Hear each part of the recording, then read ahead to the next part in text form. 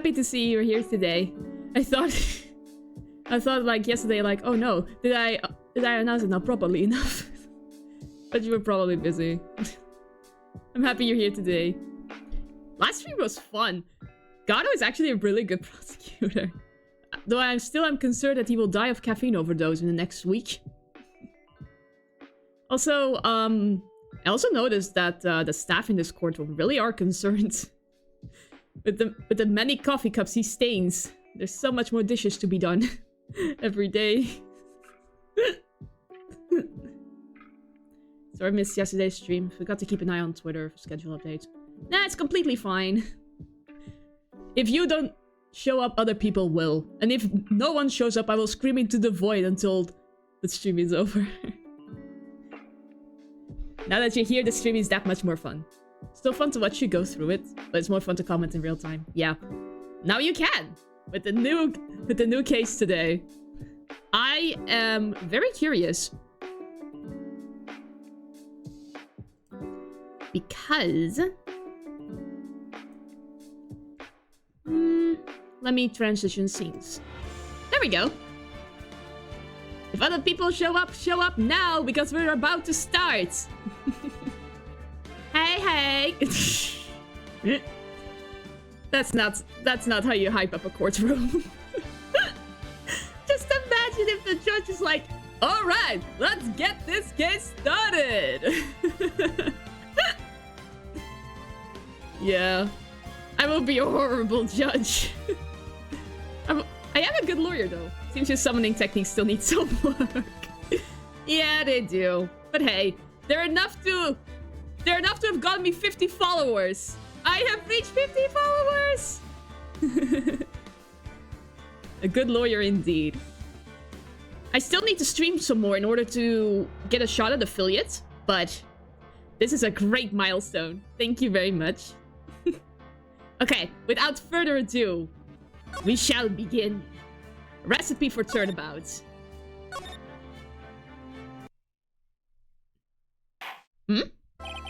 That's enough.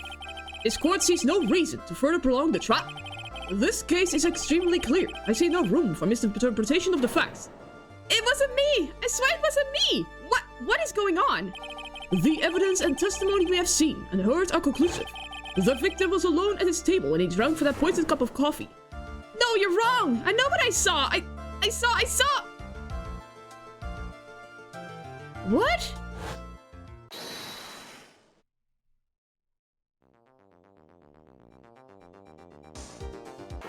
I saw someone else there! A man! He's the real killer!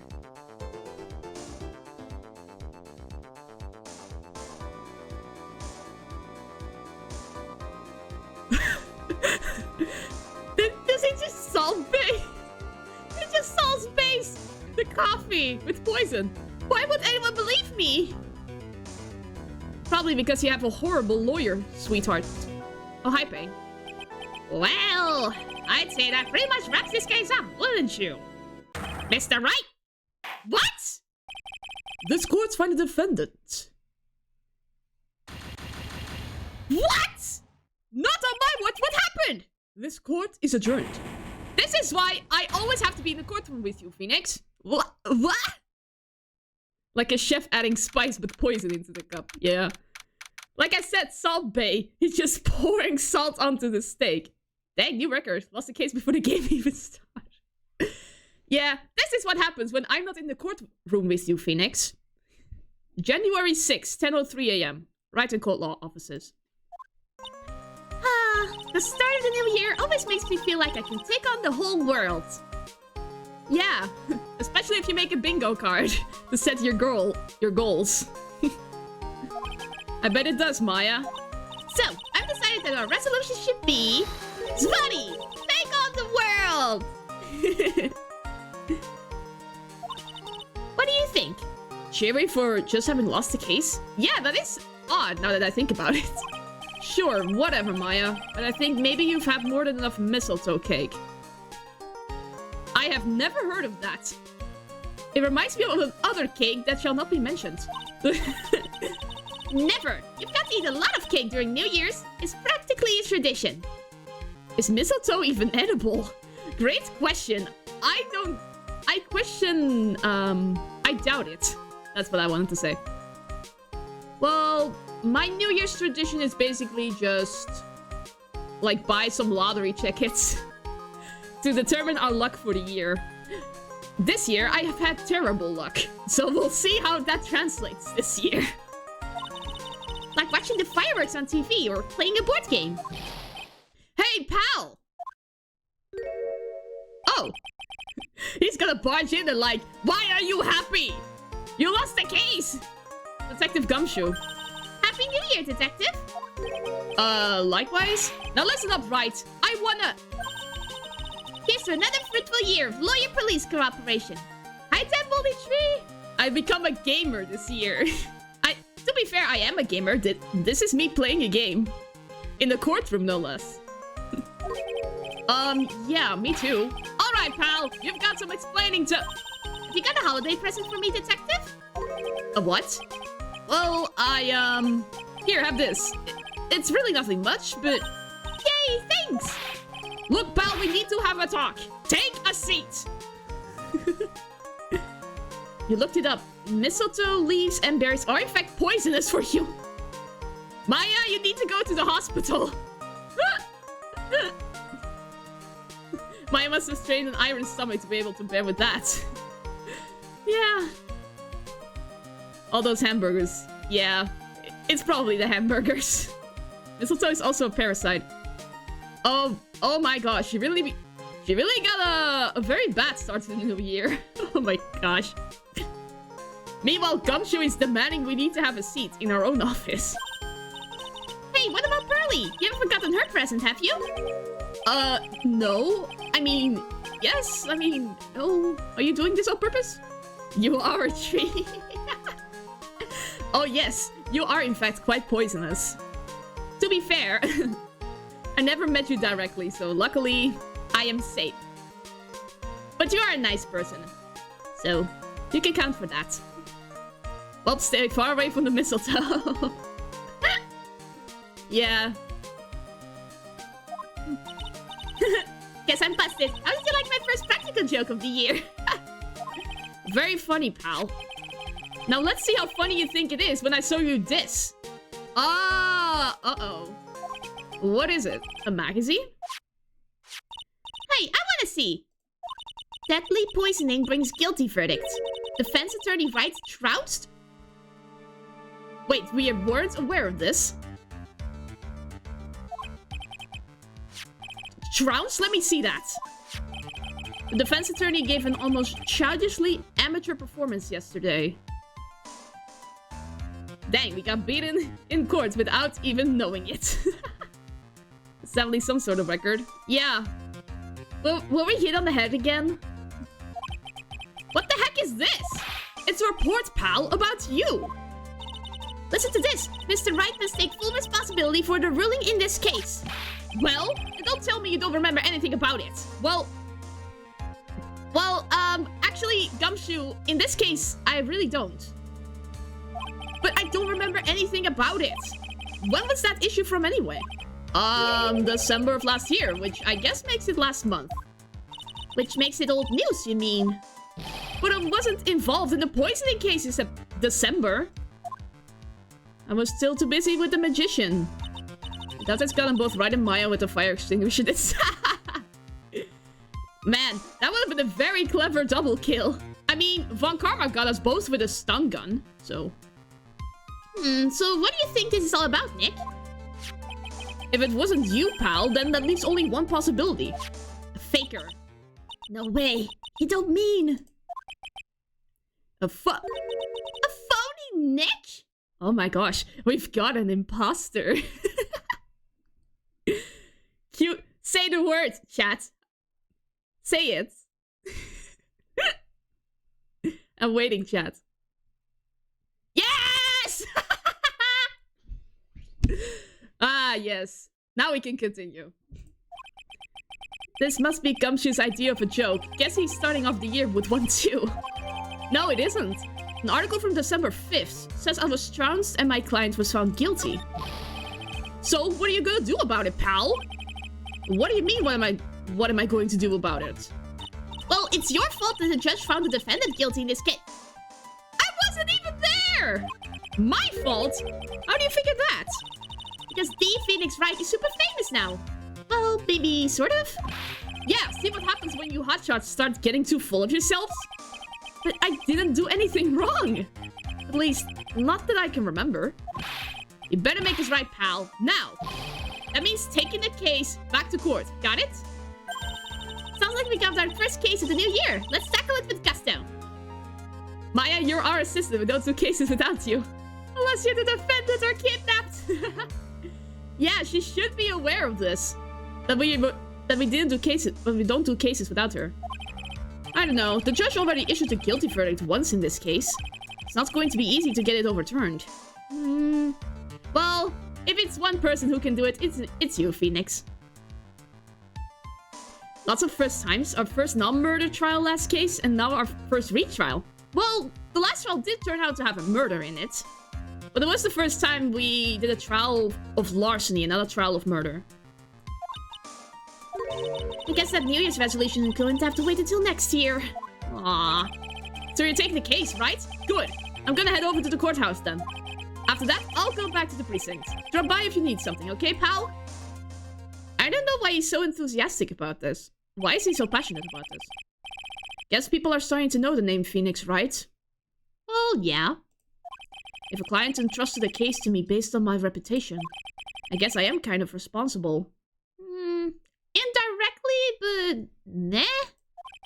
Why would someone want to impersonate me? Why would they? What sort of a guy would do that? I don't know. Well, let's move to Criminal Affairs Department. Oh, of course. It's been ages since we came down to the precinct, huh, Nick? Looks like Gumshoe isn't around. This guy's so easy, leaving everyone else to do the work. No, he's out there somewhere. My bet is on the courthouse. He's probably trying to arrange the retrial of this case. I'm surprised he has the authority to do that. Guess that means we should go to the detention center and chat with our killer, huh? After being convicted without a fair trial, I'm not sure killer is the right label. Well, let's go to the detention center. Who is convicted of murder? This is so nerve-wracking, waiting to meet our new clients. I wonder just what kind of person you tricked and got found guilty. Maya! We already established that I don't do cases without you. Keep it down, Maya. That kind of talk could ruin me. What? How could you, Mr. Wright? How could you do this to me? Is that Maggie? They put me in solitary. I haven't been able to stop crying. Aren't you? Yes, I am. I am totally and utterly let down. Are you? Don't pretend you don't know me. It's me, Maggie, remember? Maggie Bird. Maggie Bird. The amnesia case, yes. Maggie Bird. She's the policewoman I defended at the one time. Clearly, she's not a policewoman anymore. She was accused of murdering her lover. He was a cop, too. Oh my gosh, you spelled Maggie wrong. You said they made the same mistake as in that case, yeah. What are you doing in here? Didn't I get you acquitted? Oh, sure. Very funny. As that fifth-rate defense job, you come in here and start making jokes? Better hurry up and tell her what happened, Nick. It wasn't me. Oh, I see. So that's where we stand right now. I'm sorry you've been caught up in another murder. My whole life has been nothing but a whirlwind of bad luck and failures. I vaguely remember her saying the exact same thing last time. But I don't mind. What's one more disaster in my life? I'm glad you're staying positive, even while you're in jail. At least now the real Mr. Wright is here with me. I won't let the world keep me down, sir. Some convincing imposter if even our past clients can't differentiate us. Who is this man that impersonated us so well? Weird. So how come you're dressed like that, Maggie? Last year you looked so sharp in that police uniform. I was fired after that incident last year. Oh, I'm sorry. It's okay. I don't mind one bit. I enjoyed being on the force, but I think it was time for me to move on. So, what do you do now? In the second act of The Life of Maggie Bird, I am playing the role of a waitress. Ah, okay. That's why the uniform. A waitress? Yes, in a French restaurant. It's a small place, but it's quite fashionable. It looks very over the top and not French at all. More like a false impersonation of Versailles. My charming smile and shapely figure came through for me. And the owner, Mr. Armstrong, hired me straight away, sir. And then you got into this mess straight away, right? Yeah, you could put it that way. Okay, what happened? This whole mess started on the 3rd of last month. And it happened at Très Bien. Wait, that's the name of the restaurant? Are you kidding me? Très Bien? Translated from French, that means very good. Well, fun fact, in the bonus case for the first Ace Attorney game, you could see a flyer for that French restaurant? Huh, I never saw that. And I cannot remember it. I'll look it up later. But who calls their restaurant very good? That is one very arrogant restaurant owner, if I do say so myself. Très bien? Yes, it's a restaurant where good service and a friendly smile are always included. Oh. There were 2 men at the table, both drinking coffee. And then... the Salt Bay incident. No, the Poison Bay incident. That's better. One of the men slipped some poison into the victim's cup. The victim took just one sip and he was gasping for air. I was so shocked I passed out. Hey, hold on there, Maggie. What? You keep calling the guy the victim. Didn't you know the guy who was killed? Not at all. I never even seen the guy before. Oh. So she wouldn't have had a motive to kill him then, I guess. Yeah. Why wasn't this brought up in the trial? And the other man, the killer, you saw him, right? Why does he have my haircut? Why does he have Phoenix's haircut? Of course, a good waitress must be attentive to the clientele. So you saw the killer, but you were found guilty of the crime anyway? How come? You tell me, Mr. Wright. Ugh. Because the answer to my question is my phony. I have a feeling that my imposter killed the guy and then impersonated as me to get away with the crime. That is obvious. That's why silhouettes are kind of dumb. Anyway, she saw the killer. Better see if I can get a description of the guy. Guilty verdict. So, if you saw the murderer, why were you still convicted? Because no one else saw. Saw what? The other man. The one who put the poison in the victim's coffee.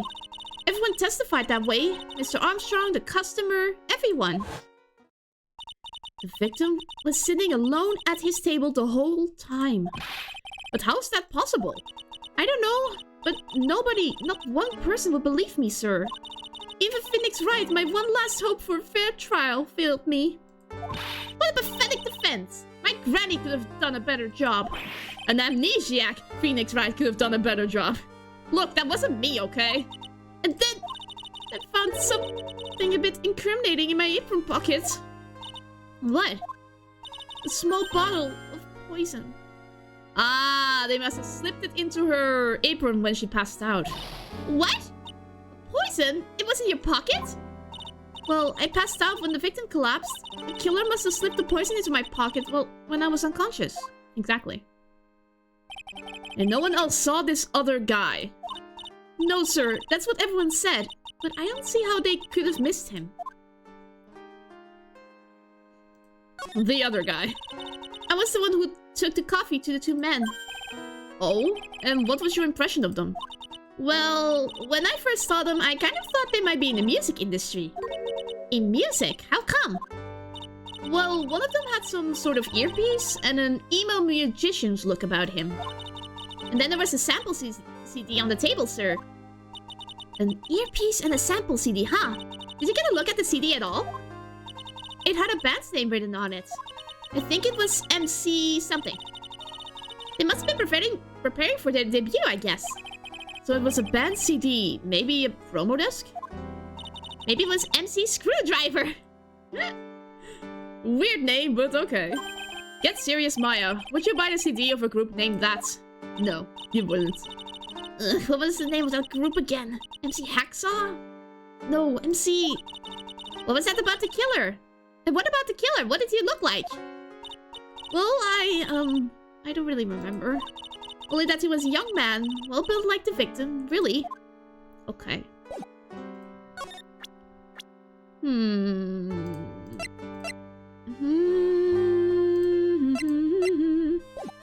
Nothing else.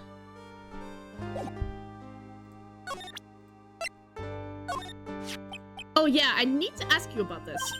Hey, this article's about my case. Can you tell me anything about the guy who was pretending to be me? Yes, sir. It was the morning after I'd been arrested. I met you in the visitor's room here. You were wearing one of your super sharp suits.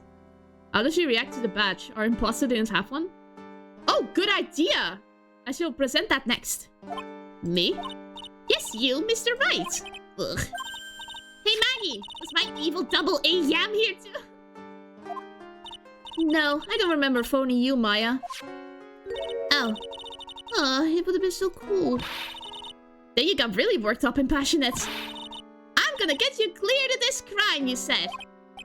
Okay, I get the picture. But you've met me in person before. And that quote clearly had an accent in it. So how come you didn't realize that guy wasn't the real me?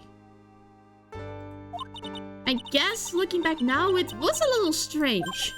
Only a little... Well, okay, so you were a bit taller than normal. And it looked a bit shady.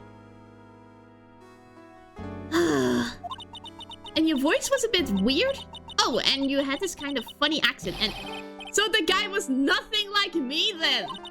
But he had your spiky hair and blue suit! Is that all it takes for someone to imitate me? Am I really that easy to... Is it really that easy to fool people nowadays? How about everyone else in the courtroom? Like the judge and the observers?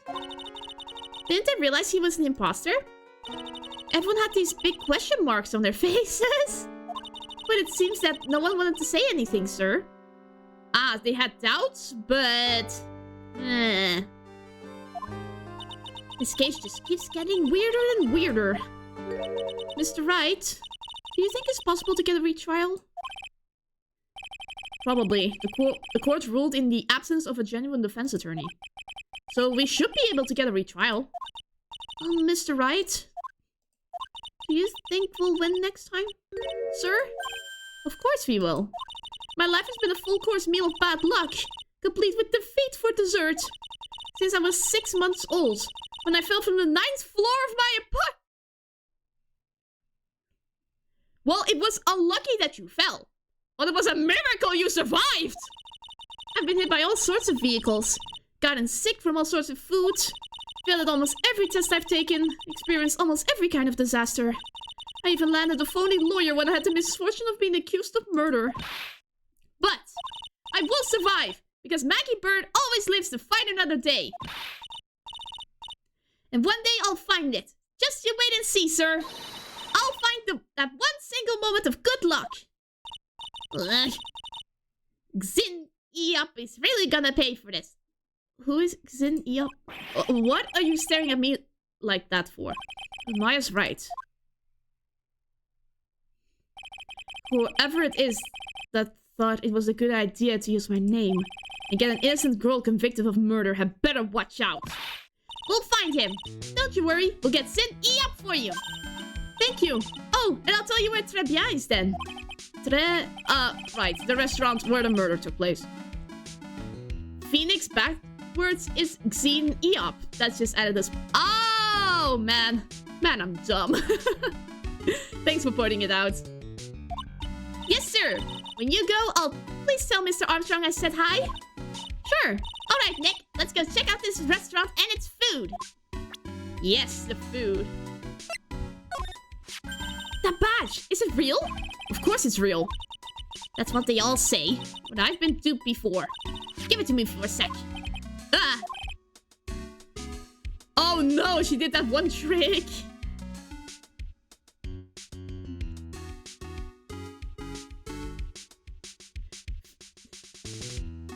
given you're on the same wavelength as Phoenix if you're as dumb as him. My gosh. Just because I'm on the same wavelength as him doesn't mean I'm as dumb as him. I am by far smarter than him. She bit into it. And I left a few teeth marks too. No! My badge, no! I can see that. I just wish I could remember if that means it's real or fake. I said it was real. I meant this as a compliment actually, but good to know your faith. Of course, he can't survive a trial without me. But that's only because that's how this game works. Okay, let's go to Tribulations then. Oh my god. This looks more like a gaudy maid cafe than a French restaurant. Oh my gosh. Why is everything pink? Oh my gosh. And also, that fake gold frame as well. Wow! I think Maid Cafe should have more class than whatever this place is. Good point. I shouldn't diss Maid Cafes. Wow, look at this place. Look, more like smell. What is with the suffocating scent of flowers in here? Then again, girls like that kind of thing, right? Not if the scent is that strong. Actually, I'm not all that into it. No one's coming to see us. Maybe there's no one here.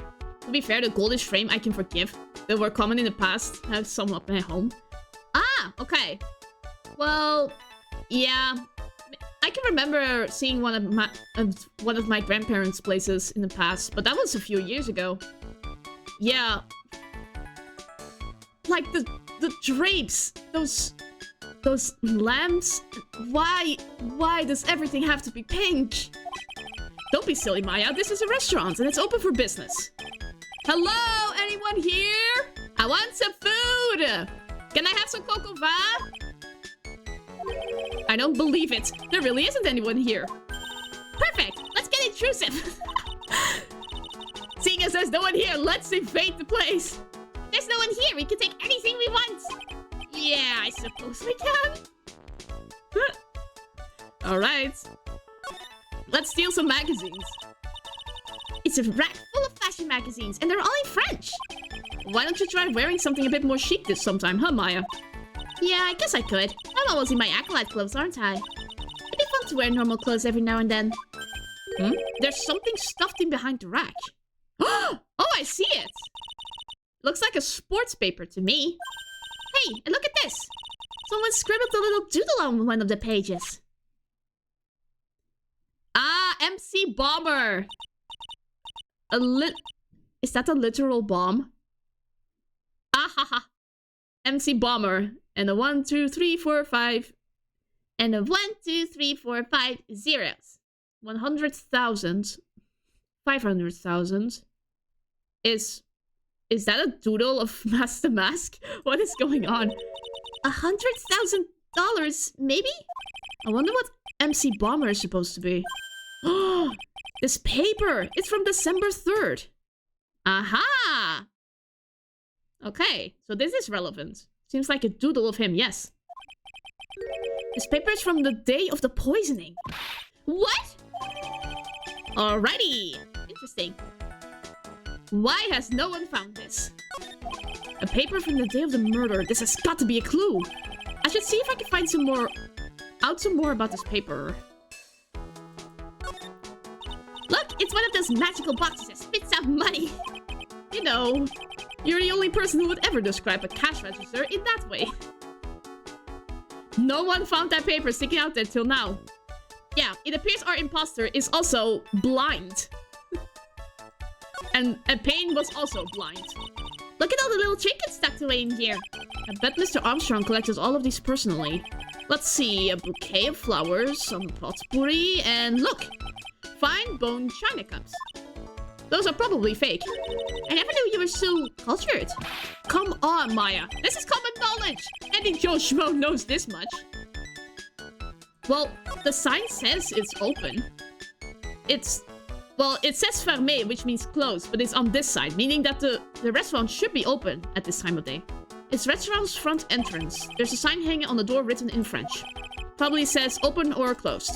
Must be one or the other, but I don't know which, since I don't know jack about French. Then you're happy that I'm here and that I know some French. I have enough knowledge to walk around Paris, and I can read the signs, but that's about it. You found that sports paper. Better try to find out everything I can about it. Okay. Okay, I can see the crime scene. This must be the table where the murder occurred. I guess so, with all this police tape around it. And that stain must be from the poisoned coffee. Don't go licking the tablecloth, okay, Maya? Why would I lick it? I'm not a cat, you know? Then why can I picture you doing just that? I'm actually picking my French back up again with Duolingo since recently. Oh, good for you! I hope the learning process is going well. French is really tough to learn if you're not in, like, that grammar form. Like, English and French are like oil and water in terms of grammar. This restaurant has partitions that separate the tables. When you're seated at a table, you can only see the tables to your right or left. A vase. Wow, it's a beautiful winter wonderland out there. Oh, he's looking outside. Really cool, I love snow. Let me see. Huh? It's not white. It's not even snowing. Got you! I was only kidding. Nick! There are lies in the arcade to tell, and lies that definitely aren't! All I did was tell an itty-bitty white lie about non-existent white snow. Well... let's show the newspaper. Oh, a sports paper! Let's see. That Gutson Bra managed to defend his heavyweight title. Sorry, Maggie, that paper is actually a month old. It's from the day of the murder. And Gutson got knocked out yesterday, I'm afraid. Oh, no. Bad sports luck as well. I found this paper in the magazine rack at Tribulations. Really? That's strange. Tribulations doesn't get newspapers. Mr. Armstrong says he's not really fond of them. And maybe one of the customers left it behind. Anyway, what I want you to take a look at is this scribble here. That's it, sir! MC Bomber! That was the name that was written on the CD! Uh-huh, exactly. Just as I thought. And it was a scribble of Mask to Mask. I guess it wasn't MC Screwdriver after all, huh? So that $100,000 must be a down payment for a record deal, right? If someone gave me $100,000, I'd sing for sure. The Master Parade, or the Spirit Song, or even Maya's theme. Okay, Maya. So, if the sample CD was on the victim's table, that means this newspaper may have belonged to the victim. You're right! So the victim left this behind on the day of the murder, huh? I think we better step up the investigation, don't you, Nick? Yep. Let's see if Gumshoe's back already. No, he is not. Something in the office? No. Then we shall go back to Trebia immediately. Oh! Now the... Ooh la la, bonjour! Welcome to La Trebia! Oh no. Oh no. No. This is gonna be a stereotypical French accent. Oh, hello? What happened to Maya? She's frozen stiff. What the? Hope you're good at French accents. No! I'm only good at pronouncing French words. Bienvenue! Welcome to my petit restaurante! I am suffering!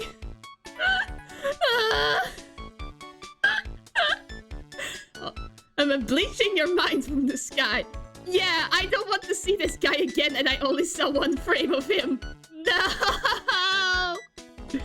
This is gonna be very fun, I bet. Ugh. Huh? Bienvenue? No, bienvenue. Oh no, my petite tulipe. Ugh. Huh? Me? Look at his face. Like kitten rejected by its own mother. You are fatigued, no? Alors, you need this. Oh. Is that perfume? An aromatic bath oil mélange of la néroli et la rose. My personal recommendation. I have good enough perfume at home, sir. No, thank you. You think I need what? Oui. Just add a couple of drops of this mixture to the bath water and voila. This is a restaurant, sir, not a perfume shop. Yeah. It will soothe your body and your mind. It's simply fantastic. Really? And for la monsieur. It's for le monsieur. Le monsieur! It's le monsieur! It's literally male! It's le! This man can't speak French for his life. Who, me? Look at that face. Like la puppy rejected by life itself. You are fatigued, no? For you, monsieur, I recommend these. Oil of bergamot. And maybe an hint of oui. I will add la peppermint. And la clarissage for a fragrance exceptionnel. Such an invigorating recipe will bring out your delicious beauty, monsieur. My beauty? Alors, if you will be seated, I will bring you the special menu of the day. Actually, we're not here to eat. We're lawyers. Mais bien sûr, I know this already, monsieur. You are la Phoenix Wright, no? Yes, you know me. Mais oui. I never forget a man who flirts with me, especially in court. We'll talk about the guy who's Duolingo French with good. Yes, after 3 lessons of Duolingo. Yes, magnifique, I can speak French now. Also, I will kill my imposter. I guess he was cross-examined by our mysterious TuMiiA. Looks like everyone to do with this case knows who I am already. I wonder what sort of impression TuMiiA has been leaving on people, don't you? Allow me to introduce myself to you again. I am Jean Armstrong. Enchanté. No. So what does très bien mean? I know très. That means 3, right? No, it means very. Like very good. No. Très bien is français. In English, you would say very good. Yes. Oh, very good. Oui, exactement. L'atmosphère est très bien et la cuisine est très bien. If you can't even do la cuisine est très bien, you cannot speak French, sir. If the food is so good, why aren't there any customers in here? My cuisine is not for all. Some people, they do not appreciate la haute cuisine. I thought everyone liked hot cuisine. No, it's like high fancy cuisine. It's like the fancy cuisine, haute cuisine. Since I have lost Maggie, I do not have enough hands. So you're running this place on your own now? Oui, pour le moment. No one has answered my advertisement. Oh, pour moi. Please don't eyeball me while you say that. Nah! I am la chef. I am la manager. I am also trained aromatherapist. A roaming what? That's why he's trying to sell his scents. A practitioner d'aromatherapy. La art of soothing the soul with the delicate floral aromas. Delicate. The smell coming from that bottle earlier was anything but. Yeah. What happened? So could you tell me what you know about the incident? Yeah, it makes me sad to remember it, yet I remember it so well. More than a month has passed since it happened. Yeah, I guess it's been about a month since Maggie's sentencing. So, it was the 3rd of last month, just after 1 in the afternoon. A man who was in here for coffee suddenly became ill. Because of the poison in his coffee? That is the truth as I know it. It was Maggie who took his drink to him. I was in la kitchen. La cuisine! Ah! I don't know.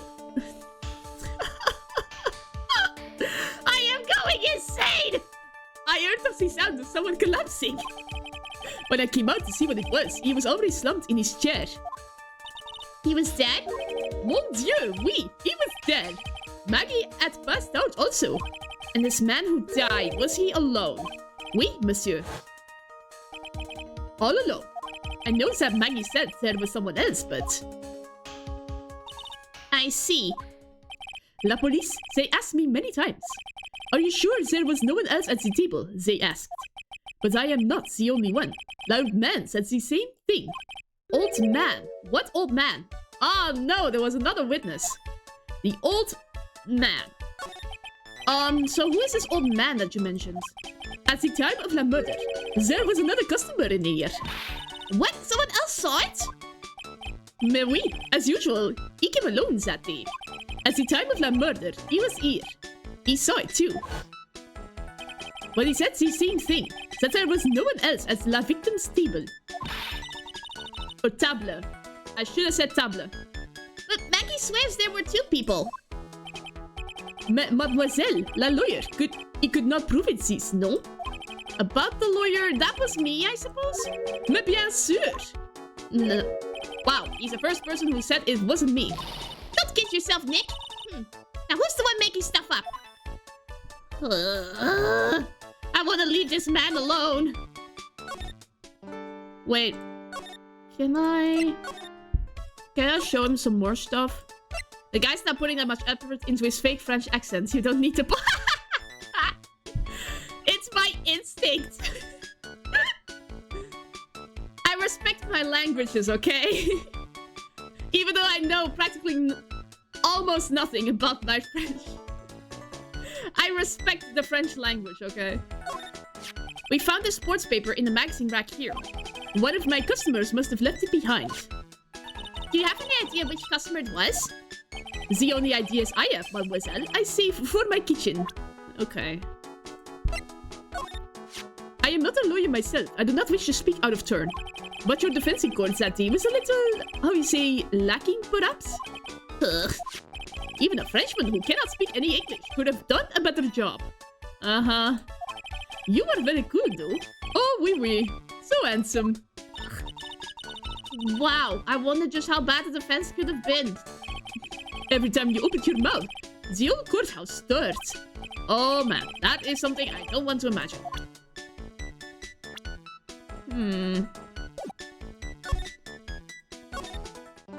Let's see if Gumshoe's already present. No. And I need to show him some other stuff.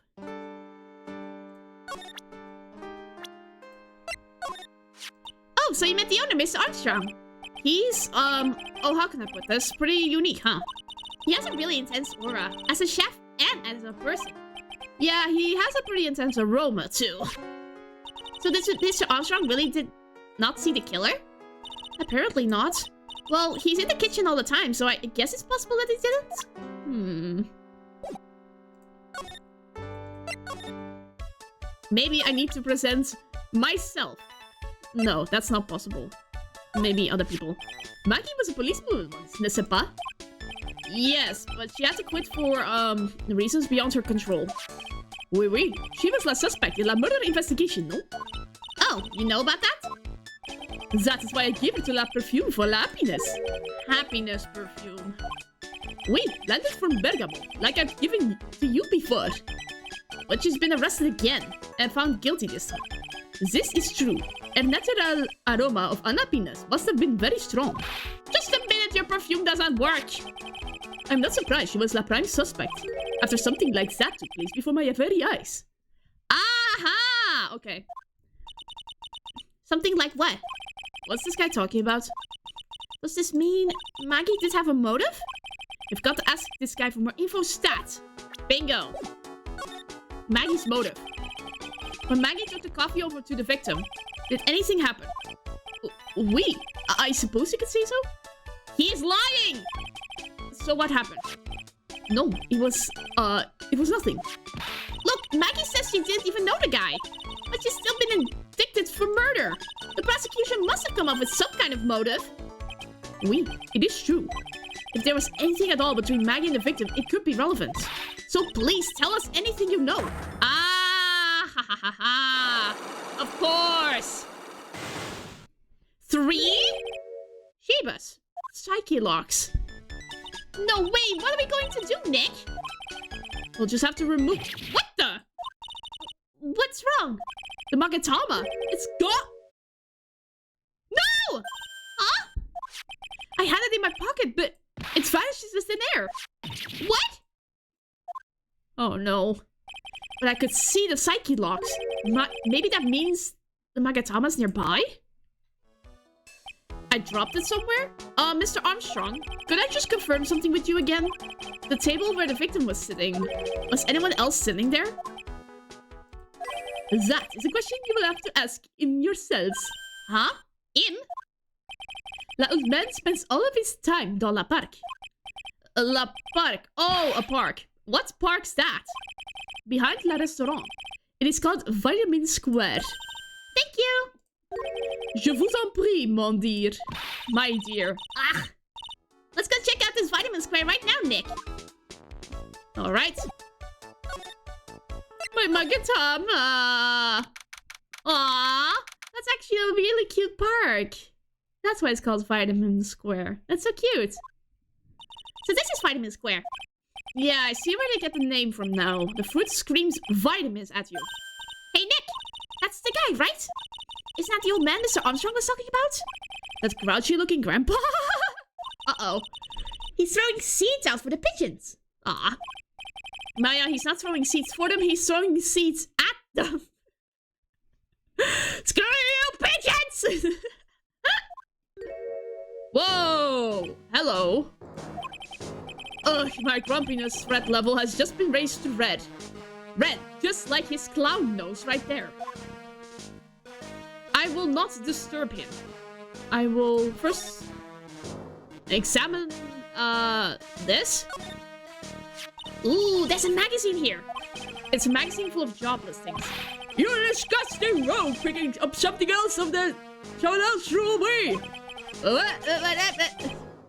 Threw away? Did you throw this away? Are you looking for a job? That's none of your business. Sorry, I guess I'll just take the magazine with me then. I don't want anyone else having it. Give it back. Too bad. Now that you want it so bad, I don't want to give it up. Yay. Too late. Hey, that's mine. Nope, not anymore. Excuse me. Would you mind if I had a word with you? Yes! I just wanted to ask you a couple of questions. What's the matter with you? Can't you see I'm busy? You don't want my seeds, eh, pigeons? He's really chucking those seeds at them.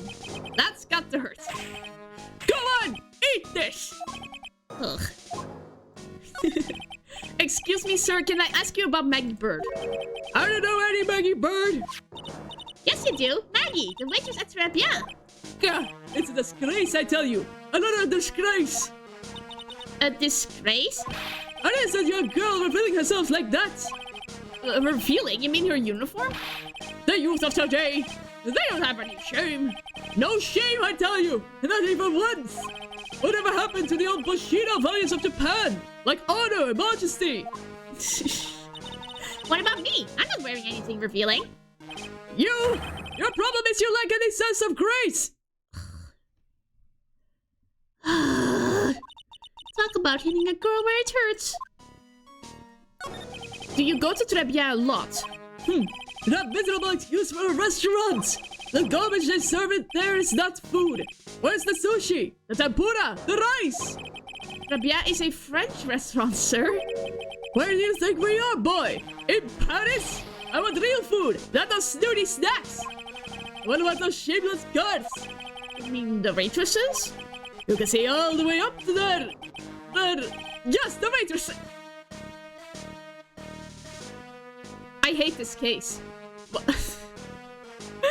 Why? 2 in a row? They're practically naked. It's a disgrace, isn't it? Well, isn't it? Listen, it's not my restaurant. God, it's a miserable excuse for a restaurant, that place. Miserable. He certainly knows the place. He must be a regular. But if he hates it so much, why does he keep going? Are you a regular at that restaurant, sir? No. It's just, if you dislike it so much, why would you keep going there? Sir? There you are, you filthy pigeons! You want food? Haha! Take that! He must be hiding something, right? If he is, I should be able to see a psyche lock or two. Oh, Wait. I don't exactly have the Magiksolo right now, huh? Remember, Nick, the Magiksolo is only on loan. You better find it or else. If Pearls even ever got wind of this, I'm going to be in a world of pain. Okay, so we can't get anything else out of him.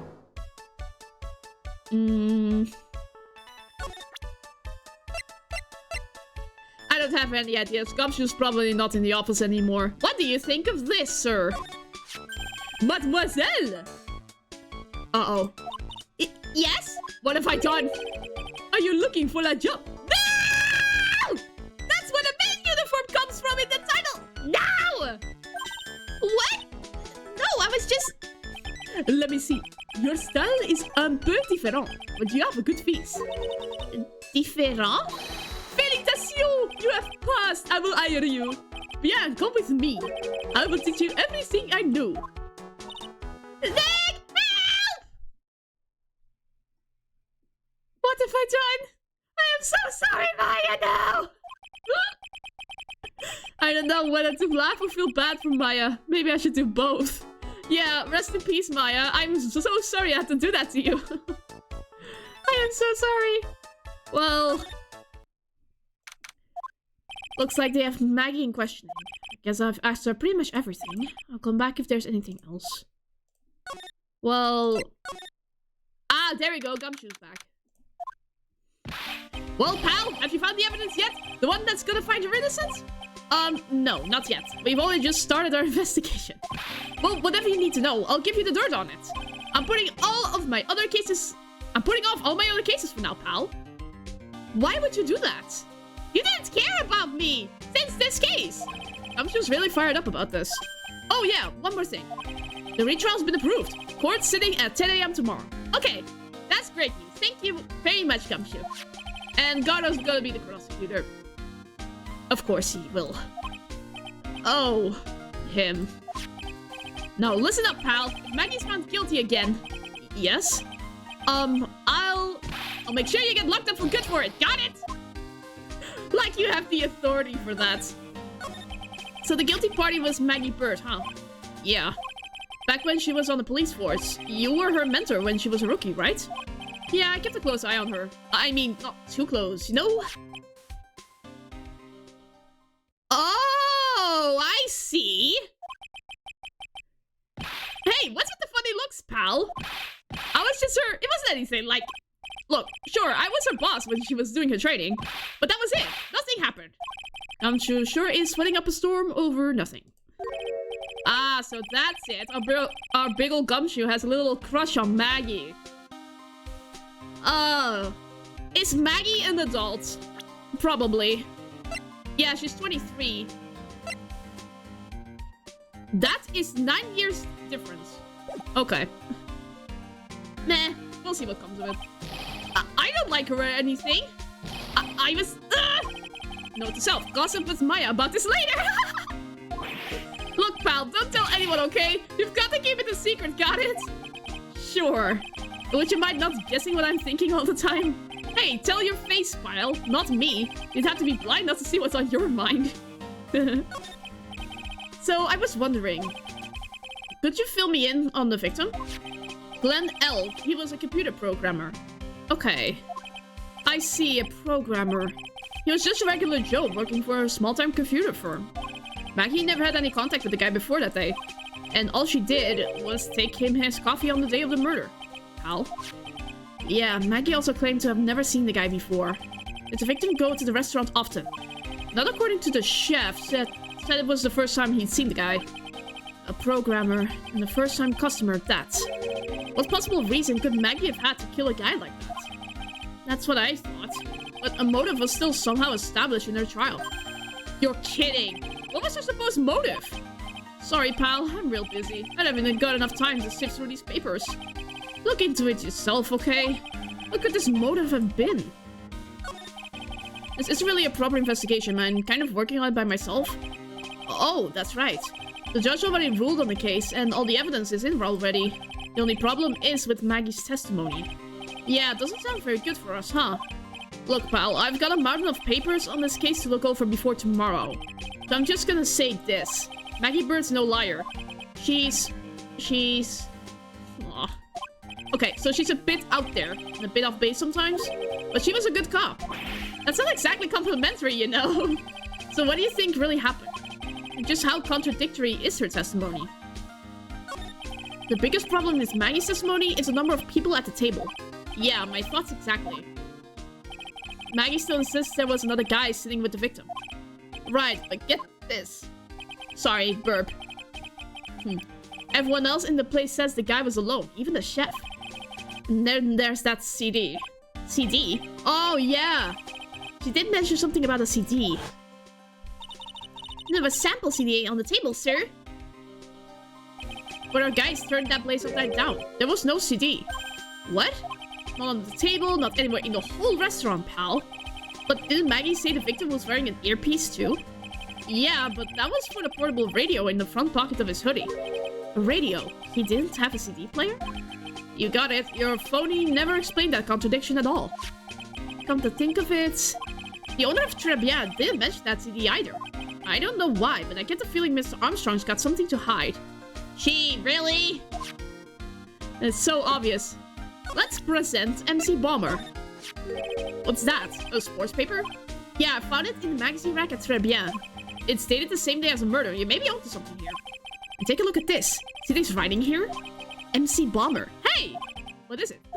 I've heard that name somewhere before. Yeah, MC Bomber. Wow, he actually seems to be thinking for once.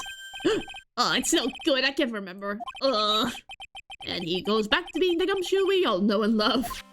Hey, pal, I'm gonna borrow this paper for a bit, okay? I want to get a handwriting analysis done with the scribble. Handwriting, huh? It'd be good to know more about that in any case. Thanks, pal. I bet this will turn out to be an interesting clue. Okay. More info on the victim, please. What do you make of this? Nope. He already... No, I didn't mean it like that. I meant... Gumshoe! You don't have to explain, really. I'm afraid to show this. Have you gone to see Maggie? Of course I have. But I wasn't much good at consoling her. I'm not very good with words. Ah, poor Gumshoe. Oh, yeah, I guess I must have looked a bit down. Maggie was really supportive of me. It was great to have someone to talk to. Aww. Did he go for her or for himself? Well, anyway. Hey, for all of Gumshoe's faults, he's not a creep. Yeah, Gumshoe is a really nice guy. We've seen it by his actions. He saved me numerous times. He helped save Maya. He's a nice guy, even though he's very awkward. What to do, what to do, what to do. I think I have to show Gumshoe something else.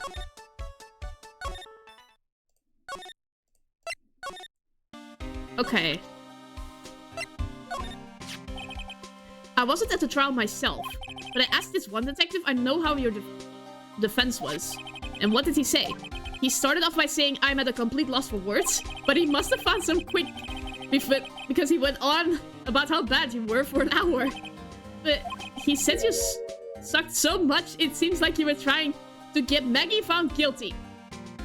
Just like I was saying. I do think you can slide the screen in the restaurant. Have you checked everything there yet? Ah, good point. Looked like I was trying to get Maggie found guilty. Interesting. Job listings. What do you think of this, man? The chef of Tribulations, huh? You know what that chef said to me? Ooh la la, your body is full of toxins. And then he gave me this bottle. What's in it? I don't know. The label says juniper. I'm under orders to put a few drops of it in my bath every day. Under orders? Yeah, you know, there's something about that lady. I mean, guy. Huh? I guess I'm thinking about him. Not like that, pal. Give me a break. He's not my type. I mean, I guess I'm thinking that he's involved with this case somehow. Sounds like he knows a little something more about that charming chef. Bingo! That's what I wanted. So what exactly is it that caught your attention about the chef at Tribulations? It's, kind of hard to say. The guy's probably not even connected with the case anyway. Hey, come now, detective. Didn't you say you'd give me the dirt on anything? Well, this sort of stuff is kind of unimportant. Gossipy stuff, you know, pal? Look, how about this? You go to Tribulations and investigate the place yourself. I just went back there! And if you found out anything suspicious about the guy, you report back to me, okay? Don't suppose I get a choice at this, huh? Guess I better find out more about the chef and Tribulations, then report back to Gummy Show. Okay, now the change will be different, I believe. Nope. Tribulations. I am scared. The scent of flower sure is strong. It's almost making me dizzy. Huh? Whoa, she's emo! Oops. No, that's not what I meant, but... She looks very depressed. Oh, hello? She just leaves? Who was that just now? A customer?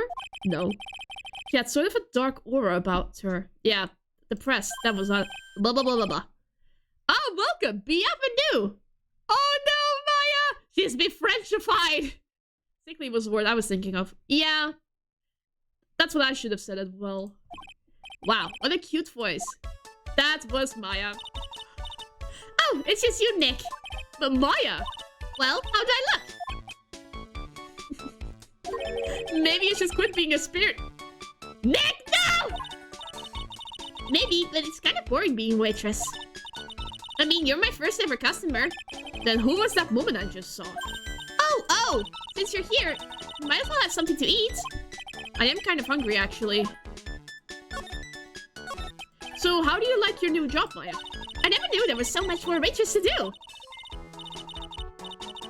Nationwidely Nemi, thank you very much for following.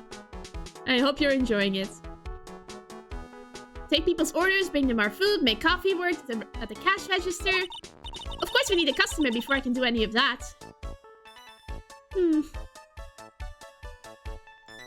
Yeah, it's a nice looking restaurant. It's a shame more people don't come. Don't forget about the ultra cute waitress! Check out my gimme a tip smile! Aww. Hey Nick, why don't you order something? The chef's preparing a tasty lunch set at the moment. Or so he says. How much is it? It's a twin tea set, so it's $20 of course. $20? The twin tea set, I believe I'll be taking a pass on that. It's kind of expensive. What? But you can't! Come on, Nick, it's not every day I get to be a waitress! I want to try carrying plates and working the cash register! How about cleaning the toilets? That should keep you... Oh my gosh! What a diss! Yeah, right, maybe later. About the lunch. Oh, a fine choice, sir! No, Too late. Kitchen! A lunch special, please! With all the extras! Drinks, side salad, dessert, and gift! I don't need any of that! Just a moment, please, sir. She's a born saleswoman. She's just doing it without our input. Maya's really getting into this. So how much is this set lunch then? $20, huh? But with the drink, side salad, and dessert, it's... I've been scammed. Hey, wait a second, Maya! Sorry to keep you waiting, sir! Here you are, our deluxe fortified lunch set. Whoa. A dish inspired by lobster and abalone fricassee with a balsamic vinaigrette. Bon appetit! Thanks? Come on, Nick, hurry up and try it already! Lobster, huh? Alright, down the hatches goes. It is horrible. Well? Are you hungry, Maya? I'm starving! Here, it's yours. Really? Ugh. Remember, Maya, my wallet doesn't bring money, so you better polish off that plate! I just remembered I've got to clean the toilets. Hey! You can't be in that much of a hurry to clean the toilets. Well, we got a lunch special. Tribulations lunch special costs $20 despite how unbelievably bad it tastes. How does that guy manage to make good food taste so bad? Hey Nick, you want to take a peek at the kitchen? Ooh, yes! The kitchen, huh? Not a bad idea. Let's go. Now what was it that Maggie said again? In the kitchen, you'll get to see all of the chef's greatest secrets. In the kitchen? That sounds tasty. Hey, wait up, Maya! What is it? I'm pretty busy right now. Weren't you going to show me around?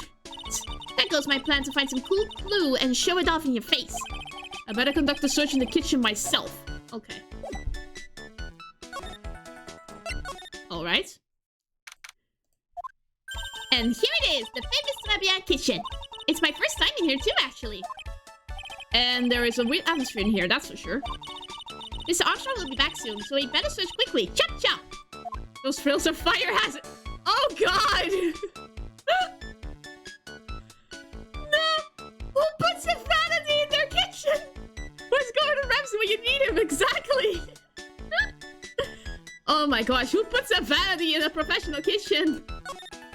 These are those stupid aroma bottles. What's this? This looks like a treasure chest or something.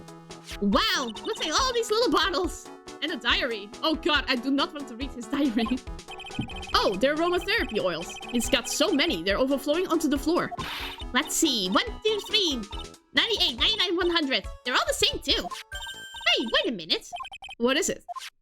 There's one bottle that's different from all the others. Ah. Well, what do you know? It doesn't even have a label either. And it doesn't smell. So what's that liquid inside then, I wonder? Hey Nick, we should borrow this. I mean, look at how many bottles he's got. He won't miss one, will he? Alright. We must show this to Gumshoe. Now this is one large mirror. I bet this is where he makes himself look pretty. There's a book on the dresser. Clarice Armstrong's bedtime literature. Oh no. Not exactly Pulitzer Prize material, is it? Looks like a collection of poems he's written. Please don't. Oh, it's cool. Read one out. Please don't. And say it in your best French accent with intensity, okay? Okay. Okay, here's one. It's called Printemps. Spring. The two of them, like actors from a film, the coffee still undrunk. Sweet nothings over too soon on that sad Sunday morning. The foolish cocktail so delicious. Take the last sip of your tea, and I know what I will do. I must lie to you. I must. How was that, chat? Huh? That's it? Yep, that's a poem for you. What else is here? Now I know I'm in a French restaurant. I never heard of most of these seasonings. Hey Nick, this container has oyster sauce? What's that? Isn't that used in Chinese food? Look! Right there on the counter! Oh my god, I didn't even see that. I was still had so much feelings of audacity at the vanity in the kitchen. I didn't notice the Makatama. The Makatama, what's it doing there? What indeed? We got it back! Yay! Now we can actually interrogate people. I want to go to the old man. Oh, a scooter bike. The old guy's not here anymore. Drat. And I still have some unanswered questions for him. Well, what about the scooter? Hello. A scooter, huh? Who would leave it right here in the middle of a park like this? The wheel guard and the lights are busted. I guess it must have been an accident. It's totally wrecked. What the heck? Who is screaming? What is happening? There's a murder been happening! Who screams that? My gosh, that guy has lungs of steel. Hey, what do you think you're doing with my bike? Hi, Nafsi, hello! Good to see you again.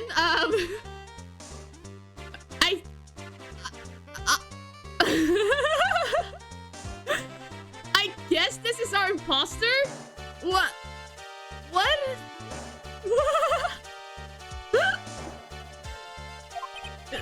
Just in time to meet this character. You have been messing with my new rod? Is that what you're doing? Ah, yes, this guy. Is this our imposter?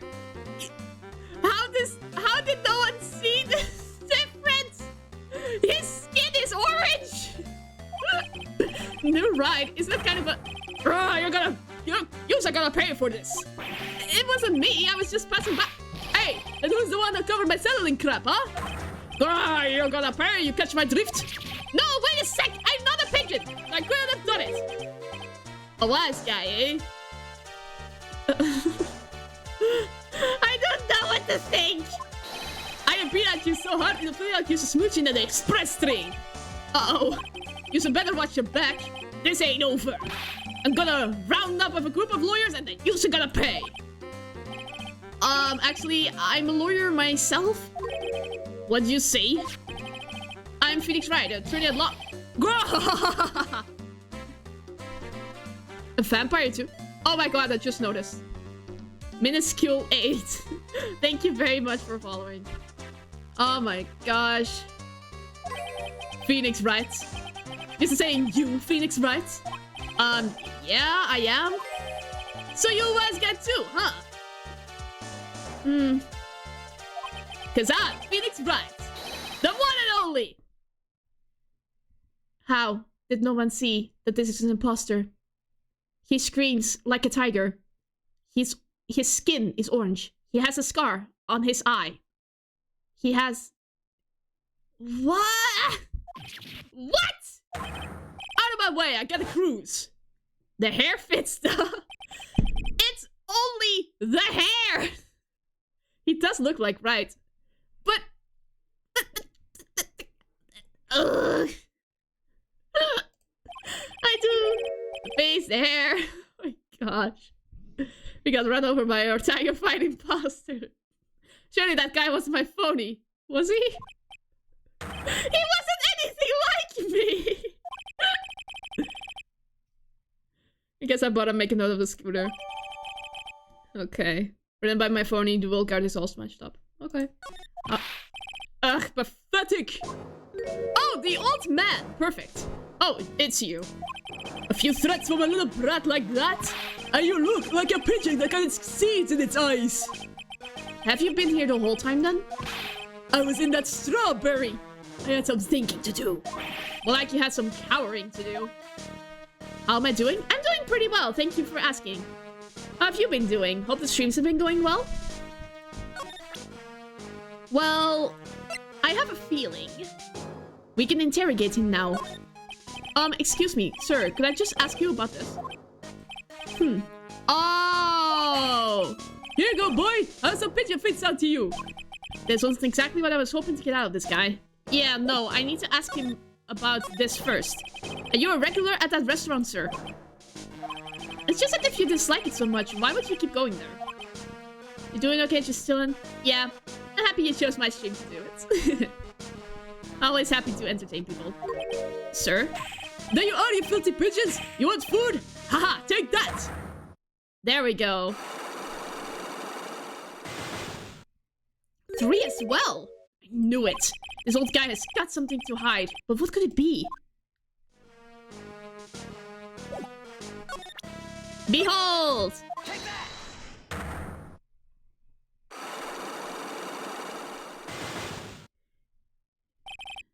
Let's do this. It's time you told me the truth. Why are you a regular at a restaurant that you dislike so much? Isn't it obvious? People only have one reason to go to restaurants. To eat! To eat? Is that the whole truth? What do you mean? Ace Attorney is always entertainment. I agree. I don't think you go to that restaurant. Oh! Oh my god, I am not focused today. I apologize. I don't think you go to that restaurant for the food at all. You insolent brat! How dare you accuse me? What proof have you got? I can tell that not you nor anyone else in the world would go for to that place for its food. It's horrible and overpriced. The proof is in the pudding. Or in this case, the lunch menu. That's the twin tea set. The food at Tribulations is terrible. And expensive. You're wrong. It's cheap. Huh? I'm rich. I earned the money from when I was a boy. Yes, I'm stinking rich. I haven't done a job of work since I was born. Other than feeding the pigeons. What a load of crock. A taste another story. But the price is nothing to me. So you're saying that you go there because you've got money to burn? Exactly. I have so much cash I go for a swim in my money vault every day. Unfortunately, that's a lie. What? You don't have money to burn. You're flat broke. Okay. How can I prove this guy is broke? When I first met him, He wanted to not give us the job listing. Is he looking for a job? This is yours, right?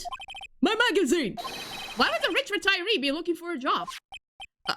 I was, the what? So I was looking for a job. I'm buying a lot at the moment. I need spending money. Oh? I don't go to that restaurant for food. I just go for the cappuccino. Right, I think you mean a cappuccino? Anyway, how much does a cappuccino cost there? $8! That is a crime. Does it better be some golden beans? What's your problem? You think a poor man will be better off drinking dishwater, do you? Is that it? No, I wasn't thinking that. I was wondering if the coffee there is really that great. No, it's not. But anyway, yes, that place has free newspapers to read every day. Newspapers? Exactly. They don't need me hanging around at home, so I go there. I'm sorry, sir, but there are no free papers to read at Tribulations. Oh no, I don't have that newspaper! Oh no! I need to get back to Gumshoe to get that newspaper. The price must have been more outrageous before inflation, since the original came out years ago. Time to come back later. Oh, I'm so mad at myself. Hi, Maya. Time to take the long trek back to Gumshoe. Bingo. Hey, you're just in time. What is it, Detective Gumshoe? Ah, bingo. The lab got back to me about the newspaper you gave me. He must mean a sports paper with a memo scribbled on it. So, what did they say? Did the analysis turn up anything? They said the doodle was written by the victim, Glenn Elk. No doubt about it. I expected this much. The victim took the paper with him to the restaurant on the day of the murder. That's our best interpretation of the facts at the moment. It's Gumsocks. It's Gumshoe. MC Bomber. I get the feeling I've heard that name somewhere before. Oh well, I guess it'll come back to me. Tomorrow. Don't forget to report back with me whatever you find in the restaurant, okay, pal? Since when did I start taking orders from Gumshoe? Although, get the feeling there's something I need to show him. Yes. This bottle. You got one of those aroma bottles too? Only this one doesn't smell. Huh? I don't get you. This was mixed in with all the other aromatherapy bottles, but it's not the same. It doesn't even look the same. Wouldn't you agree? A cologne bottle that doesn't smell, huh? Smells like a skunk to me, pal. Mind letting me borrow that bottle for a while? I want to send it to the lab for analysis. The victim was poisoned, so the contents of the bottle are pretty important. Yes. I had a hunch there was something funny about that chef. You suspect G. Armstrong. I've got that guy's number. I know what his secret is. That must be the same secret Gumshoe was talking about before. Guess I better fill you in on the details. About this Armstrong guy's secret? What's his secret? So what's Mr. Armstrong's secret? You ever had lunch at Tribulations, pal? Yes, it's terrible. Yes. So how was it? To put it nicely, it was inedible. Hey, don't worry about being nice around me, pal. You and I both know the reason that place is so empty is because of the food. I mean, this place is clean. The place is clean, and it's got a girl like Maggie as a waitress, so... Yeah, I guess it's probably the food. The real scoop on the guy is he's up to his ears in debt. I am not surprised. Really? How much does he owe? This is a copy of his loan contract. He's about $500,000 in the red?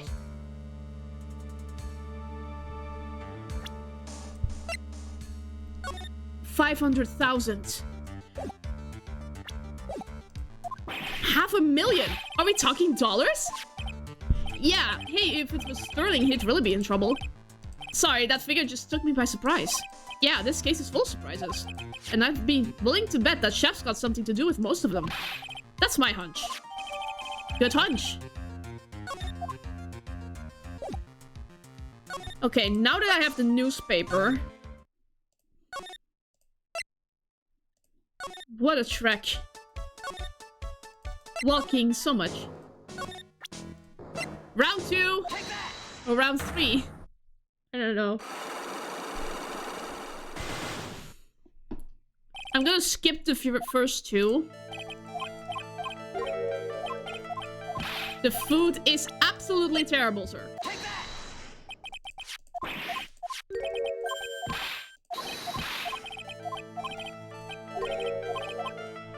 You don't have money to burn because you're looking for a job.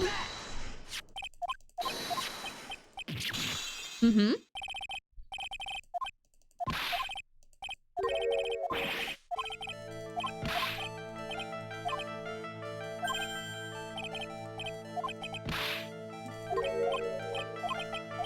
No. That newspaper was brought in by the victim. They don't have newspapers there. Take a look at this. What is it?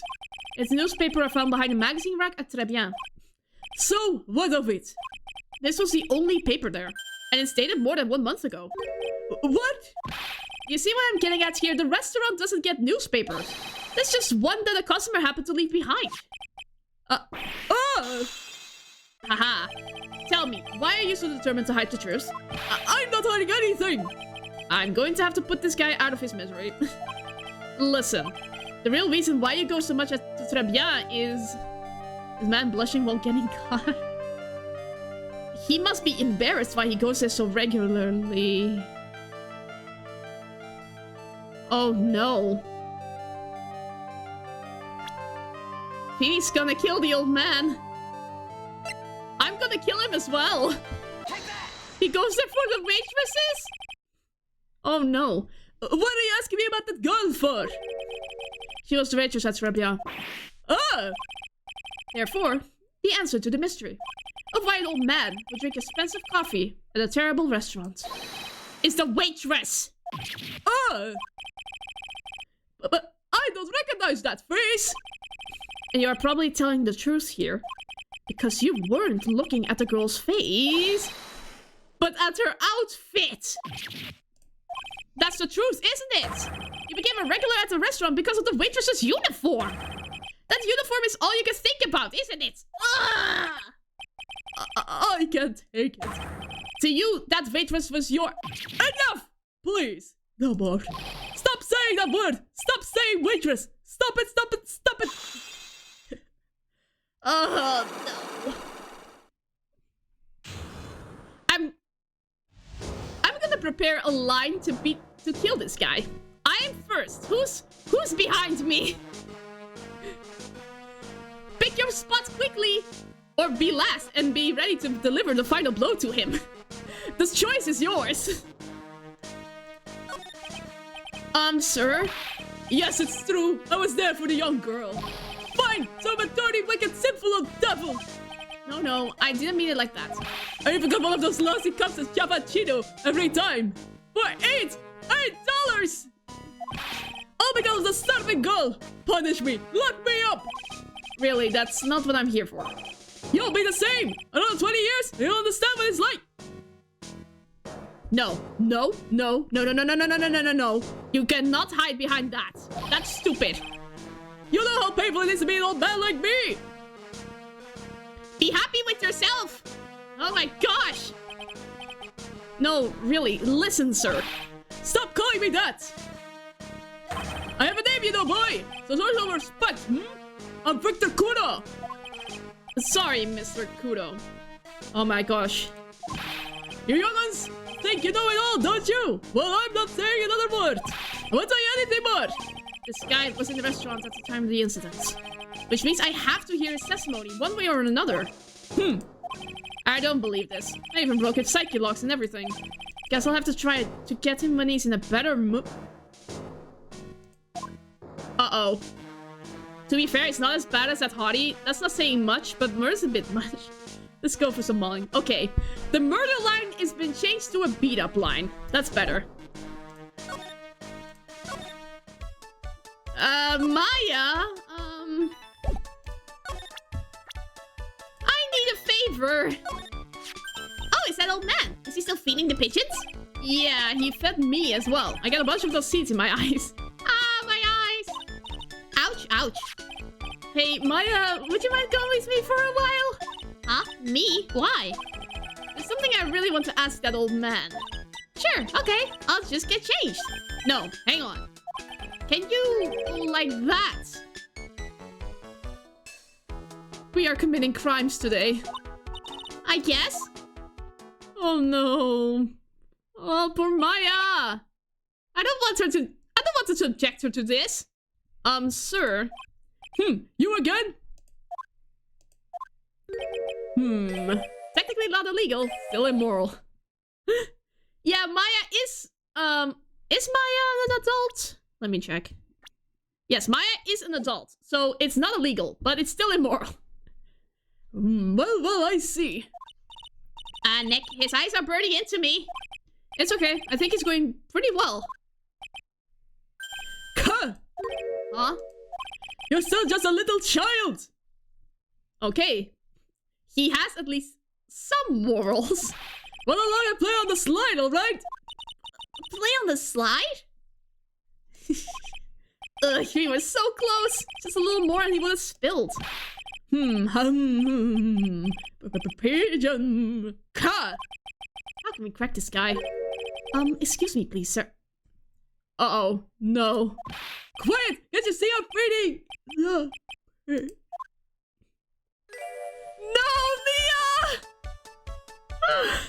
No! We should check Mia! She's probably so confused! Mia? Well, if you don't mind, sir, I'd really love to talk with you. Yes! Of course, certainly! I'm Victor Kudo. Even from beyond the grave. Wow. Oh, Phoenix is going to beat up by Mia when she realizes what we tried to have her sister do. Yeah. She needs to rise to the grave. About the incident. You mean the man who died after drinking the cappuccino? Like he's a different person. It was quite a shock, even for me. He was a strange-looking boy. The girl took the cappuccino over to him, you see. And? Was the customer alone? Definitely! He was the only person at the table. Then he took a sip of his cappuccino and he said something like, "Ah!" And then he collapsed. That. Oh, how terrifying. You're so good at listening, aren't you? Ugh. I'll tell you anything, whatever you want to know. He certainly seems to be telling the truth now. It looks like Mr. Kudo didn't see this other man either. You like the food at Trebia? Well, of course. I'm really quite a sophisticated man. I was a young businessman once, you know. I set up a casino in London. Yes, very business savvy. Really? How interesting. Eating the food at that restaurant really takes me back to my days in France. What a lovely story. London's in England, not France! No one knows what France is! Oh yes, France is wonderful. I'd love to show her around the city sometime. France is not a city, it's a country. It's too much, I can't take it! I want France! I can't believe Mia's laughing at the guy. She's cringing internally, Phoenix. You visit Tribia a lot, don't you? Of course, I mean, yes. I'd like to come and see you there. Really? Oh, you flatter me so. The owner would be delighted to welcome you, I'm sure. Be careful of that chef, my dear! The chef? You mean Mr. Armstrong? His knowledge of geography is deader than Mia. To be fair, he, nah, I'm not gonna say it. That's right. The man's an ex-con. He's an ex-con? Whatever did Mr. Armstrong do? Oh no, those eyes, I can't take this. Mia's really got this guy eating out of her hands. He steals things from his customers. Ah, yes. So that's why my Magiksolo was stolen. From his customers. Loves handkerchiefs, little things mainly. He's a pilferer, so you better be careful around him, my dear. Are you sure about this? Of course! He was arrested for it once! I was there when it happened, having my cappuccino. He really is a regular. Let me write you a little haiku about it. A haiku? A Japanese poem! It'll explain all you need to know about that chef. Convicted before, a wicked man or woman, repeat offender. Very poetic. If he takes anything again, you let me know. If it's not too expensive, I'll buy you a replacement. Poor guy. He couldn't do enough for Mia. Okay, Phoenix. That's about as much as I can do to help. Thanks, Mia. I'm sorry you had to witness this. We got some really important information thanks to you. Honestly, I can't believe Maya called me for something like this. I'm so sorry, Mia. I guess it's about time to wrap up today's investigation. Enough of being a waitress? Yeah, plus no one came to the restaurant. Ooh la la, Mademoiselle Maya! No, how can you leave me like this? I'm sorry! That reminds me, he still has psyche locks. Mr. Armstrong had a psyche lock or 3, didn't he? I'm going to have to break those. Mr. Armstrong, I hope you won't mind, but I'd like to have another word with you. Volontiers, of course! Ugh. Magetama!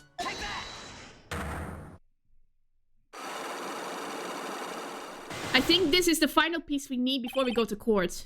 Maggie's motive. What is happening? I do not like this awful feeling. I have to know the truth. What happened that day? Alors, I will confess everything. Just don't hurt me. Huh? Oh, that was a new world record. It was a lottery ticket. A lottery ticket? The man who died here had a lottery ticket. For $500,000. $500,000? Oui, but have l'incident. This ticket. It disappeared. The ticket disappeared. This was the motif that la prosecution gave for Maggie. She said that she poisoned the man to get the $500,000 lottery ticket. Why didn't you tell me about this sooner? Mais alors? You've been trying to hide this information about the lottery ticket from me. I want to know the reason why. No, monsieur, you doubt me? But I've confessed to you everything I know. Mr. Armstrong, the $500,000 lottery ticket, I think I know who took it. I think the winning ticket was stolen by this person. It was you. Mr. Armstrong, I believe there is a very high probability that it was you. It was. Wow, that is one piercing scream, even for a man like him. Mais pourquoi moi? Why? You have no evidence. I am not Mask the Mask. I am not the kind of person who steals the property of others. Sorry to disappoint you, Mr. Armstrong, but I have evidence to the contrary. I present to you proof that you have stolen from others in the past. My Magetama! Oui, perhaps that would be nice. Oh, that's wrong. No, it's not the Magatama.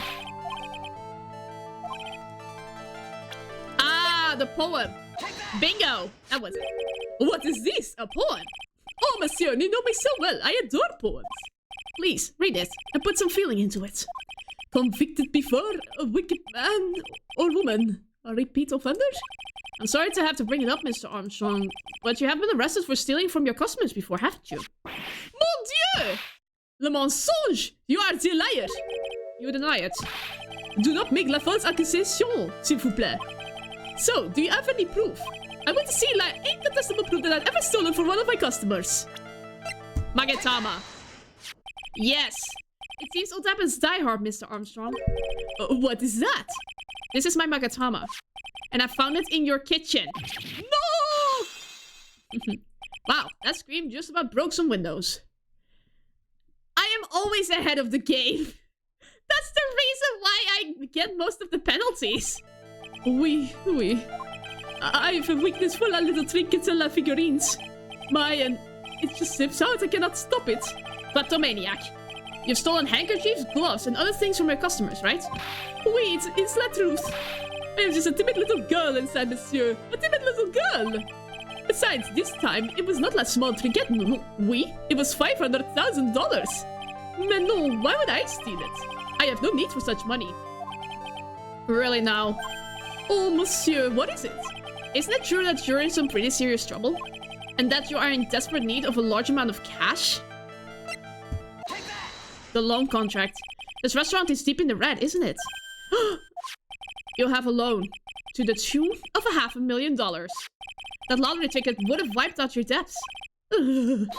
Well, Monsieur Armstrong, what do you have to say for yourself now?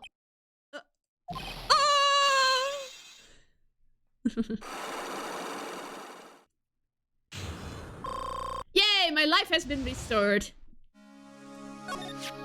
Mr. Armstrong, you said that the victim had a winning lottery ticket for $500,000. How did you know he had something like that in the first place? The man, he was listening to the radio with his earpiece. Maggie said something about that too. The winning number was announced on the news, I think. All of a sudden, he exploded. Yes, $500,000, he shouted. And the tickets. Oui. He had all of his tickets spread out on the table. I was so desperately in need of money, so I... Put the poison in his coffee? No! Oh no, you naughty man! I simply helped myself to one of his tickets. What? He swiped the tickets after. La victim collapsed and Maggie passed out. I thought to myself, pourquoi pas? He had so many of them. Yeah, but only one of them was the winning ticket, right? How could you do that, Mr. Armstrong? Maggie was arrested because of you. No, this is not true. I did not take it. La ticket for $500,000, I mean. But you just told us you did. You said you took a ticket. Mais non, ma fille. It was not. That's enough. Uh-oh. Ah! Mr. Gatto! What in the heck are you doing here? Ugh. This is without a doubt the worst coffee I've ever tasted, Mr. Armstrong. He came in here for coffee? Does his craving for coffee know no bounds? Perhaps Mr. Armstrong stole one of the victim's tickets on the day in question. I am not in it, no? Just a pretty little girl who everyone is laughing at. But in that case, Maggie shouldn't be the only one under suspicion. He had the wrong ticket. He was in here by the time we came to investigate. Yeah, he was just sitting in like the back booth like, this coffee is the most terrible thing I've ever tasted. What? Mr. Armstrong made off the winning ticket's pretty neighbor. So the ticket he took was worthless? Not quite. He did win something. $1. You see, I am just a pretty face. Without my looks, I have nothing. So, what happened to the winning ticket then? The one he meant to steal? The real killer took it. Indeed. What did happen to it? I don't like spoiling myself by watching trailers, so... We'll just wait and see how the movie turns out tomorrow, won't we? Alright. Voila! You too! Time to laugh at that pretty little edit! Looks like I won't be needing this note anymore.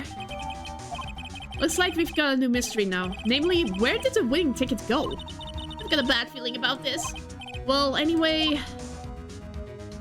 We can't let Maggie suffer any longer for this, and certainly not again. Okay. So, it is time to save, so I will take a little bit of a disappearing. I will disappear for a second. I will be right back.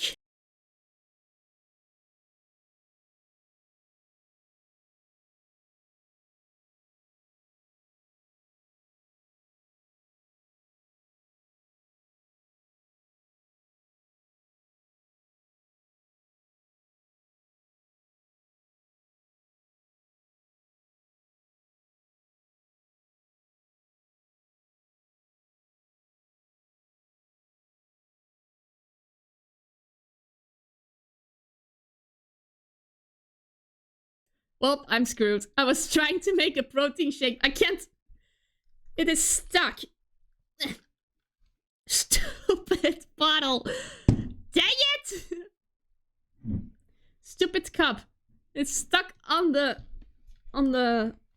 thing. I don't know which way to turn it. Oh man. I prepared that for nothing. Ugh. Why did I have to screw it on so tight? Probably because I was afraid of spilling it, but... Oh well. We still have soda. We can still survive. I'll give another go at it after this trial. A very awkward move of me to do. Okay, let's continue. My apologies. January 7th, 9:48 AM. District Court Defendant Lobby, number 1. Oh, I see. I guess I should have expected this. Nobody saw the other guy, huh? Nope. But he was there when I took the coffee, sir! Scout's honor! Maggie! Gumshoe! Detective Gumshoe! Gumshoe! Are you doing alright? How are you feeling? As if you need to ask either question, sir. Don't let him get you down, Maggie. And don't forget to eat well, okay? Aw, he really is concerned over her safety. Roger! And you! Yes? You better square this case away, got it, pal? Maggie's innocent, you hear? If you screw up, then I'll be doing some squaring away myself. Squaring away some paperwork for your arrest? I think he's serious. Hey, detective! You're on our side for once, right? Yup. So you'll be able to help Maggie out, right? Really? Can you, sir? Oh, of course! I've got the situation under control! I'm gonna be the first witness on the stand today. If something I say doesn't mesh with the facts, make sure you point it out, alright? Sure. Okay, we're forming a united front today, pal. You got me? Yes. Gum socks like. I can't tell you how grateful I am, sir. I've always admired you so much, detective. I know I can count on you. Looks like it should all go pretty smoothly today, huh? I can only wish. It's not gonna end well for all of us. Let's begin. Court is now in session for the trial of Maggie Bird. The defense is ready, Your Honor. Coffee number 1. Ah, bitter. Mr. Wright. Yes, Your Honor? What's wrong? Nothing. It's just whenever I addressed you in the previous trial, your response was, "You start talking to me!" You're back, what did you miss? The start of this trial. It was a little, well, intimidating. No, that wasn't me. That was the phony Phoenix. I see. So our trusty Phoenix Wright is back with us now, is he? Our trusty? So, Mr. Gatto, your opening statement, please. Mr. Wright, whether you're fake or the real deal, you will find out soon enough through this trial today. But I can already tell you, I'm the real Phoenix Wright! I wasn't questioning whether you are Phoenix Wright or not. I was questioning whether you had studied law or not. Ooh, this! That's what I intend to find out. There's no denying it. Behind that mask is a man who really hates me for some reason or another. As everyone is aware, the court has already given its verdict on this case once. Therefore, I won't stand for irrelevant testimony during this retrial. Nor will I stand for a simple repetition of the evidence presented in the last trial. I'm not planning on repeating anything that phony me said. Trust me. Now then, Mr. Gatto, please summon your first witness. Hi, Gumshoe. Let's start with the formalities, shall we? Name and occupation. Witness, state your name for the court. Huh? Oh, sorry, sir. The name's Police Department Detective. Occupation, Dick Gum. Aw, he's so nervous he will screw up today. Other way around, detective. Huh? Oh, sorry. Anyway, I'm the officer in charge of this case since yesterday, sir. Since yesterday? Yeah, the guy who was on the initial investigation is tied up with another case now. I hope Gumshoe's really got everything under control, for everyone's sake. I see. So, Detective Gumshoe, would you outline for the court the basic facts of the case? Yes, sir. The victim's name was Glenn Elk. He was a professional programmer. He was on the payroll of Blue Screens Inc., a local company.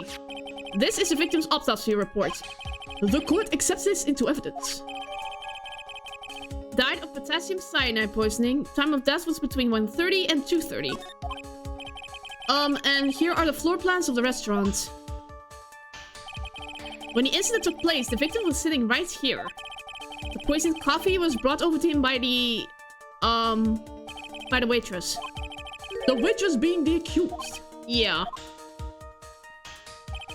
The victim died from poisoning almost immediately after he took a sip of coffee. At the time of the incident, there were 2 other people in the restaurant. Mr. Gene Armstrong, the owner and chef. And a regular by the name of Mr. Victor Kudo.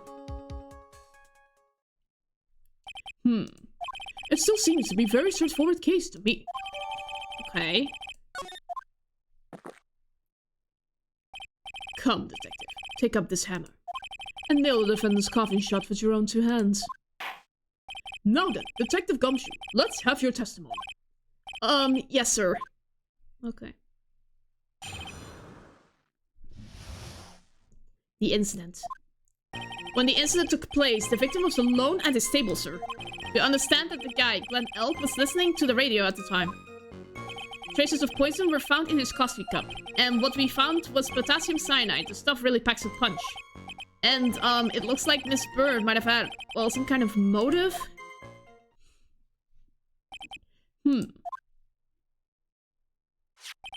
Using the dark, aromatic depths of coffee to conceal the poison.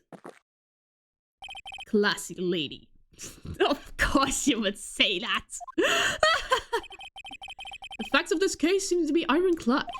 Mr. Wright, I would ask you to begin your cross-examination, but... Yes? Please, no intimidation tricks this time around. Is that understood? I already told you that wasn't me! You're talking to me!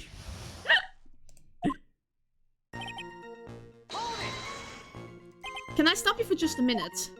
Huh? What is it? Did I say something that contradicts the evidence? He's so desperate for that to be true, he's practically crying. Your testimony just now doesn't match the testimony given by Miss Bird. She claims that there was another man at the victim's table. Yeah, that's what she said. And I... Objection! What killer wouldn't say that when faced with a homicide conviction? Hey! Sadly, her testimony isn't supported by the owner or the other customer. Isn't that right, Detective Gumshoe? Yeah, it's true. There are 2 testimonies tied up on that. They both said there was no other guy at the table. What should I do? Should I press these points? Sure. Well, maybe the other witnesses just missed him. Perhaps their view of the victim's table was obscured in some way. Ha! That argument is as weak as the coffee at TuMiiA Vtuber. I have here in my possession a ticket. A ticket? Looks more like a photo to me. Yes, a one-way ticket to Guiltyville. Population, the defendant. This is a photograph taken from near the entrance to the kitchen. This is the scene as witnessed by the chef moments after the poisoning took place. Correct? I think the court will agree that with such a clear view of the scene of the crime. How, Mrs. Wright, could anyone have overlooked the second person at the table? Ugh. It certainly seems to show the victim's table extremely clearly. Okay, another photo. He was listening to his radio, you say? Yeah, he had a portable radio in his chest pocket. Maggie told us that too, didn't she? Something about how one of them had some sort of earpiece? What should I do? Should I press? Yep. And what was it that the victim was listening to on the radio, Detective Gumshoe? Huh? How should I know? Thanks a lot. We're now one step closer to the middle of nowhere. This isn't going very well, is it? Detective, could you perhaps tell us about the poison and how it was used? So, traces of the poison were found in the coffee cup and nowhere else. Not sure I get you, pal. Was the poison a liquid or was it a powder? If I had to put it in layman's terms, I'd say it was a powdery substance. So the poison could have been in anything that was on the table. Sugar, salt, pepper. Objection! Ha! You put salt and pepper in your coffee, right? The victim took his coffee black with no sugar. Ugh. It seems that the poison could only have been in the coffee. What should I do? Yes. Are you absolutely certain that the victim even drank any of his coffee? Huh? What do you mean? According to this file, the poison was found in the victim's coffee cup. But what proof is there that the victim ever drank any of it? Oh, hey, you're right! That's what In case you were wondering, that last objection was for the detective there. Huh? For me? Oh, hey, you're right. You may be fooling the court, but I'm not falling for it. If you have the time to waste, you have the time to present that piece of evidence. That piece, sir? Yes, that piece. What piece was it again?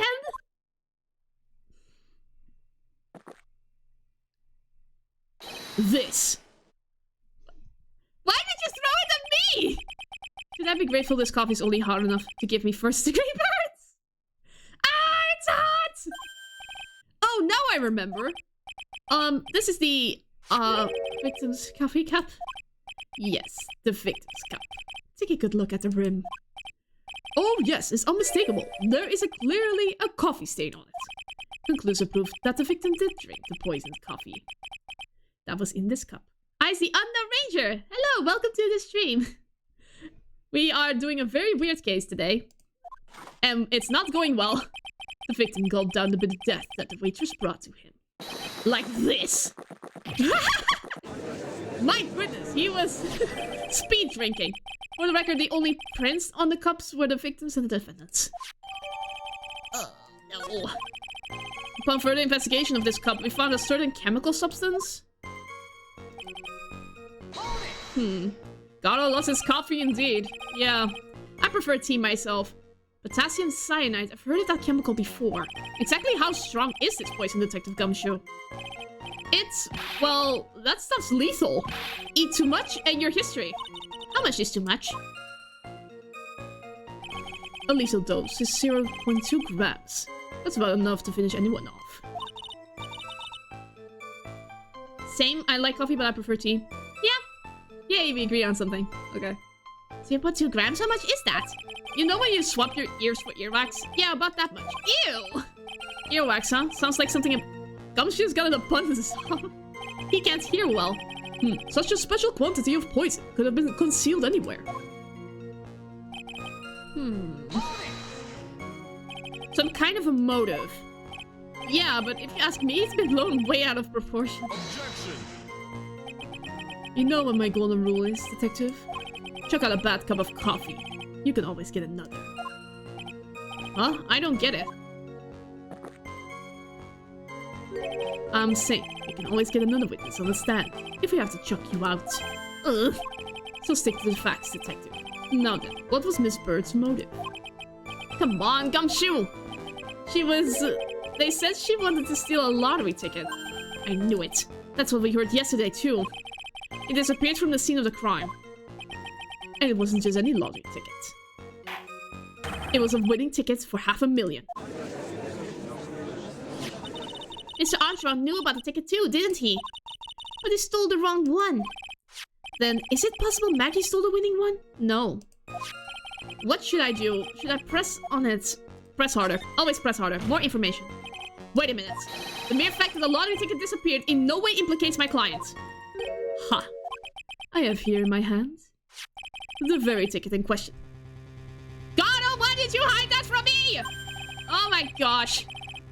That's $500,000 lottery ticket.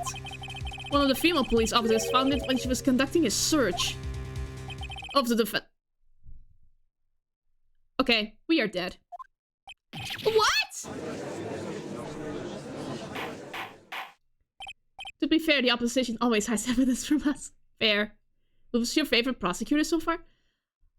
Ooh, that's tough. I am biased towards Edgeworth.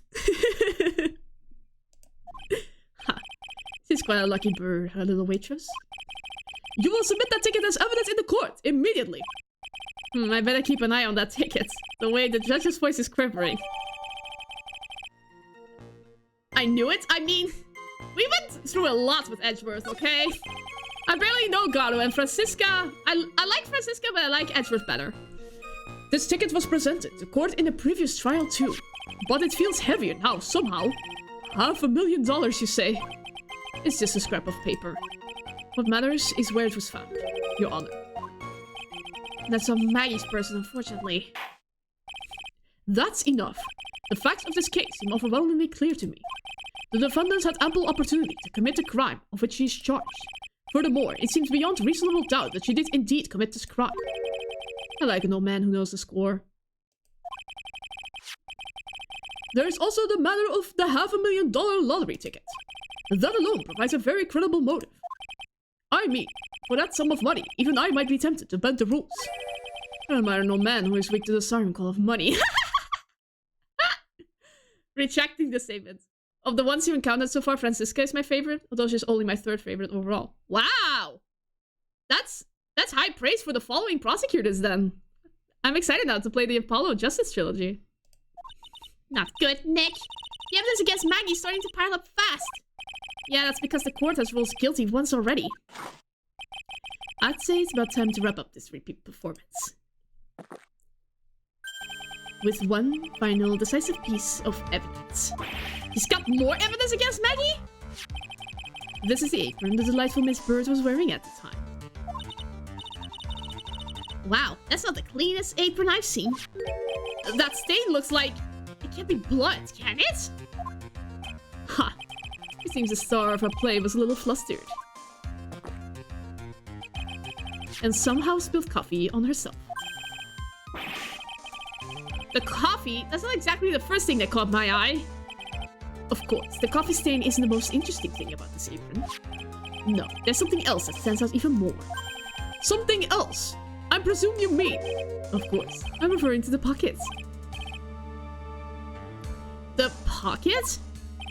A search carried out right after the incident uncovered this. Potassium cyanide. The very poison used by the killer was in her apron pocket. We are dead. A bottle of poison in Maggie's pocket? Yeah, and Maggie's prints were the only ones on it. What? Order, order, order! The court will accept these items into evidence. This is not good for us. Not at all. There's something still bothering me. Mr. Gatto, why have you not explained the bloodstain in the court? Bloodstain? What bloodstain would that be? The one on the apron? Don't play games, prosecutor. The blood-colored stain that's smeared all over the apron. That's ridiculous. No one told me anything about a bloodstain. Because it's obvious! Don't need to be told, just look at it!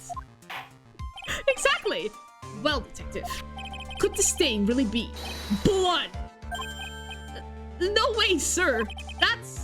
It's just ketchup, sir. Ketchup! She must have gotten some on her apron while taking someone their breakfast that day.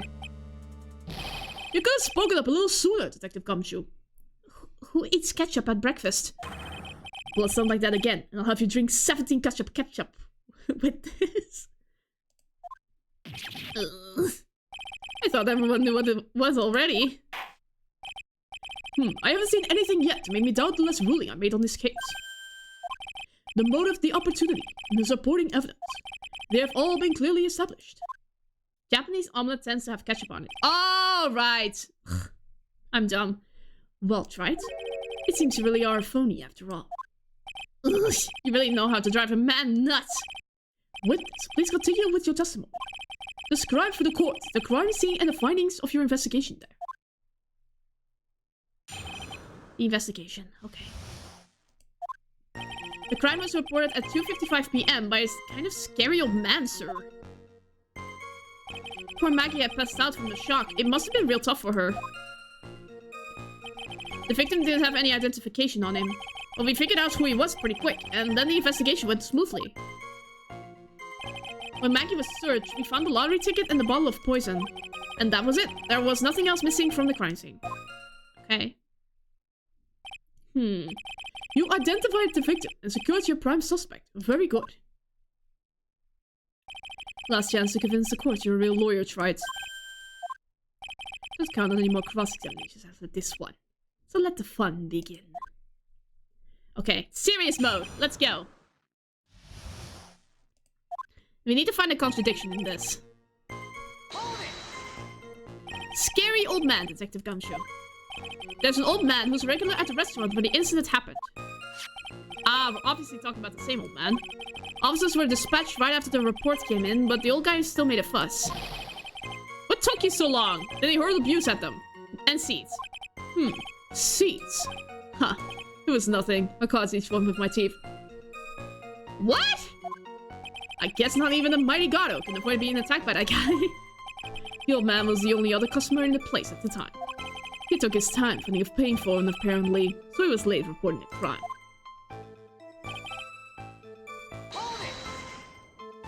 How long was the defendant unconscious for? The officers got to the crime scene at around 2:40. Maggie was still out cold in the kitchen at that time. It took another 10 minutes or so before she came to. I would have liked to have been on the scene myself. I bet you would have liked to have carried out the Phoenix! I would love to see Maggie asleep like... Gumshoe, no! You're a professional detective, Gumshoe, not a professional bird watcher. Save the romantics for your own time, detective. All we need to know about is the investigation. Oops, I guess I'm pretty red right now, aren't I? Oh, no. He didn't have any. Are you saying that it was stolen then? No, I don't think so. The victim didn't have a driver's license or even a credit card on him, pal. All he had was 58 cents in his wallet. Then why did he come to a restaurant? The 58 cents? Yeah, I can't believe I found someone with less in their wallet than me, pal. Shouldn't Maggie be hearing all this from the defense? Oh no. Oh no, that's not good. The victim sounds like he was a thoroughly miserable young man. Or some kind of outlaw. Why not give you a bit of an edge? I think I'm onto something here.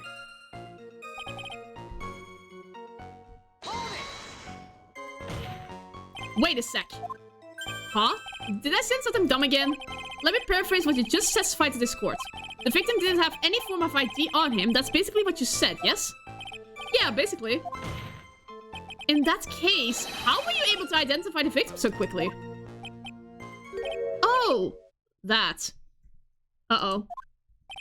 He's so let down, he's got the whole sagging shoulders and puppy eyes thing going. There was a prescription bag on the victim's table along with the lottery ticket. It seems Mr. Glenelg visited his doctor before he went to Tribulations. We got the victim's name from the medical records of the doc who prescribed the meds. That's a reliable enough source for the court. What should I do? Should I leave this alone or ask for more? What about the prescription bag? So what sort of medicine was in the bag? Well, actually, the bag we found was empty. Huh? Yeah, completely empty. It was completely empty? Ha. You're entering an empty paper bag is evident. Desperate are you, Trite? Now, what happened with the investigation after that, detective?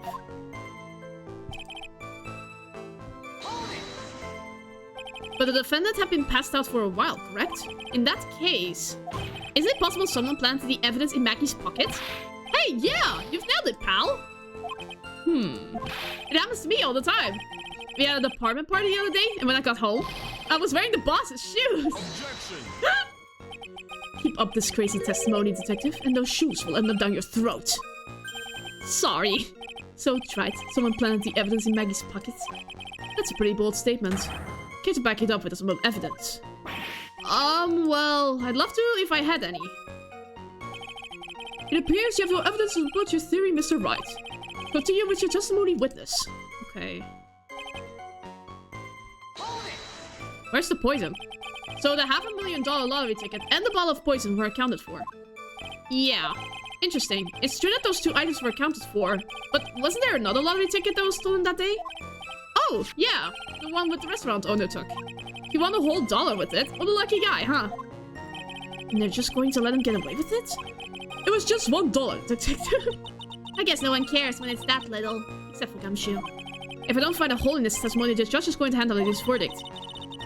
Gumshoe isn't giving us anything to work with, and we can't find any contradictions if he doesn't give us something. Yeah, that's true, but Maggie and Gumshoe are like Dumb and Dumber. Our only hope is that they were so dumb they missed something obvious. Come on, Gumshoe, be the dumbest you've ever been! I want to check this medicine bag again.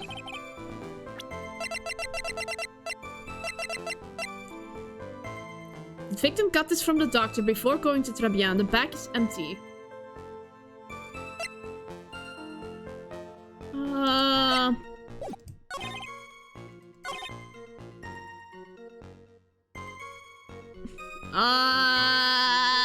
I don't know. Let me say first.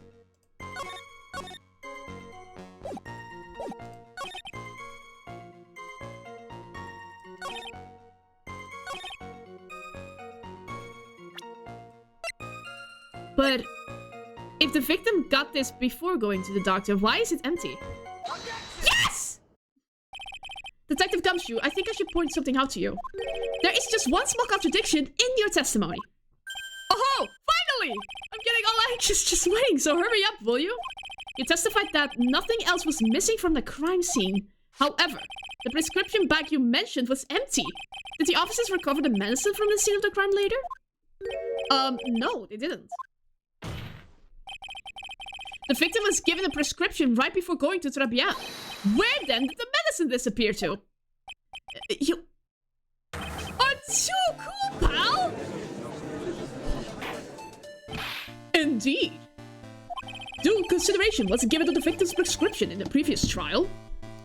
That's why I'm the real Phoenix Wright. Witness, why do you always overlook such vital pieces of evidence? I guess that's the most careless thing I've done so far, huh?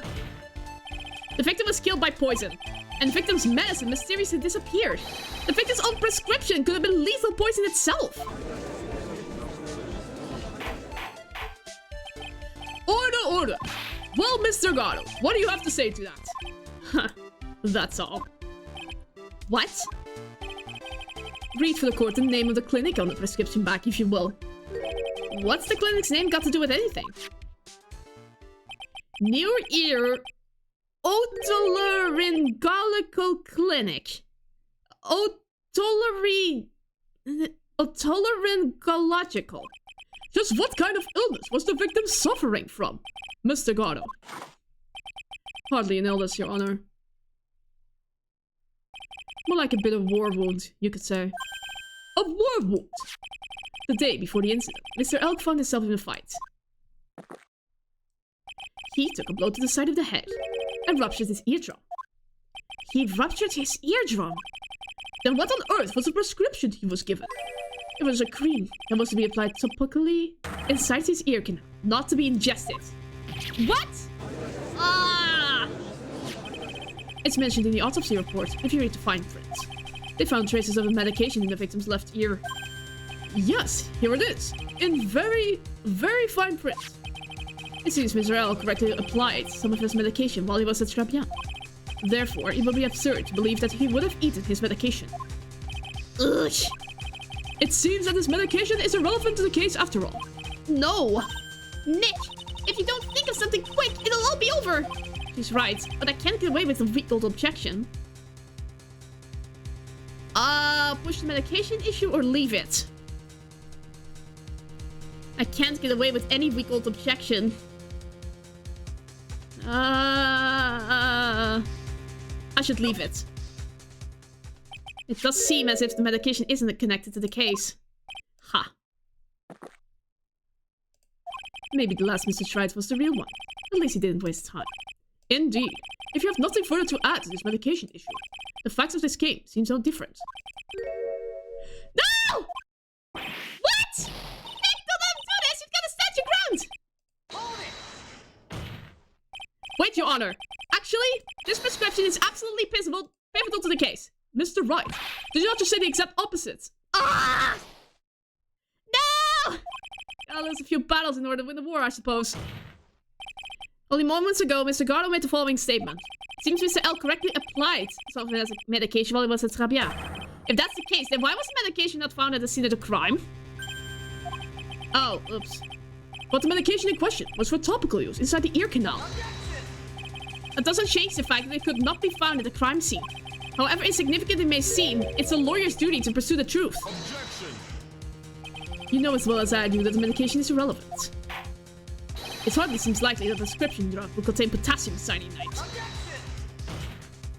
It hardly seems likely that the coffee the waitress served would contain it either. But it did! The possibility is undeniable. Ugh. That's enough. Mr. Gatto, is the detective the only witness the prosecution wishes to call? Mr. Gatto? I've got my own witness I'd like to call, sir. It's the old man who was there in the restaurant on the day of the murder. Victor Kudo, the pigeon hater. Very well. The matter of the disappearing medication seems a little more than trivial at best. However, it wasn't explored at all in the previous trial, and that is something that bothers me. Yay, good job, Nick! The court will adjourn for a 10-minute recess, after which we will hear the prosecution's next witness.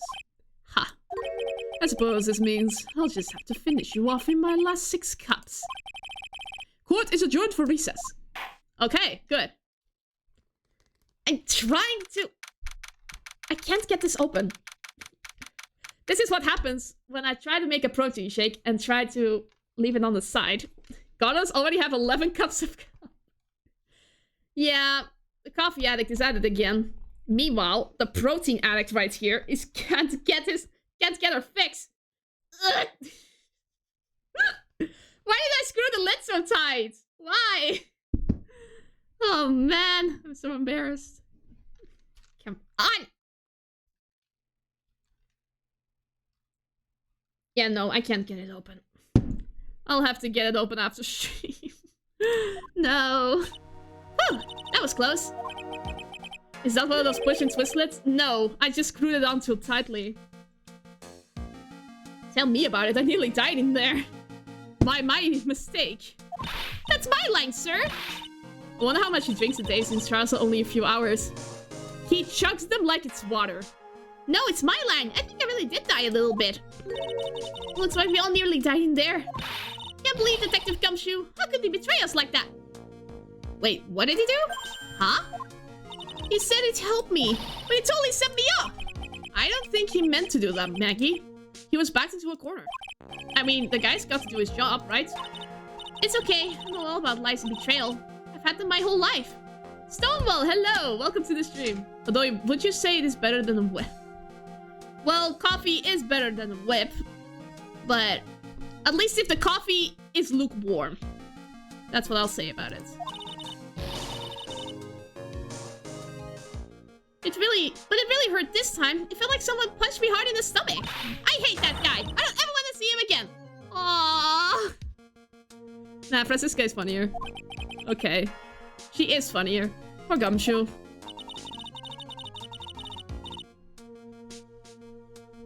One sec, I'm texting something.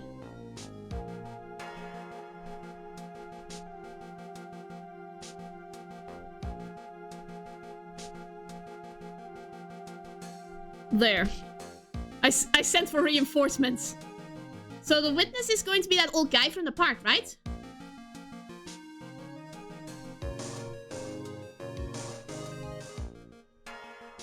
One sec more.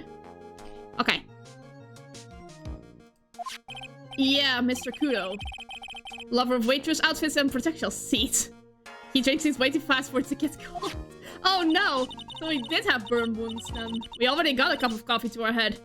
I bet he's gonna be really stubborn. I mean, he's pretty set in his ways, you know? Yeah, he's a big old grouch. Are you going to be able to handle him, Nick? Yeah, I can take whatever he throws at me. Even those never-ending bird seeds.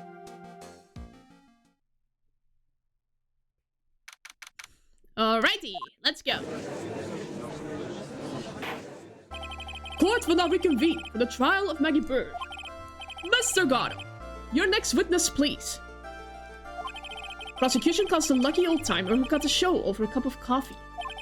Will the witness please take the stand?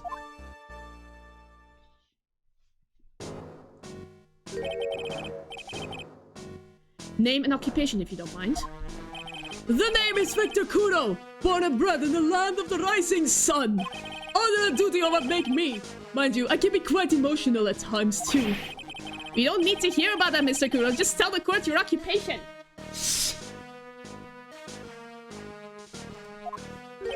My occupation? Ha, listen, young'un. How much gold you think there is for kimono embroidery here? Kimono embroidery? That's what I do! Or then, back in Japan, I embroidered family-crested kimonos. My ancestors were embroidering kimonos before this country even existed. Wow, a real craftsman. They're a dying breed. Hey, maybe I can embroider my costume sometime. Anyway, like I said, there's not much demand of that kind of thing here. So I had to take a job working at the cash register at a burger joint, pretending to smile. That burger joint would have been better off putting him in the kitchen. Now then, witness, where were you in the restaurant at the time of the incident? Oh, yes, I was eating some seeds over a cup of cappuccino. Seeds? What do you think these are? I see. So you saw everything that happened, perhaps? Did I? Oh, yes! Oh, yes, I did. I saw it all! Then please, tell the court. We're all ears. Sure. I'll tell you. I'll tell you every last detail. My rescuers have arrived. Thank you very much. They saved me. I now got some protein shake. They managed to get the cap open. He's really getting into this. I'm gonna take a sip of this. Need some energy for this after all. What I witnessed. The young man was reading the sports paper. The server girl brought him a Javachino, but she put something in it. The man took one sip of it. It looked like he was in a terrible pain, and then collapsed. That's the serving girl, right there in the defendant's chair. I remember her well. Okay. Mr. Kuro, she's not a serving girl. Please refer to her as a waitress. Ha! You're as bad as the rest of them! All these newfangled words. What's with old-fashioned ones, newfangled? All this talk of radios and glasses. It's wireless and spectacles, I tell you. Excuse me. Listen to me, everyone. Don't forget the old values. Don't let the good old days slip away. Says the guy, who does weird activities. Well, I think it's time to begin the cross-examination, Mr. Wright. Yes, Your Honor. Okay.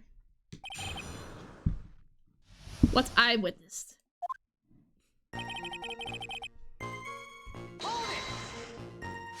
So you saw the victim then? You saw Mr. Glenn Elk? I wanted to know if Godson Brown retained his championship or not. So he was looking at the sports paper the victim was reading, huh? And at the location in question.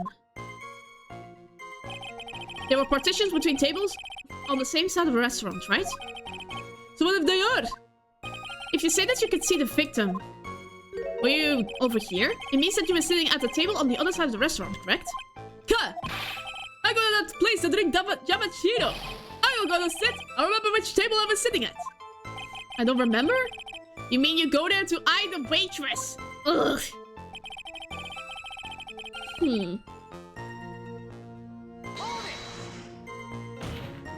Mr. Kudo, that is a very grave accusation. Are you sure about what you saw? Victor Kudo never makes mistakes. I dot every T and cross every I. I see. My eyesight's fine. The doctor said only spectacles for reading and driving. I bet his eyes are only really fine when he's scoping out a waitress. And I saw what the serving girl put into Javachino as well. I bet I know what's coming up and something tells me I'm not going to like it. Your Honor, we need more clarification on what was put into the victim's coffee. I'd like to ask if the witness add what he knows about this to his testimony. I agree. Witness, will you enlighten us, please? Sure. White powder.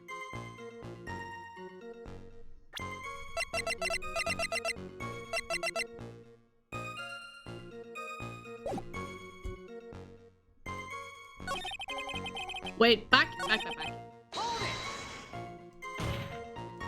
Did she really put that into the coffee? You doubt me, boy! She took some of the small brown bottle and sprinkled it in! Couldn't she have been adding sugar? Sugar! In a small brown bottle like that! Like that? Witness, could you please describe the bottle in more concrete terms? Huh. A bottle like this, perhaps? Oh, there it is! That's the one! That's the bottle of potassium cyanide, I presume. So what did the accused put into the coffee? I think it's clear, don't you? Ugh.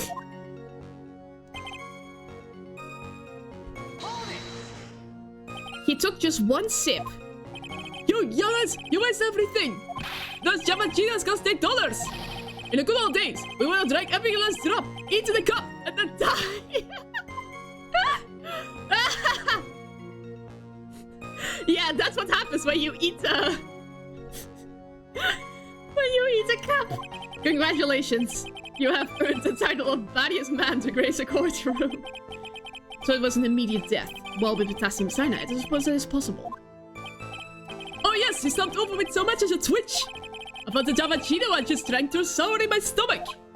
Oh yes, I know the feeling. And the waitress, I presume she is... You said I remember her well in reference to the waitress. Did she have any particular features that you can identify her by? Particular features? It is a disgrace, that's what it is. Sorry? You can see all the way up to her, you know, she's practically naked in that uniform. So the particular feature you recognize about the waitress is her outfit. But can anyone wear such... But anyone could wear just such a uniform. Even me! Mr. Wright, please spare no court of any further mental anguish from that... Phoenix Wright in a maid outfit. The music stopped. Yeah, it's important, but... Don't get all excited, Nick. You gotta keep yourself together. I guess I got a bit carried away. Cut! There are other things I recognize about her too. He seems pretty sure of himself. What should I do? Yes. Sure, you saw a waitress take the coffee over to the victim. But what matters is whether that waitress was Maggie Bird or not. Quite right. Mr. Kudo, these other features that you recognize about the defendant. I would ask you to add them to your testimony. Sure, sure. But you do seem to remember several details about her appearance. But what about the most crucial detail of all? Her face. Ka! I would remember that! Objection! The witness noticed the straps on the accused's apron. He's unlikely to make a mistake about her face. That's right! I can even tell you about the color of the ribbon in her hair! It's red! So you see, there's nothing wrong with the witness's eyesight. There's no doubt she remembers the waitress pretty well. What should I do? Ask about her back. The identifying features you described are all things you would see from the back! It's not even her... Her hair looks a bit different even. It's all from the back. You didn't see her face. So what? It is possible that you never saw the waitress from the front at all? Objection. He never even saw her, yeah. Huh, he's got you there, Grams. People normally talk about facial features when they're asked to describe someone. But this witness's testimony is nothing but straps and ribbons. This is harassment! I tell you, I'm not obsessed with straps or ribbons. I'm just telling you what I saw. Mr. Kudo, the court requests that you add details about any identifying features. Features you observed from the front, that is, to your testimony. Sure, sure! This old man's testimony is getting longer and longer. And if I can't find a hole in it soon, it'll get even longer, I bet. There wasn't anything that caught my interest about her when I saw her from the front. But... there was something, wasn't there? I mean... she wore glasses, but why didn't you mention the apron? Yes! Mr. Kudo, I would like you to please take a look at this. Ha! That filthy thing would sit filth like you just perfectly. Actually, it reminds me of what my grandson looks like, just after he's done eating. Have you ever seen this before? Of course I haven't. Do you think I'd forget something as dirty as that, Well, you have with it clots. Just what I wanted. What? What is it? Oh, since I said you have with it clots, there's been an eerie silence in here. Mr. Kudo, this apron. Is the apron worn by the defendant on the day of the poisoning? Huh? And as you just said yourself, you wouldn't forget something like this. Which means if you had really seen this apron before... Yes, you know what I'm getting at. You couldn't have possibly seen the waitress from the front. Oops. Witness, you can't just oops your way out of this. Huh. Well, well. Looks like we finally have a genuine trial on our hands. I'm gonna take a sip as well. Listen, Wright. Here are the facts. Okay. On the day of the incident, there was only one waitress in the restaurant. That being the defendant is Maggie Bird. Exactly. And when the one waitress put the poison into the coffee cup, this old guy was watching. I hope you understand the gravity of the situation, Mr. Kudo. The fate of the defendant may rest on what you say you remember seeing. Just tell the court exactly what you saw, Grams. You can rely on me, Captain. My noggin is perfect working order. I doubt that, but I can remember a single occasion when I forgot what burger a customer wanted. He can't remember. Probably more like he messed up so many times he's blocking it out. Very well. Let's test how good your memory and attention to details is, Mr. Kudo. Tell us what you remember about the victim. Alrighty, about the victim. He was another of those pesky young types, wearing a broken pair of spectacles. He had a newspaper in his right hand, and a noisy brat keeps rustling its pages. The young man was listening to the wireless. I remember that well. And then the serving girl brought over the Davacino. The little fidget picked up the cup with his free hand and took a sip. Okay. The testimony we have just heard was to test how credible the witness's memory is. It seems to me that he remembers the victim in a great deal of detail. Oh yes! I heard those you-know-what types who are so vague about everything! How are we going to handle this, Nick? We only need to do one thing.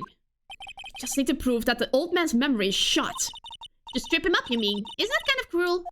I suppose, but it's what I do best. Yes, it is. Okay.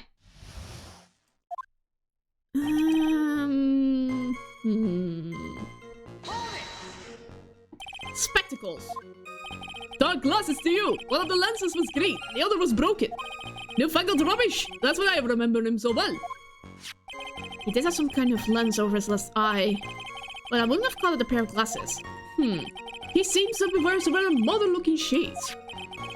Perhaps I should take wearing some and rival Misagaro's sharp appearance.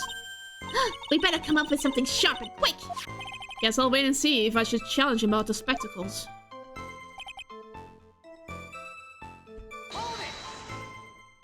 The newspaper was a sports paper, was it? That young hooligan! I nearly asked him! Can't you even read without fidgeting? How was I supposed to be able to read the back page with all the wrestling going on? I needed to find out that Cousin Bro retained his championship title. It was his paper, not yours. If you wanted to know so bad, why didn't you buy your own? What are you looking at me like that for, How dare you? Ow! Ow! Cousin Bro got beaten yesterday, by the way. Anyway.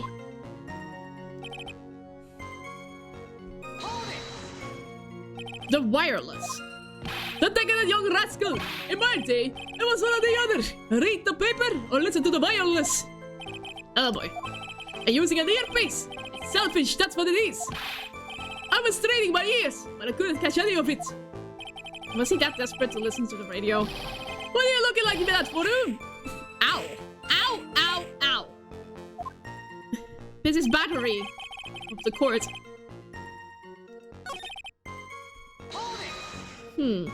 His free hand. Yes! Which hand was that? Weren't you listening before? Close ears! Left or right, sir? I said he was rustling the newspaper with his right hand, didn't I? Oh! Okay, let me check something.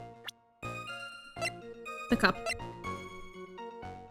No, that's not true at all. That's not true at all! If his free hand was his right hand, then which hand was it? Ow! Ow! Huh. Perhaps the great Mr. Triad has three hands. Yeesh, I was only asking. No need to gang up on me and treat me like a freak. Whole point of this cross-examination, blah blah blah. That this old guy's memory has more holes than a slice of Swiss. I guess we just need to find a contradiction in his testimony somewhere, huh? Anything will do. Even the smallest detail will just need one mistake in these hours. Well, I saw it. He picked a cup up with his right hand. Bingo! Mr. Kudo, do you remember what you were told at the start of this testimony? That this was a way of testing the credibility of your memory? Why am I burping so much? Sheesh. I know. There's nothing wrong with my memory. I'll tell you, nothing. If I got anything wrong, I'll eat the seeds and sing the pigeon song. Care to tell us where this is going, Trite? According to Mr. Kudo, the victim was holding the paper in his right hand, while drinking coffee with his free hand, which would make that his left. Huh! What is this? Kindergarten! But I would like the court to please take a look at this. That's the cup the victim used, correct? Yes, and on the rim, you'll notice the mark left by the victim's lips. Yes, there is a stain left by the coffee. If you consider where that stain is, you'll clearly see that the victim is holding the cup in his right hand. But how? Well, Mr. Kudo, the court is waiting for your epic performance. You said you'd eat those seeds and sing the pigeon song! Mr. Kudo, I'm afraid this simply is not acceptable. I think the witness had better go back to the park where he came from. Wait! If you think I'm going to stand here and listen to you tell me I'm mad, you're wrong! I don't care about that dirty coffee cup, I know what I saw! You still insist on your testimony. The young brat was holding the cup in his left hand. Oh yes, no question. I'm a good law-abiding citizen, I am. Is it then young hot butt that you spiky-haired yahoo, who are at fault? Who, me? Thank you, old man. We've heard quite enough from you already. Don't call me old man! Been around for 68 years, I have. You can't ignore me. Listen to what I've got to say! I'm sorry, Mr. Kudo, but... Sure, why not hear a little more? Mr. Kudo! But this is my 16th cup of coffee. So this is your final stand. Thank you, Captain! You can rely on Victor! Kind of a sad story with this guy. Yeah. He's trying so hard to... He believes so much that he's right, but... The boy was wearing the earpiece on the same side as the green lens of his specs. He kept fiddling with all the time. He was fiddling with it just before he picked up the cup, too. Then he used the same hand to pick up the cup, his left hand. We know that the victim was wearing an unusual monocle over his left eye. Okay, so it's his left... over his left ear. So, could also be a metaphor for modern age and the elderly. Maybe. Wasn't a monocle, Your Honor. It was a small computer monitor, often used by programmers. A monitor? You mean like a television screen? The inside of the lens is a screen that displays computer data. It's called an HMD. It's a common tool in the victim's line of work. HDTV! DVD! CD! All these newfangled letters drive me mad, but they don't matter. I know what I saw, and I'm telling the truth! He used the Google lens! Wasn't it the Google glasses? But those were discontinued a long time ago. It's true, he doesn't seem to be lying. And those are the facts! In good old black and white!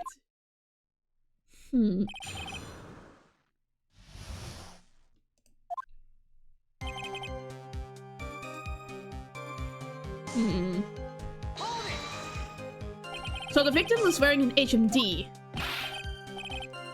It was none of them actually, but anyway. And you're sure that he was wearing the earpiece on the same side? No question! I can only see that side of his head from where I was sitting! Yeah, that's pretty obvious if you look at the floor plans. From the opposite table, he only have view of the side of the victim's head. The left side. Considering the time of this game is actually somewhat possible. As someone who codes a bit, that lens sounds absolutely useless! It's only for the style points. His failed attempt at drip. If that's how you refer to it, I don't know internet terms. Why did he keep fiddling with it? It seems you kept an eye on Mr. Glen Elk. He was getting on my nerves! Rustling that newspaper and fiddling with his earpiece all the time. And then he went and made all that fuss dying from one sip of cappuccino. I went to say to him, calm down, you young brat! Just looking at it made me suddenly speed up my C-reeling. I could have choked! I take it the victim was walking ball of nervous energy.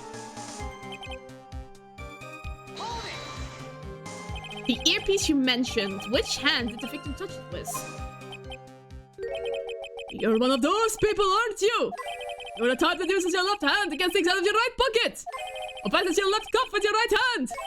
And when the tour guide says, on your right side, you see the famous blah blah.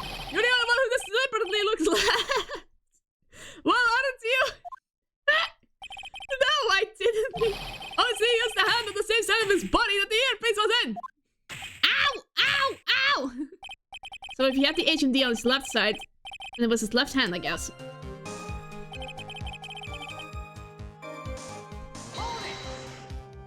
You seem very sure of yourself, Mr. Kudo. That's because I know what I saw! The whatever tricks you're trying to play on me! Looks like he really did see the guy picking the cup up with his left hand. This is a dead end. Well, Nick, what do you think? I think the guy's telling the truth, but even so, something's not quite right.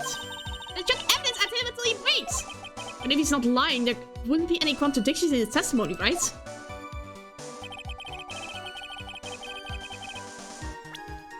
Let me see.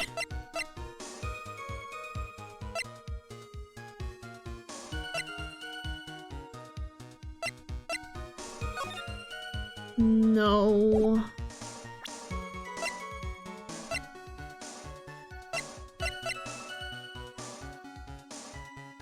I don't know for which ear this was.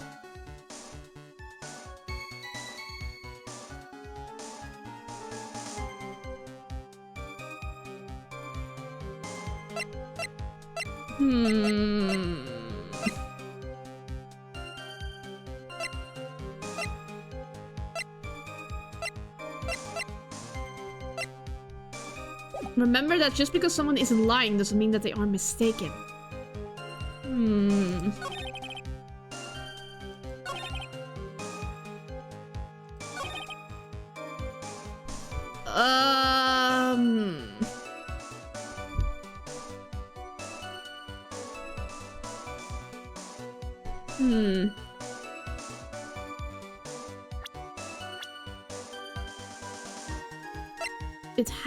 He had it on his left.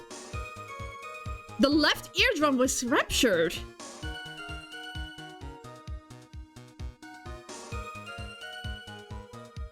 Wait a sec. And there is the proof. Ah, okay.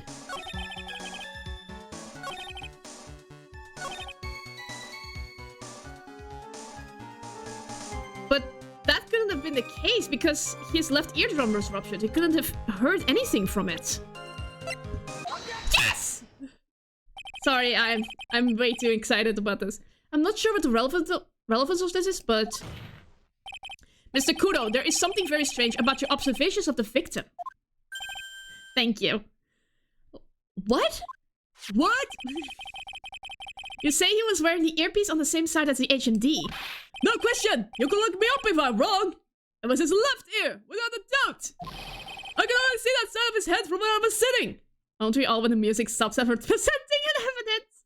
Yeah, that's true. I don't think so. What did you say?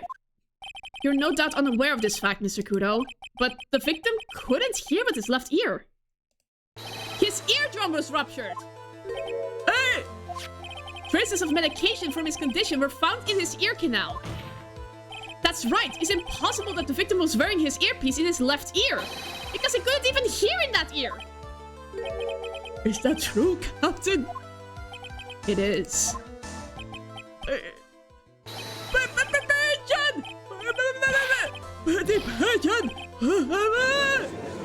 Oh, the poor man is panicking. Order! This witness's testimony is completely unreliable. He only saw the rangers from behind. And he claims the victim was wearing an earpiece when we know his eardrum was ruptured. Well, Mr. Gatto? Ugh. A single drop of milk is all it takes to destroy the pure black magic in the cup. This old man is my drop of milk. Captain! Are you calling me a drip? This is the victim's coffee cup in which a potassium cyanide was found. The mark on the rim clearly shows that the victim picked it up with his right hand. I'll never back down! I know I'm right! The lad drank his Yamachino with his left hand! Let me put you out of your misery. Clearly the victim uses both hands. He took a sip of the cup held right in his right hand and then switched to his left. That's what the old man saw. Impossible. The witness has already testified on numerous occasions that the victim died immediately after taking just one sip of the coffee. Which hand the victim used to pick up his cup is irrelevant, Your Honor. The facts still stand. With one hand or the other, Mr. Elk drank the poisoned coffee. Like this! Sadly, Mr. Gara, that doesn't wash. The point of this testimony was to establish whether the victim's memory is credible. And the results are clear. The testimony given by this witness is useless. Yes, the spitting! I believe it is time to conclude today's proceedings. Yay, we survived! We survived for today. I am satisfied that the witness is not deceiving the court. But to be frank, his testimony is a farce. Did you have to be so frank? Take that, you Poposaurus foggy! I'm sorry, Mr. Kudo. You can't reach me from there. Weak throwing arm. I'm ordering the defense and the prosecution to investigate this case further. Minor point, but one can pick up a cup without using the handle. Yeah, but I believe there were only fingerprints found on the handle. Otherwise, it would have said, like, they were all over the coffee cup, the fingerprints. That is all for now. This court is adjourned. No. No, he's not gonna take this line back. Wait! If we stop now, where does that leave me? Leave you, Mr. Kudo. Thanks to that blue-suited young upstart over there, I'm just a bubbling old man who can't even turn his teeth or cross his eyes now. How is your bad memory my fault? I'm sorry, Mr. Kudo, but there's nothing I can do. I've kept my mouth shut until now, but there's something else the court should know. What? There's more? To be perfectly honest, it might not be anything, but I want another chance. I want another crack at you, young shark. Me? He's looking at me like I'm some sort of evil shogun. Well, everyone, what do you say to one final showdown? The final chapter in this eccentric old man's scrapbook. Sorry, Gramps. I've already had my 70s cup of coffee. Yes! What have you got to lose, Captain? I'll give you all the Jabachino you want if you come to my house after the trial. I may be 68 years old, but Victor Kudo is still a man. That's enough, witness. Bribery will get you nowhere. I believe it will be quicker for the court to just hear your testimony. Aw, you bet! But much quicker! I can't believe this is happening. You better get ready, youngster! Get the picture. Just quit throwing those seeds at me, would you? It's gonna be using some sort of infinite ammo code with that box of seeds. Get the bailiff in and rip him off the seat. Yeah, just call the bailiff. First of all, I want to stress that there might be nothing. I'm not too sure of myself. The young boy slumped over the table as soon as he took one sip of his Jabachino. Well, the clumsy idiot upset the vase. He knocked it right over. It broke, and a strip of cloth covering the table got completely soaked. Well, how about that? Turn things upside down. One sec.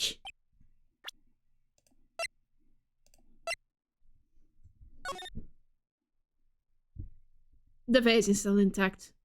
You are lying! That was way too obvious. Is that all? Yes, that's all. I remember it perfectly. Hey, you're downing me again! You're downing a poor defenseless old man! No, we are not downing you, Mr. Kudo. Don't you get the feeling there's a question hanging on everyone's lips, Nick? Yeah, so what? Probably. That's all I can think of, and I have to cross-examine this guy. You're a vampire! That's that's all you can think of. Very well, Mr. Wright. Your final cross-examination, if you please.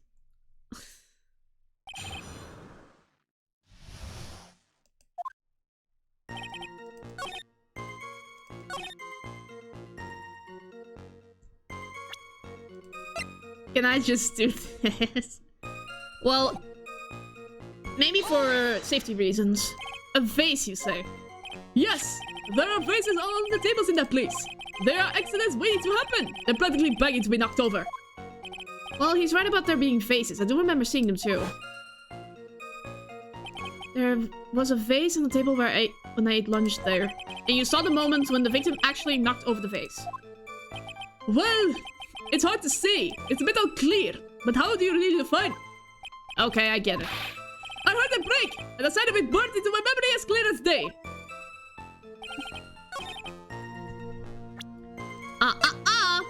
You're a liar. Yes! That was so obvious. Mr. Kudo, this is a photograph of the crime scene. So what? Look carefully at the table. The vase is there. Intact. Huh? Lost your tongue, Granddad. I'm the granddad of yours! Ow! Ow! Enough. If you throw any more seeds in this courtroom, the cleaners will be here all night. Oh, so that's what those things were. I found little speckles under this desk. No, not under the desk. Like, before this desk, when I sneaked in. I mean, when I scouted out the place, of course. For, the acoustics and stuff. Ah! What is it now? I just remembered something! Yes, go on. The broken vase! It was on my tip! Bailiff, call for this man to be taken from the courtroom. What? Well, you see. It started me when that young lad collapsed. So I stood up. That must have been when it fell over. The vase on my table, I mean. The vase on your table? Yes, it was on my table. And that's how my groin came to be completely... Unnecessary details, Your Honor.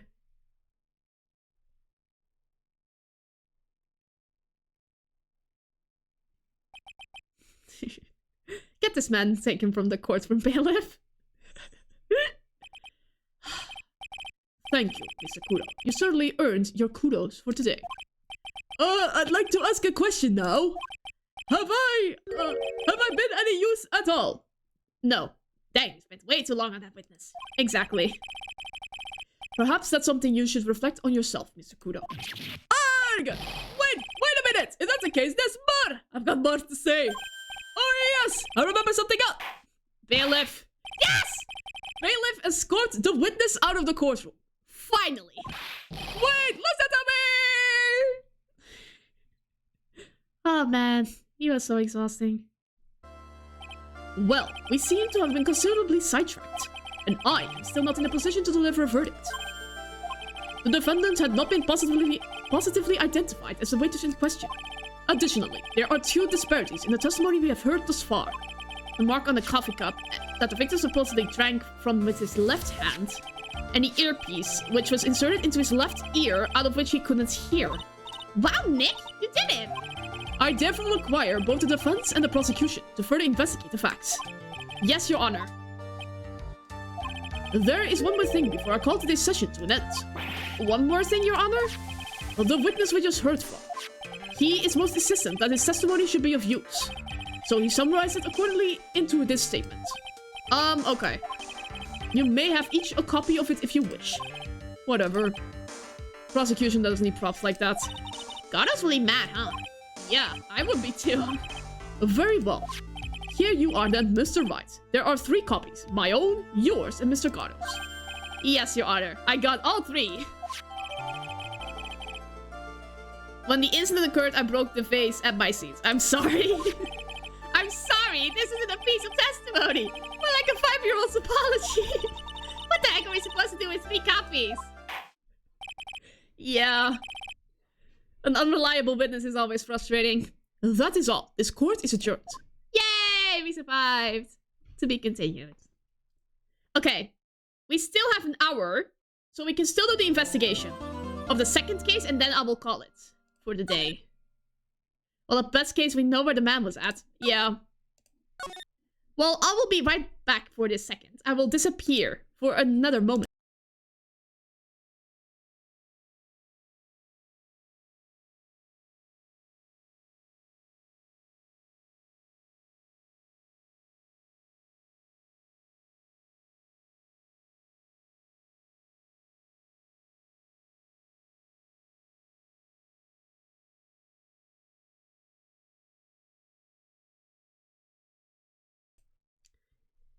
I am not here, and yet here I am.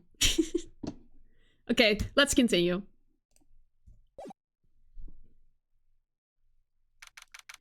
January 7th, 12:52 p.m., Writing Law Offices. So how do you think the trial went this morning? How do you think it went?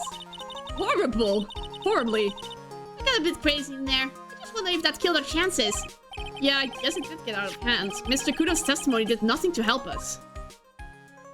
Plus, now we don't even know the identity of the waitress who laced the coffee.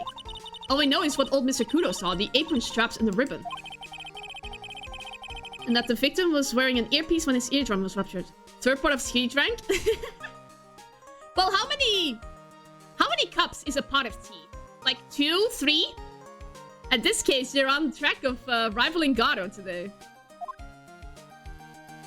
Talk about this terrifying case of contradictionitis. Time to play doctor and find ourselves secure then, eh? Yeah, we've gotta find one for Maggie. Or she's going to have a terminal case of guilty. 2.5? Okay, that's 7.5 cups of coffee. Almost halfway there. You can do it, you can rival Mr. Gado. Also, make sure you don't, well, there's not caffeine in tea, but there's like a variant of it. Make sure, you don't drink too much, otherwise you will get a bad night's sleep. Oh well. Let's see. Is Gumshoe here? Looks like Gumshoe's not here. Never mind that. What's going on? It feels different in here somehow? Tea has caffeine. Okay. I thought it had a different word. Oh well. What is going on here? You think? Yeah, everyone seems to be on edge. What are you doing? Going to the offices for the briefing, quick! Can't you shut down the station's server? Chief, quit playing on the internet! Oh, my email pen pal! 1337 ACM Princess! Save it for later, I'm turning it off now! No! Princess! Not as much as coffee, but it has it. Ah, I see. Everyone's keeping busy in here, huh? Keeping busy? More like panicking, if you ask me. Something's going on. Something big. Well, while that is happening... I guess Maggie's still in questioning? But we've got questions to ask her too! Maggie! Maggie! Keep it down, Maya. This isn't a playground, you know? Alright. Let's see if someone's at Trebia. Empty, as usual. No one's here! What am I supposed to do with this? Yeah, and it's lunchtime, too. That's it! Come on, come on, come on! Hey, that sounds like... Not just call me late, pal! Come on, I know you can! He's listening to the lottery? He's getting really worked up about something. No, that's the wrong number! Ah! Looks like an 8 would have only netted me $5 anyway. What a ripoff. What's the problem, Detective Gumshoe? Huh? Oh, it's you. I was just listening to the radio, pal. To the radio. Hey, Detective Gumshoe's having lunch here.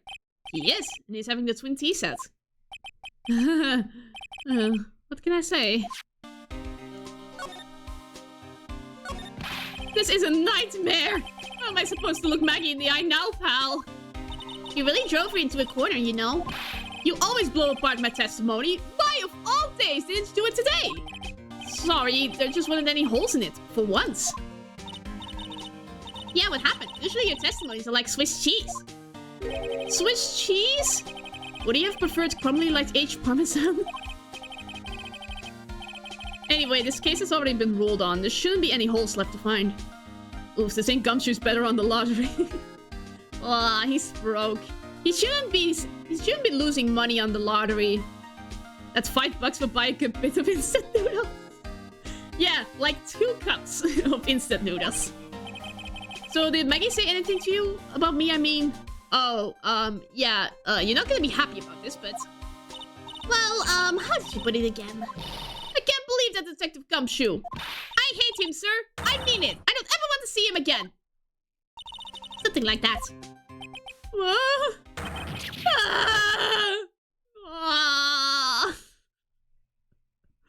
Poor Gumshoe. Please, Detective Gumshoe, I didn't mean... Why? Why is this happening? He's banging his head against the wall, Nick. Oh, man. Poor Gumshoe. Oh, poor Gumshoe indeed. So, did you like the twin tea set? I've never paid that much money for lunch before. I was so nervous, my hands were shaking. So, how did it taste? Horribly. Well, for $20, I guess I don't know how to describe it, really. It was delicate. No, here instant noodles only cost 50 cents a cup. Whoa! That's pretty cheap. I don't buy instant noodles. I thought they were like $2 or something. I never buy instant noodles, my apologies.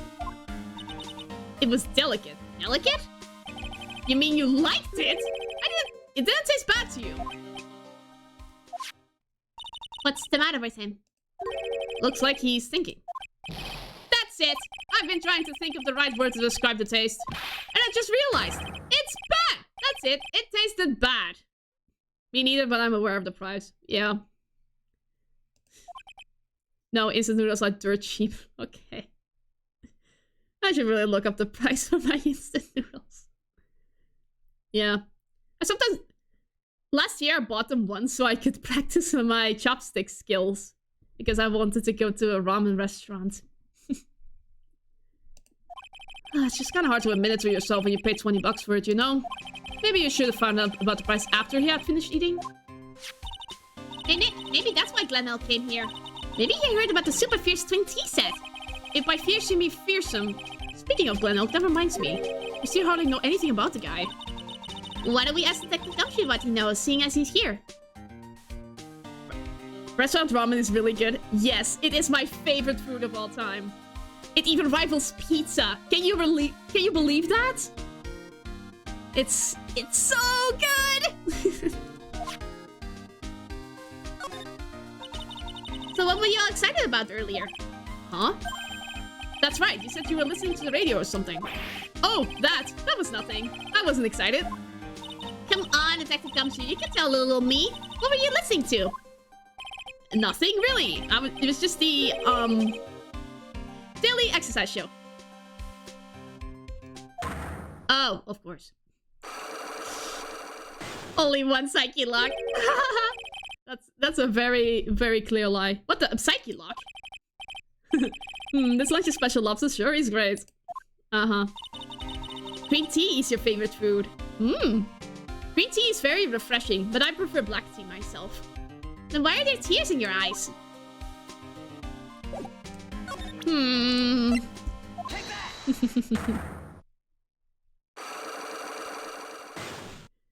You were listening to the lottery.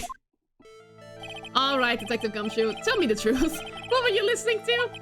No way, pal. Now that you made a big thing out of it, I'm not gonna tell you. We'll see about that, pal. Considering all the noise you were making while you were listening, it's pretty clear what kind of radio program it was. It was related to the lottery. Yeah. I'm right, aren't I? You were listening to the lottery results, weren't you? You thought you'd try to win big, just like Glen Elk did. It's like you can see right through me. Local ramen place is really good, though. Ugh, I really want to go back for ramen someday. You cracked him already? See, pal? That's why I said it was nothing. Yeah, I would go for restaurant ramen over instant ramen any day of my life. I'm usually pretty lucky, so I figured I'd give it a try. What's with everyone in the lottery? So, how did it go? Especially the extra hot pork tantan ramen? Ooh, that sounds amazing! I'm more for the chicken teriyaki miso ramen. That's my personal favorite when I go to ramen restaurants. I'm basic. I won 50 cents. Yay! Basic win at the lottery. It'd be better to win nothing at all than a half a lousy buck. I was so mad. Yeah, I know the feeling. I bought the same kind of ticket on Mr. Elk, see? And they've got a special radio show where they announce the winning numbers. They even do the drawings live on the air. It's intense, pal. It tastes even better the next day. Like an aftertaste, or... He can buy one instant ramen meal with that 50 cents. Bunch of ramen connoisseurs here. Well, of course, ramen is the best thing ever. It motivated me to single-handedly learn how to use chopsticks. Oh yeah, that's right, he can buy an instant ramen, but that's money. I bet this was Mr. Elk was listening on the day he was killed. Yeah, what time is it now? It's just after 1:30. Yeah, he was listening to that. And are the lottery results always broadcast at the same time? Yeah. Look, I got this flyer when I bought the ticket. Experience the most thrilling 10 minutes of your life every Monday at 1:30. Millionaire Radio. That sounds cool. I want to try it, Nick. And buy a ticket, Maya, with your own money. Alrighty. Then talk about the victim a bit more. This guy was a real programming genius. They called him the walking computer at the place where he worked. What happens when he crashes, though? Does he just stop moving all of a sudden? Ugh, he wasn't literally a computer, Maya. Anyway, there's nothing between Maggie and the victim. Yeah, that's what we found out yesterday, too. Hey, Detective Gumshoe, don't you have any information that's a bit more fun? Fun? Oh, I know. So, have you paid a visit to where Mr. Elk worked yet? You might as well. His workplace? Where's that? A computer firm called Blue Screens Incorporated, or something like that. Sounds like a real stable company. This could be fun, Nick. Let's go. Computers aren't really my thing, Maya. We'll be fine. I know all about that high-tech stuff. I wonder about that. It's just around the corner from this joint. You should take a look. Computer firm called Blue Screens Inc., huh? Alrighty. Well, let's see if the old man is still here. Oh, the bike is here. I don't see any sign of Mr. Kudo, do you? Maybe he went to buy another ton of birdseeds. I was kind of hoping he wouldn't be here anyway. At least not for now. Besides, any more seeds today and I'm liable to turn into a real phoenix. Oh, Tiger Phoenix! Hey, check this out. I wouldn't get too close to that if I were you. Otherwise, you might be in for a shock. My phony must be lurking someplace nearby. Just imagine, a tiger, loose in the city. Meanwhile, the real phoenix is like an abandoned chick, lost in the vast urban jungle. Huh? Don't worry, someday you'll grow up and become a ferocious tiger too. Don't lose hope. Why is she trying to pep talk me into becoming my phony? Okay. Cute little birds. Let's go to Blue Screens Incorporated. Oh gosh. Okay. Very high-tech. Wow, this place is so high-tech. You can almost smell the electricity in the air. It is a computer firm, Maya. They can't work without electricity, you know. Who are you? Oh, hello. Robot. Oh, hello.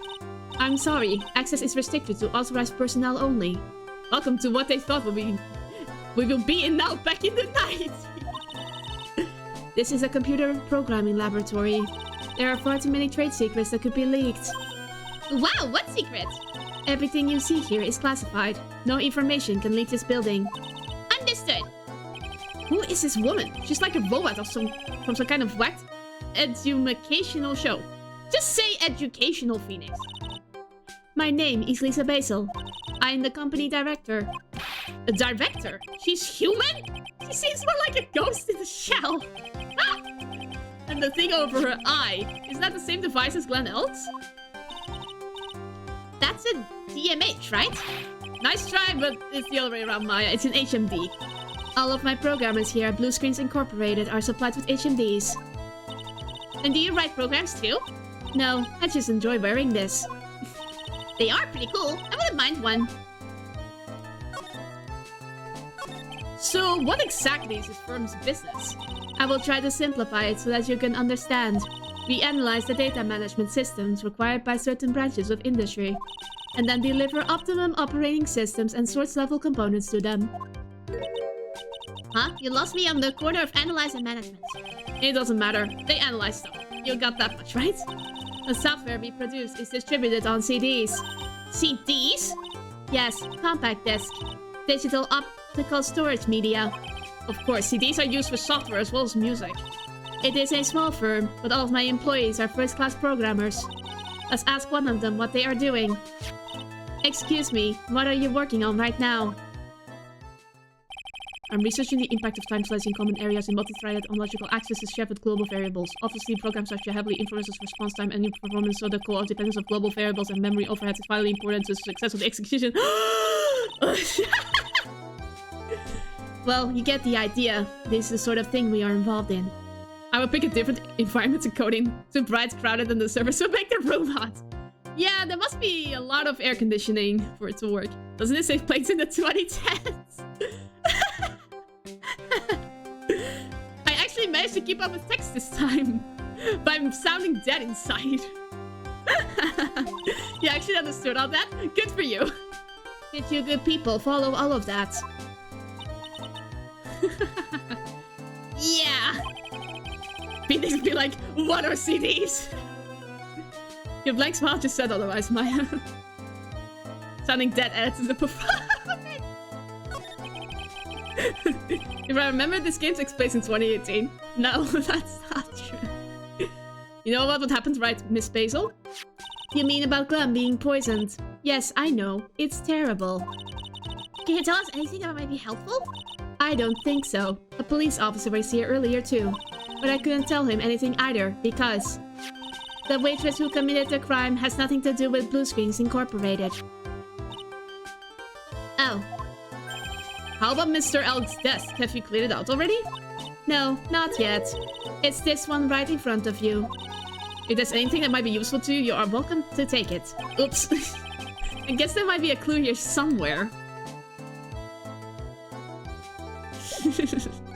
Yeah, flip phones. Flip phones still exist in this universe. Okay, let's examine the disk. Files. I have my own global variable programs, although mine aren't performance related. I am impressed, but I don't know what that means. I'm impressed, even though I don't know what it means. Hasn't it been about a month since his death? Why hasn't it been cleaned? Whoa, look at his desk, Nick. What a mess. Looks pretty average to me. But you can't get any work done with everything all over the place like this. You think? Real WizKids can work under any condition, you know? His desk is exactly like this. She's trying to hint that I should tidy my desk more. I'll clean up my desk when Maya stops asking silly questions. No hurry then. Hey, this calendar. What about it? If this is another hint about Tiny, you can forget it. So let's mark December 3rd in red pen. December 3rd? That's the day of Mr. Elk was murdered. Is there anything else? Yeah. It says meet with the tiger. The imposter did it. The tiger. I will not talk. Why are all these notes on the ground? Wow, look at this mess. Looks like they're all betting tickets. What kind of betting tickets? For betting which horse will win a given race. There are horse racing tickets. Oh wow, this drawer is stuffed full of these. Looks like they're all losing tickets though. There's over 500? Oh my god, gambling addicts? This many tickets would get you, what, $1 down at the recycling center? I didn't know you were so hard up that you tried to profit from the dead, Nick. I'm just taking them as evidence, Maya. Can you tell me more about the victim? About Mr. Elk. He was a top programmer. I would even say he was a genius. But he did suffer from 1 or 2 bugs in his personality. Oh, like what? He was a bit of a loser. Perhaps that would be the best way to describe it. That's what got him into trouble. What's the matter? He was a top programmer. I would even say he was a genius. So he was really no trouble at all. A model employee. Hey, wait a minute! I said something about him being in trouble. We've got to find out this trouble was exactly. Alright. Cable management here is horrible. You're just dissing this room, and I love it. About Mr. Elk, was he in some kind of trouble? I'm sorry, why would you think that? I thought you said something about it just now. You said he got himself into trouble because he was a bit of a loser? Ah, there we go. 3 psyche locks. I guess Mr. Elk is like every other man with his own pile of secrets. Interesting. Can we present other things? Not really. Let's move around a bit. Find more evidence. Gumshoe is here. Is Armstrong in the kitchen? Huh? Mr. Armstrong's talking to someone. It's the lady! I'll be back next month. Oui, naturellement. I will be waiting for you. If you haven't got it by then, I'm afraid it might get a little hot around here. No! I have everything ready, I promise! I love fire, you know? I love the way it crackles. No! Stop it, I beg you! And don't let me down. I'll be watching you. But no! This is not necessary! You can trust me, mademoiselle! Talk to anyone, and I'll drive a knife right through your heart. No! You do not have to worry, you know? You worry far too much. Maybe this will help you relax. It is the oil of sandalwood. I do love raw meat from time to time. Ah! Jesus, what is happening? I'll be taking my leave. Goodbye for now. My goodness. No wonder he needed the money. Lave la chiver. That's... I have la chiver. That is better. I must rub some of my oil all over my body before I become a nervous wreck. Not in front of me, please. No! Ooh la la, excusez-moi, monsieur. My eyes! My eyes! your eyes. If you have trouble with your eyes, you need these. The oil of sandalwood. Isn't this just the leftovers of what you were just using? Who are you talking to? You don't exactly have many customers, don't you? Do you, Mr. Armstrong? No, you are right, monsieur. But perhaps that is the perfect time for you to visit me, no? That way I can give you my undivided attention and cook for you la dish supreme. Putting on a brave face, huh? That's what girls do, Nick. But you are right. Business is very difficult these days. Perhaps the name is the problem. People do not understand it. They think it is stray. I just want the people to think that my restaurant was exclusive. But they think you just serve fast food on cheap plastic trays? Nick, that's the kind of thing that can make a girl cry. Have you forgotten that Mr. Armstrong is a man, Maya? But this restaurant is my life. It is everything to me. I will defend it to la finale. No one will take it from me. But who is the woman? So who was that woman you were just talking to? Ooh la la, you saw that. Well, yes, sorry. So, who was she? She looked so polite and graceful. Polite? Graceful? She likes raw meat and fires, right? I'll be back next month. That's so then learn to cook. Yeah, she will get, salmonella at that pace. Now that I think about it, hey Maya, I think it's pretty clear what kind of conversation they were having. You think so? Well, then let's show in that piece of evidence and see what happens. His financial troubles. So long as that paper exists, I am but a delightful angel with like broken wings. An angel, huh? Doesn't bode well when you think about it. Oui, they kept harassing me month after month. In the end, I had to give in. I agreed to help them. Help them? With what? Bien sûr, if I did not owe them la money, I would have refused. But my hands were tied. Please, what did you agree to help them with? No, I cannot say. If I tell you that woman, she will slice me up and eat me with that salad garnish. Ew, I hope he doesn't mean that he'll literally be sliced up and served with garnish. That is what he means, Phoenix. I'm going to guess that woman has something to do with your loan contract, am I right? Please, Mr. Armstrong, tell us about that woman. The woman who was here earlier, I take it that she's, Why has it come to this? What a tragedy. Suddenly I find myself so deep in la debt. It is a sign of la bad, bad world we live in, huh? No, I'd say it's more of a sign of la bad, bad culinary skills. The woman with us here, the scary woman, she is from la loan office. Loan office? Is that where you borrowed $500,000 from? Oui, tender lender, it is called. Oh, so that's what tender lender means. I forgot the name. Catchy name. Just hearing it makes you want to borrow some money. Please, you must not borrow from them. If you must no more than $10. $10? Sounds like your whole monthly stipend, Maya. Hey, I get a bit more than that, thank you very much. So tender lender is the loan office you borrowed $500,000 from, huh? I wonder if it's got anything to do with this case. Probably. I am a weak woman. When I am upset, I have to buy something nice to cheer me up. And this is why you don't loan money, people. Only take loans for house payments. Not to just get money quick. You can never repay it back. Thanks to him loaning me la money, I have to pay back $500,000 now. I'm like a slave. I have to do everything that he tells me. Who is this he? La tiger. The tiger!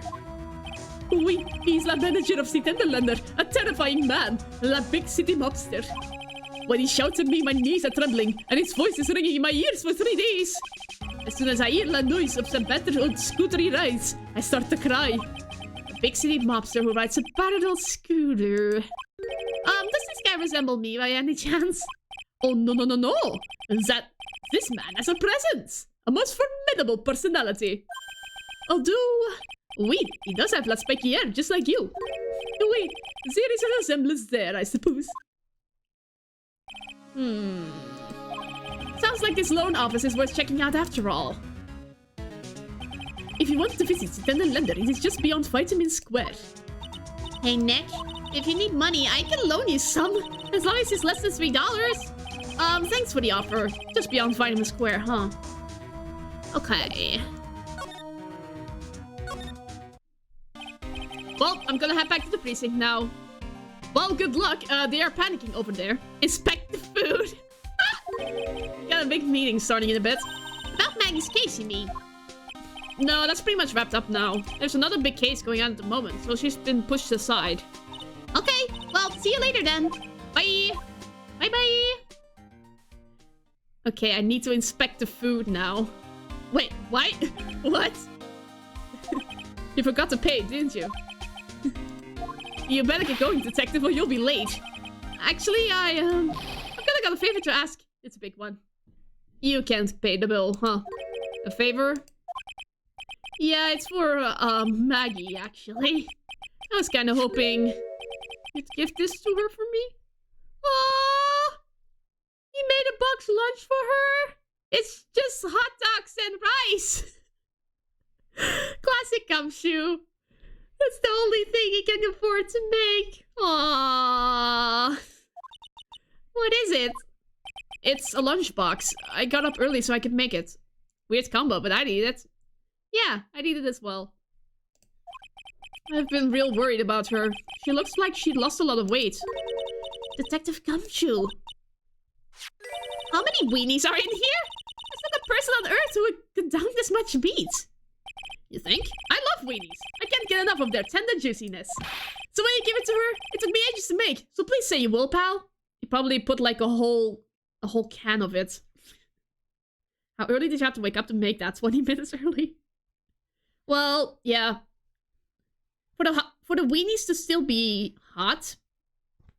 I hope it's insulated, otherwise those weenies will be ice cold. I can't exactly say no, can I? A tenderly handmade lunchbox fills the stomach with love and plenty of weenies. Aww. Maybe I'll eat it myself if I get hungry. Don't forget, okay? I'm counting on you to give that to Maggie. Okay.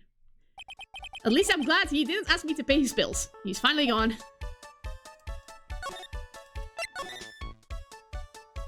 Let's examine the food. That smells good. Something's bubbling away nicely in that pot. Must be the lobster and abalone fricassee with a balsamic vinaigrette. Isn't that what I ate yesterday for lunch? Yeah, I think it's been permanently burned into my brain now. That's an example of what truly awful food tastes like. I bet it tastes really good if it was prepared well. Balsamy even. I almost don't want to say that Gumshoe would fit my weenie on Juniors. Oh. Aw. That's actually the perfect comment. Okay, what do you think of your own food, Mr. Armstrong? Ooh la la, so you have eaten my lunch, oui? Tell me, monsieur, did you enjoy the lunch I prepared for you? It was a unique and wild mixture of flavors. That was the first time I ever had lobster, you know? Lobster? There was no lobster in my lunch. What? But it said lobster right on the menu. Mademoiselle Maya, please, you must read la menu more carefully. It says, a dish inspired by lobster, an abalone fricassee with a balsamic vinaigrette. He is a scam artist. Oh, it's inspired, is it? Oui, inspired by these ingredients, but not perhaps made from them, n'est-ce pas? Well, guess that's the way the cookie crumbles, Nick. The way the lunch tasted, it probably 99% perspiration and 1% inspiration. Okay, he's a scam artist. Let's send the food inspection here and let's get out of here. Tenderlander. Well, this is definitely the tiger's office. This place gives off a really strange vibe, doesn't it? Looks like the tiger isn't in his lair. I don't even want to know what inspired by lobster means. Well, they're using like fake fish. That is a nice jacket. Ooh, the pink jacket. I hope it's fake fur, but it's nice. You mother! The evidence is right there! Oh my god! It even has the badge on it! Welcome. Ugh. Talk about a creepy voice. Makes your soul want to shrivel up and die. Yes, it's a lady. You're here to discuss a loan? No, not exactly. The manager is away at the moment. Wait quietly, please. She's gone, just like that! I guess we'll just have to come back another time. But this is the perfect opportunity, Nick! This place reeks of suspicion. Come on, Nick. Let's take a look around, okay? You think it'd be okay? Of course. No one will ever know. Coffee? Ah!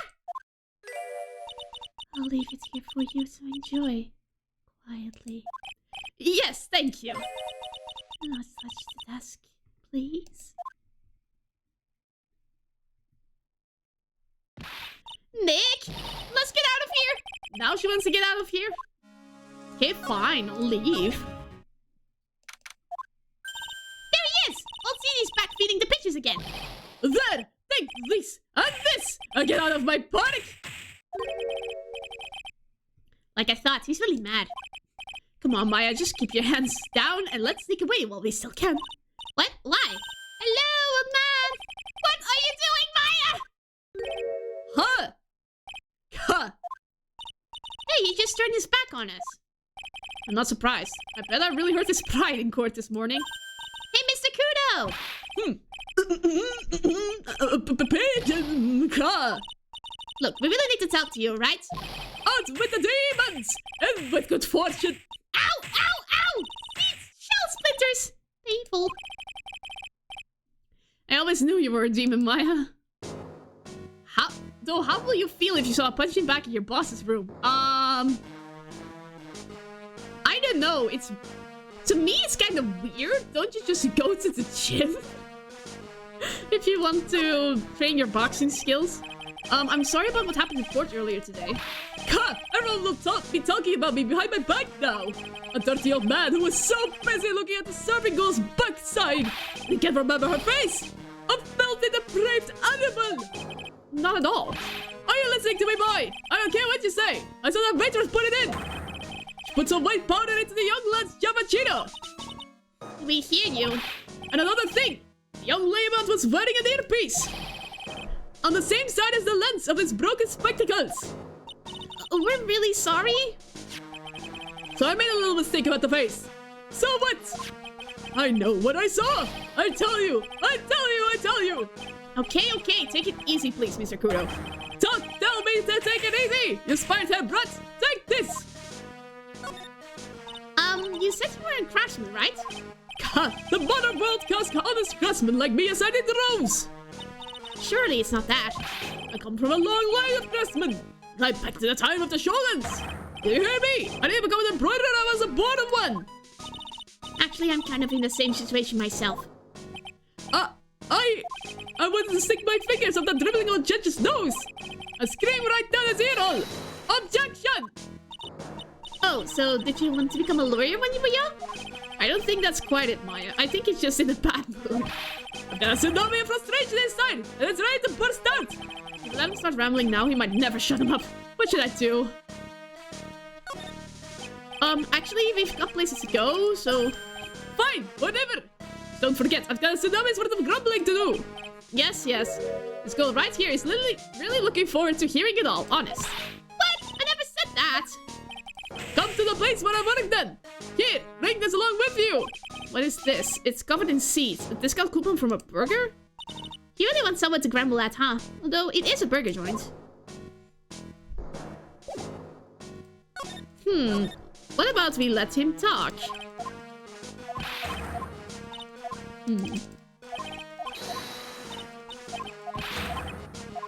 Let's suck it up. Guess I better let him talk. So there's not much call for craftsmen these days then. Of course not, you idiot! All I'm good for nowadays is running errands. Errands? Everyone takes advantage of the elderly. Buy some breadcrumbs. Take the dog for an old granddad. Feed the pigeons, old man. What am I? So the 2-bit community handyman. Well... Buy some bread. Now that I can understand. But what's the point of feeding some silly pigeons? Why do people say what they mean? Get lost. That's what I'm trying to say. Yes. I'm just like a Phineas, you see. At home, at that restaurant. I just get in the way, don't I? I'm sure you don't. Wait a minute. What did you just say?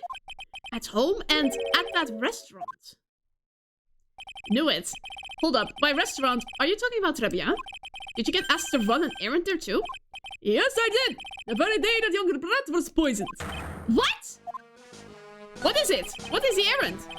So on the day of the incident, what were you asked to do? Glad you asked, boy! I'll tell you what I was asked to do! All of a sudden, a young lad stopped over the table. The serving bowl collapsed. And I broke that vase. It all happened so fast I was in a bit of a daze, you see. And then the owner shouted to me. Excusez-moi, you! Call la police! Call them yourself! I should have said back, but I didn't think of it at the time. So did you end up calling the police? Like I said, I was in a bit of a daze.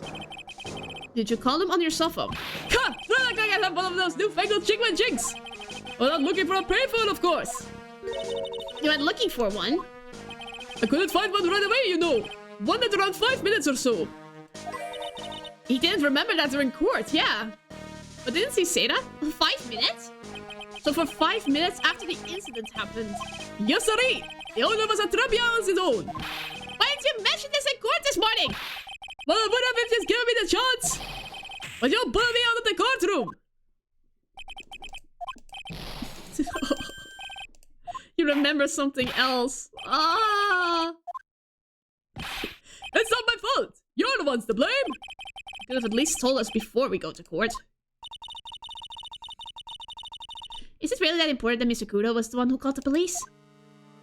Apparently it is.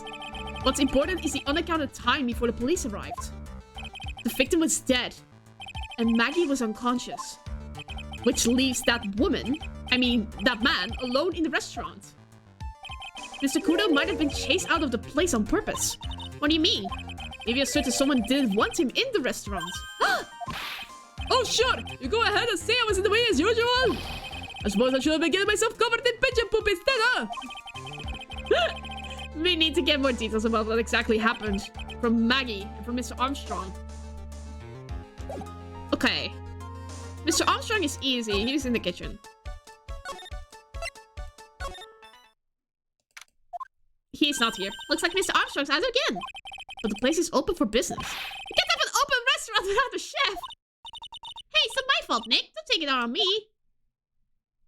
Only a couple of minutes after the incident happens, Mr. Kudo left the scene, leaving Mr. Armstrong here alone. Ugh, missing when we need to talk to him the most. Maybe he's trying to avoid us on purpose. Interesting.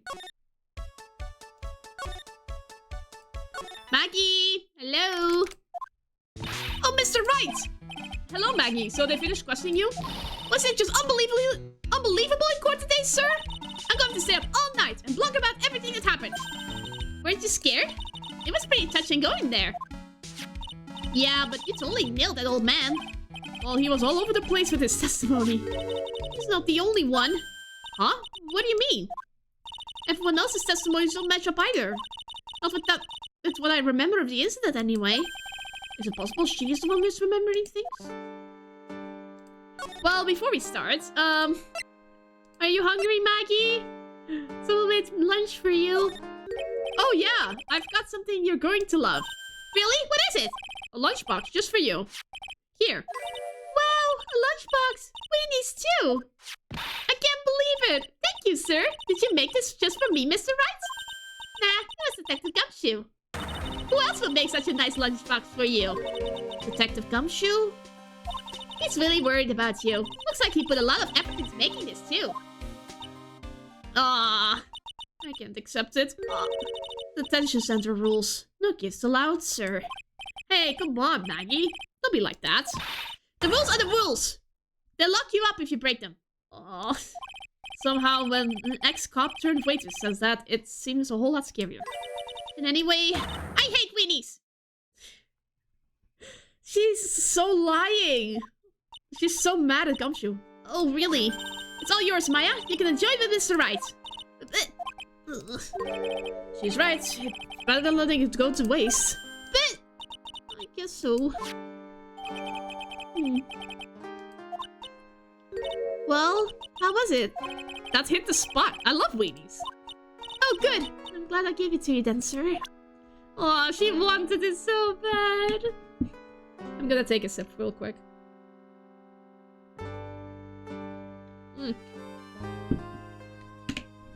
That protein shake really helps. It really helps, actually, with keeping my energy up. I'm not shaking at all. Last stream, I didn't have it, and I was shaking a lot. Maggie, you know how you said that everyone else provided testimony that doesn't match up with what you remember? Yep, there are just so many things that just don't seem to add up. The biggest contradiction is the other guy I saw at the victim's table. He was the one who slipped something into the victim's coffee. I'm sure it was him. But didn't Mr. Kudo testify earlier today that it was the waitress who put some white powder into the coffee cup? So you really think it was just disappearing man that did it? Well, he's not the only thing that disappeared. The CD vanished as well. You know, the CD with the writing on it? Oh yeah, the MC Screwdriver album, right? It was MC Bomber, Maya. That name was scrawled on the sports paper as well. You never did find that CD at the crime scene, sir. Or the victim's medication. That's gone missing too. Ouch, my head. This is getting way too complicated for me. You said that you passed out when the victim collapsed, right? Yes, it's so embarrassing. I mean, I used to be a cop. When I came to, the restaurant was buzzing with police. And before I knew what was going on, they arrested me, sir. So between the time the victim collapsed and the time the police arrived on the scene, you have no idea what went on at Tribulations? No idea at all. Why? Is it important, Mr. Wright? The other witness, the old man from the park, was pretty much chased out of the picture. Chased out of the picture? What do you mean? Old CD wasn't inside the restaurant because he was told to go call the police. Exactly. You, Maggie, were unconscious. That means Mr. Armstrong was alone in the restaurant for a brief period of time. No. You don't think Mr. Armstrong set me up, do you? When you consider the facts, it's hard to imagine that Mr. Armstrong isn't involved in this at all. It's like the master biting the paw of the dog that it feeds. Are you sure about this, Mr. Wright? Well, the old man said as much when we spoke with him earlier. I don't know. The thing that man says don't add up for some reason, sir. Maggie looks like she's trying to figure something out. Maybe we should ask Maggie exactly what she knows about old CD. Alright. What do you think of the old man? I feel so much better after this trial this morning. I've been a bit of a courtroom proceedings addict for years now. Feels like forever since I saw a witness as slippery as that old man. He's not really that bad of an old man, though. Still, I feel a bit uneasy. Huh? I thought you just said you felt much better. Maggie, if there's something on your mind, you've got to tell us. Especially if it has anything to do with Mr. Kudo or his testimony. Roger, I'll spill it all and see what you can make of it. Alright. Is there anything about Mr. Kudo's testimony that stood out as odd to you? Actually, yes. The fact that he was even testifying to begin with doesn't quite what?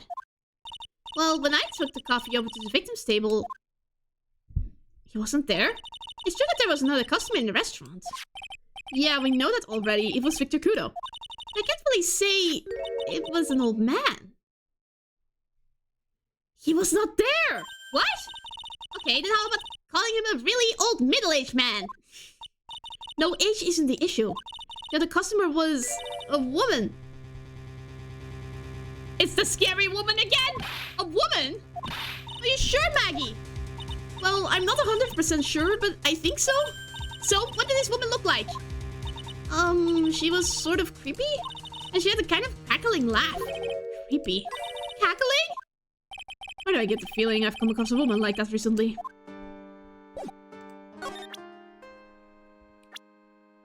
I don't have her profile yet, so I can't in good conscience. Let's move on. Nothing here.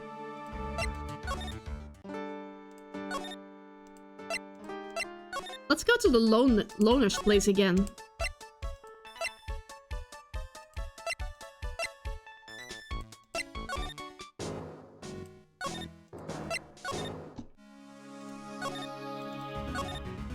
What's this? It's a punching bag.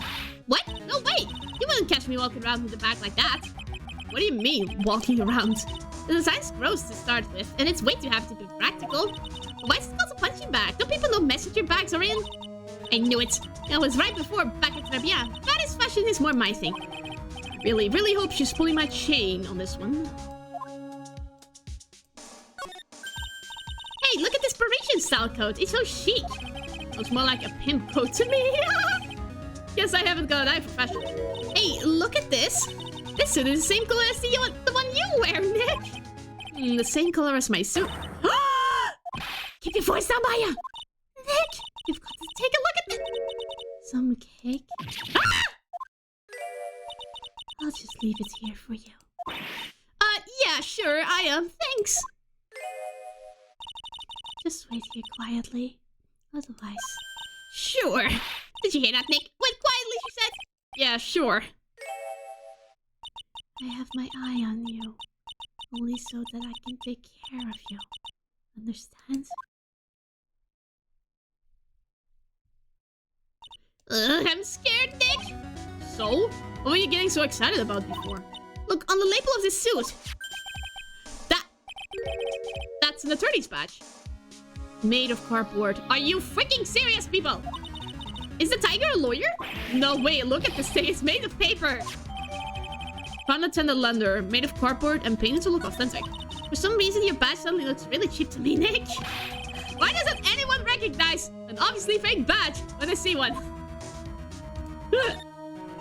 Oh no, someone's dropped the ashtray on the floor. That's going to be a nightmare to clean up. Yeah, it's all over the rug and everything.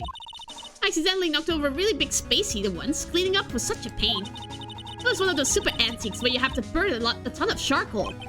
How did you manage to knock one of those over? Aren't they supposed to be super heavy? Need touch of the badge has been removed from the suit as well. Oh, I see. Cool. Oh, hey, there's a book of matches here too. A book of matches? What? It's a box of matches. Anyone can copy Phoenix as long as they have spiky hair and blue coat to the badge. Matches, huh? Places don't give those out much nowadays. Hey, wait a second. What is it? Looks like it's printed on its cover. It says très bien. These matches could come in handy. We might be able to use them. Yeah. The pilot light for the office boiler keeps going out. The hair's the hardest part to copy, though. Yeah. Swing and a miss, Maya. Swing and a miss.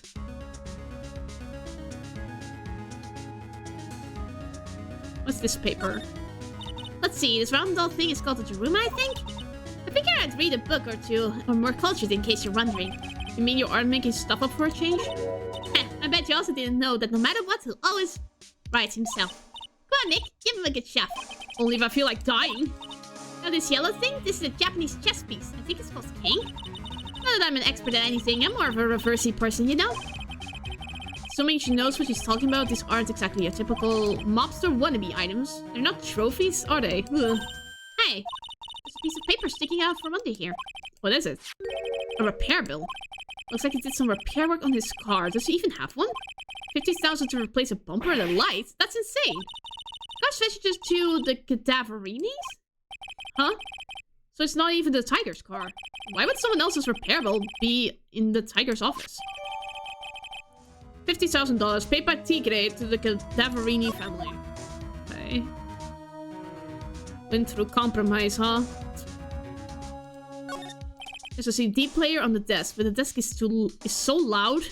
It's wonder you can hear it. The lid's open. I wonder what kind of music the tiger's into. Have you finished? Coffee? Ah! Yes, thanks. It was lovely. So, you drank it all?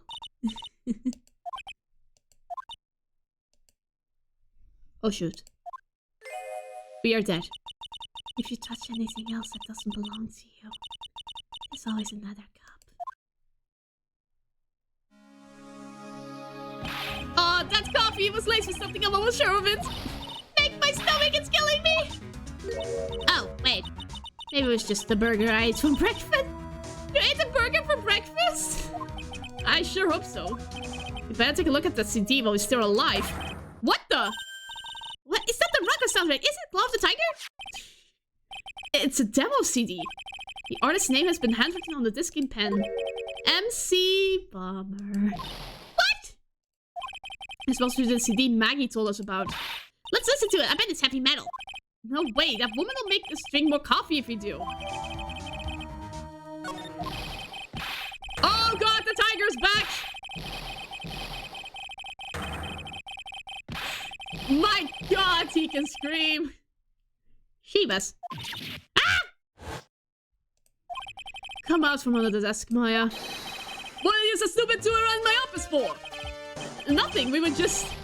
Ah! A precious carpet just got ash on my rug! Just gotta make sure I can fit never came through my door. It wasn't us, it was only like... You wanna argue with me? Is that what you're doing? You think you can take me on? Let me see the pancake has turned you into new rugs! Ah! Oh. Don Tigre, you're back. Ugh, that voice. It's like evil seeping into your head through your ears. I'm sorry, Don Tigre. I knocked over that ashtray earlier and... Ugh, she got a death wish of what? Oh, right. Huh? What? Forget about it, Violetta. It's nothing. What? I ain't gonna get mad at you. You're too cute, you hear? That's so unfair. Here, have some cookies. I just baked them. You need some strong espresso while you're discussing your loan. Ah, Phoenix Wright! Yes? You sounded crazy, or just plain stupid to chase after me? I worked so hard, but now you just come and mess with my plan. So it was him. He's my phony. But I don't care. No one gets in my way. What? I mean, excuse me? You should have left the little girl at home, rat. I have a few things about... Ah! No questions. This is the last time we meet. Okay. Wait! Please! That was pretty weak, Nick. You waited until he was out of earshot before you shouted after him. Like you were the one to talk. I didn't see you scream, hold it either. The espresso. Ah! And cookies. This woman is definitely not good for my heart. Now, what was it the tiger called her? Violetta? So, I'm kind of curious about your company, Tenderlander. With the warm and friendly atmosphere you'd expect from a family-sized business, a percentage rate of interest, and an attractive repayment policy. Why do I get the feeling the sentence is not going to end well? We will tenderly lend you that little bit extra here at Tenderlander. Hey Nick, things are a bit tight for writing quo at the moment, aren't they? I mean, there's that $500 you owe me for our card game for starters. Why don't you take me out alone? Would I like to take out a loan from a place like this? Not so much. Tenderlander is on your side. So, let's say I'm late with my repayment. What happens then? Give you more coffee. Strong coffee. Right. I think I better skip town. Hey, just remember I can make strong coffee too, Nick. Strong tea as well. So, do you know anything about the incident we're investigating? What incident? Well, a man was poisoned in a restaurant just near here. That incident. Let me see. I was here that day with the manager. The manager being the tiger? Furio Tigre. Furio Tigre. So that's where the tiger thing comes from. Tin Eop's got a new name! Nick, hurry up and find out more about him! Alrighty. Talk about the tiger. Can I ask you about the tiger? I mean, Mr. Tigre. Cookie? Sure. How do you like my cookies? I baked them myself. Go ahead, Nick. The honor is all yours. No. Ladies first, Maya. No matter how I look at this, I just don't get it. What are the tiger and the scary girl doing working together? We are lovers. What? That's not exactly coming across in your tone of voice. And I own Don Tigre in my life. He's the one who saved me. The tiger saved you? Please address him properly as Don Tigre.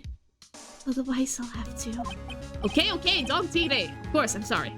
He saved your life. I'd sure like to know how that happened.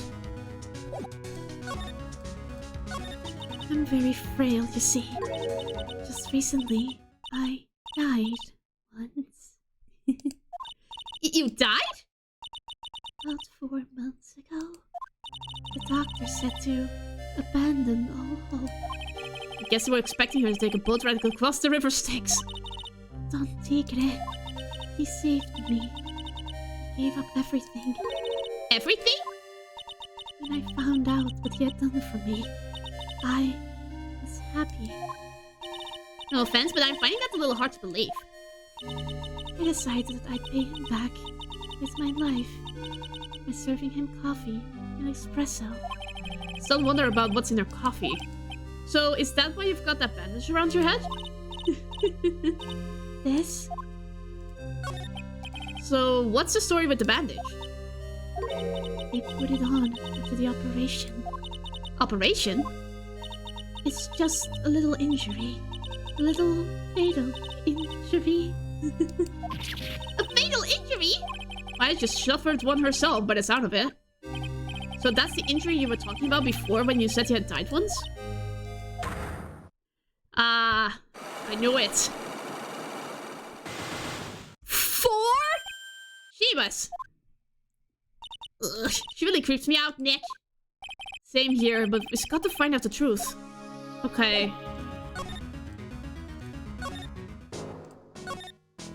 Let's try some other places again. Can we mention the woman to Maggie? I know I used to be on the police force, sir, but I'm incarcerated now. Ah. No. Is Gumshoe at the Criminal Affairs Department? Yes. The main servers just went up in smoke! Why the heck isn't the press conference set up yet? The superintendent's here already! Yeah, and there's a problem with the internet too. I already told you to stop using your computer, Chief! But I'm watching videos online! I catch up on my Asian soap operas! It's gonna have to wait, Chief. I'm throwing the switch. No! Just when some young guy was about to confess to his son's hot-to-trot girlfriend. Wow, this place is really buzzing. Something must be going down. Something really big. Huh? What are you doing here, pal? Detective Gumshoe! You can't be here right now. You'll be roped into the briefing if you stay. Huh? We got a big problem here today. Why? What's going on? It's a virus! A virus! Oh no! The department has been hacked. There's a virus ripping through the precinct's computer system. But I really need to ask you some questions. Okay, I'm only gonna say this once, so listen up. Yes? No matter how poor you get, never borrow money from a place like this, you hear? Wise words to live by. Okay? If you got through money trouble, just go on a diet of instant noodles and hang in there. Aww. And we're not thinking about borrowing money, Detective. We want information. Oh, is that all? Well, let's see. Tenderlander is considered to be even fishier than the average illegal loan shark. And it seems it ran into trouble just recently. Those guys have been pretty heavy-handed, calling all their debts. How does Gumshoe know about that? I think he already, experienced his fair share of troubles. Don't go poking your nose around in their business, pal. You'll really regret it if you upset that lady. Alright, I get the picture. Hey, wait a minute! The lady! What did he just say? That lady? Who's this lady he's talking about, Nick? You better find out. I want to know right away. What do you know about Violetta? That's the girl who works over at Tenderlander. You want to stay away from her, okay? I mean it. She does look kind of unforgiving, doesn't she? That should be the least of your worries, pal. What's that supposed to mean? What could be worse? Her name's Viola Cadaverini. Cadaverini, like that car that was broken? She's the only granddaughter of Bruno Cadaverini. Bruno Cadaverini? Do you know who that is, Nick? Never heard of him. Bruno Cadaverini is the boss of the Cadaverini family. Oh no, he's part of the mafia! The Cadaverinis? That's one scary sounding name. We can't touch them. They're way too powerful for the police. But you're thinking of taking them on, aren't you? No, I don't remember ever saying I was going to. I better get some more info out of Gumshoe about this family. Cadaverinis. I'm not sure if I really want to get involved in this, but who are the Cadaverinis? Who are they? A scary bunch of people, that's who. You're a cop and you're scared? What's that about? Trust me, it doesn't matter if you're a kid or a cop. These guys are scary. They've got some serious clout in the criminal underworld. We can't touch them. They've got too much moolah. Moolah, as in money. They pretty much control all the cash on the city's black market. Whoa! A black market, huh? And that includes Tenderlander, I take it. Sure, no one stands up to Bruno Cadaverini. And I mean, no one. Interesting. So Viola's the granddaughter of some mafia boss then? Yeah, and everyone knows how much Bruno loves his little girl. She means everything to him. So, how did she end up at Tenderlander? I don't know, pal. But I heard she and the boss of Tenderlander are pretty tight. Tight? That's what it said in the file I read related to Maggie's case. Sounds like a pretty important clue. So what exactly is a computer virus, Detective Gumshoe? I don't know. What? Look, I just go with the flow, alright, pal? And here I thought detectives were supposed to be somewhat knowledgeable. What's with that face, pal? You think you know what a virus is? Well, Nick, do you? Computer virus, sure. I mean, only in simple terms, of course. Really? Wow, you know everything, Professor Nick. Yeah, I'm gonna call you Dr. Wright from now on. Hey, that sounds pretty cool. Don't you agree, Dr. Wright? Why do I get the feeling they're making fun of me? Okay, fine, I'm no expert, but I can at least explain the basics to the two of you. Virus is a program that gets inside a computer and causes damage. Damage? You mean it makes the machine go boom and explode? No, the damage is, well, it's all internal. So the inside goes boom, right? Imagine all the case data you've got stored on your PCs here in the station. A virus could wipe all of that. That's the kind of damage I'm talking about. Whoa, that's scary.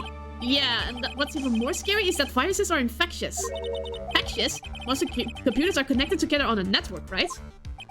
A virus can move from one machine to another over the network.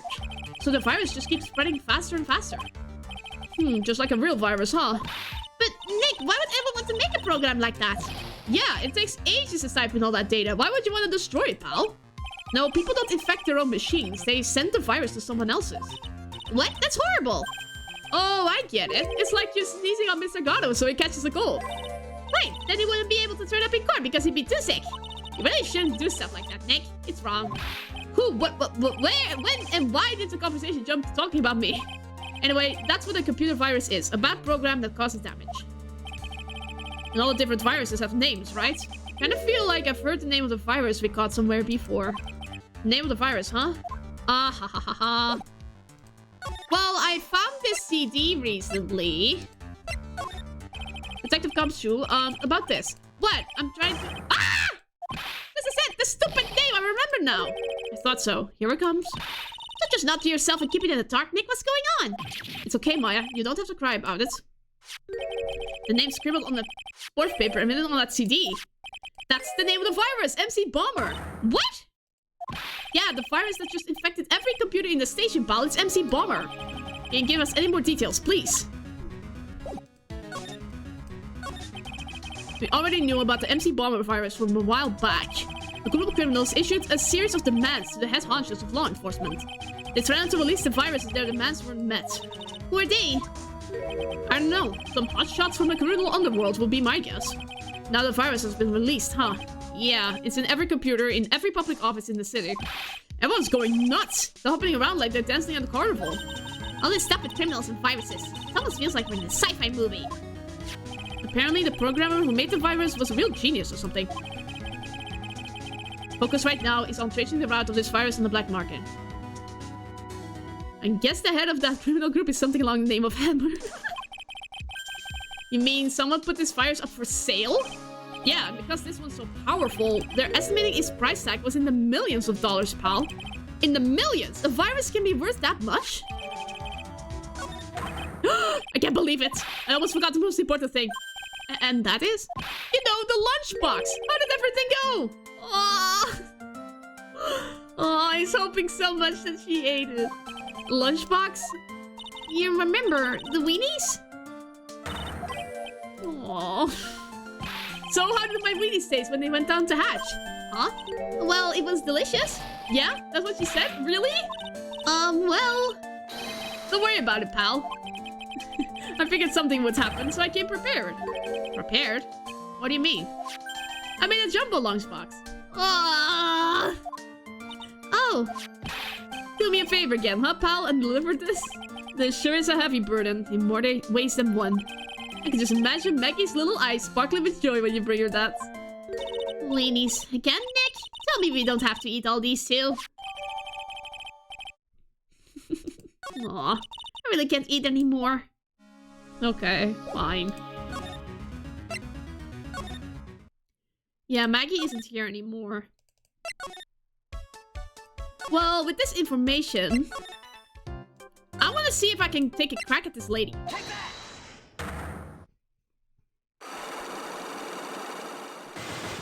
Okay. Glenn's troubles. They've got a respite from the weenie eating. So, how about you tell me what kind of trouble Mr. Elk was in? I'm sorry, sir, but we don't deal with troubleshooting here. Perhaps you'd like to speak to someone in customer service. What's she talking about? I guess I better just take a shot and see where this gets me. Miss Basil, let me ask you something. Does Mr. Elk's troubles have something to do with this? The gambling? What is that? A bunch of horse racing tickets, all losing ones. With that many tickets, you could get $1 at the recycling center. You good people are very, very bad. Cashing in others' misfortunes is immoral. Is that a whiff of hypocrisy I smell? But what is the relevance of these tickets? The victim, Mr. Glenn Elk, he had a gambling habit, didn't he? I don't think that's a logical conclusion based on the facts. Everyone likes to go to the races from time to time. Yeah, but not everyone buys as many tickets. Anyway, I don't believe that proves anything on its own. You're right, but I'm not through yet. Miss Elk's gambling was restricted to horse races. The... Millionaire Radio? No, that wasn't it.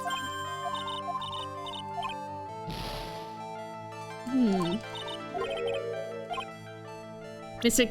Elk's gambling wasn't restricted to horse races.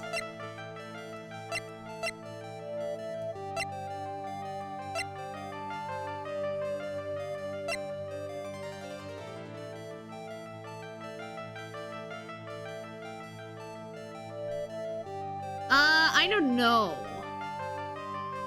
I shall escape and regroup for a sec.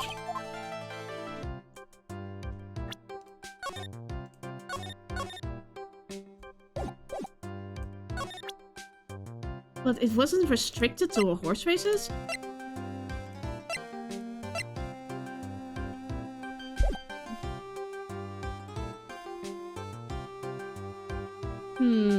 Can I examine his desk more? No. He's really pounding that keyboard, isn't he? Wow! I bet that's where the programmer comes from, huh? Guess I shouldn't be resting on my laurels. Gotta expand my skill set and all that. Yeah, that's a good idea. Maybe I could become old Tedious apprentice. But what about your spirit medium training? Could ask about another thing. Hey look, Nick, it's a supercomputer. Looks like it's really smart and wise, doesn't it? Computers are only as smart as the humans who use them, Maya. That explains why we don't use a computer in our office. You worked at TuMiiA. Yeah, but at least I... Please don't argue about something that's so trivial. Otherwise the computer will laugh at you. She says she's laughing at us, Nick. She's a human Maya, not a computer. Okay.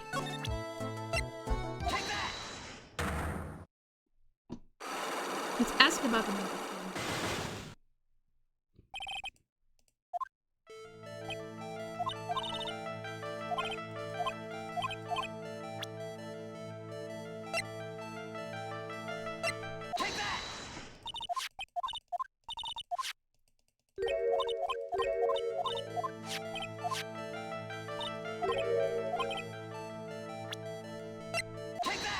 Yes, it was the ticket. The lottery, horse racing, he bought a lot of tickets and lost a lot of times. That's got to have to hurt his wallet pretty bad, don't you think? Maybe bad enough to be the cause of some pretty serious trouble, perhaps? No! You are right. Glenn did have a gambling habit. You good people must not follow his example. Do you understand? Trust me, even if I wanted to, I don't exactly have the money to buy any. But if you win, there's no problem, is there?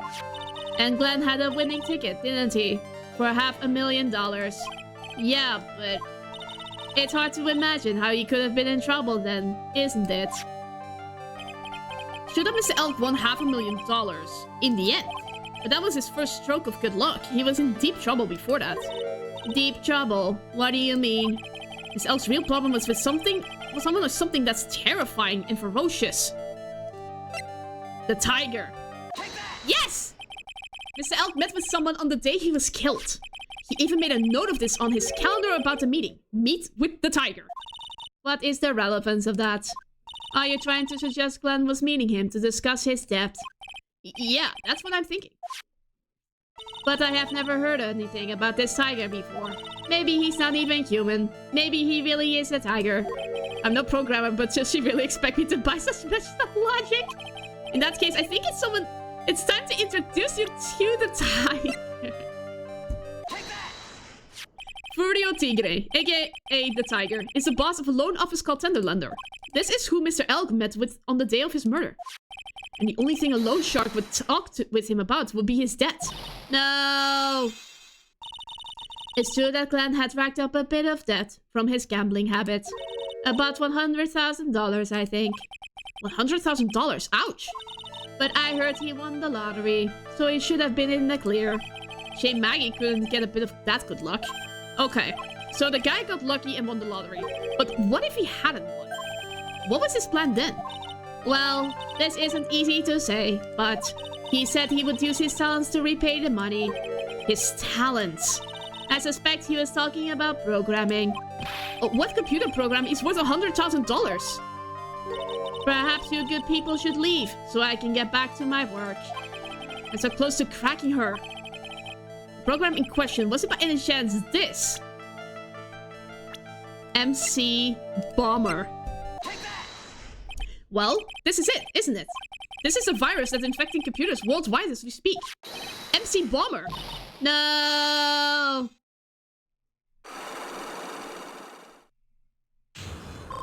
My life has been restored. Glenn's head had more processing power than any computer, but it had been infected with a gambling virus. Glenn was in too deep. You mean he was in debt? Yes, $100,000 in debt. Not an easy amount to repay. So, he said he was taking on some extra work. Something a bit risky. Risky? How? Maybe he was going to become a waitress at Tribulations. Where do you come up with those ideas? So it says to say Mr. Elk was the creator of this virus, huh? The MC Bomber virus. Yes, it was a work of genius. In a bad sort of way, of course. But still genius. Something like that would probably fetch several $1 million on the black market. Inconceivable. Gumption was right for a change. This date, September 3rd. That is marked on his calendar. That was his deadline for repaying his debts. I guess we won't be needing these horse racing tickets anymore. Okay. Use a trash can, bitch! Okay. Now that we know that, can we take a crack at the lady?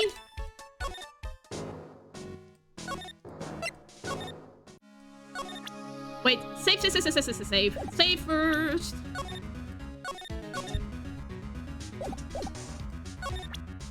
Let's see. Let's see. Let's take a crack at this, shall we? Head bandage. You said the bandage around your head was from an operation? You also said you suffered a fatal injury to the head, correct? Yes, the operation was very difficult, apparently. Now, by a fatal injury, you mean you were hurt very badly somehow, right? Did the injury in question have something to do with this?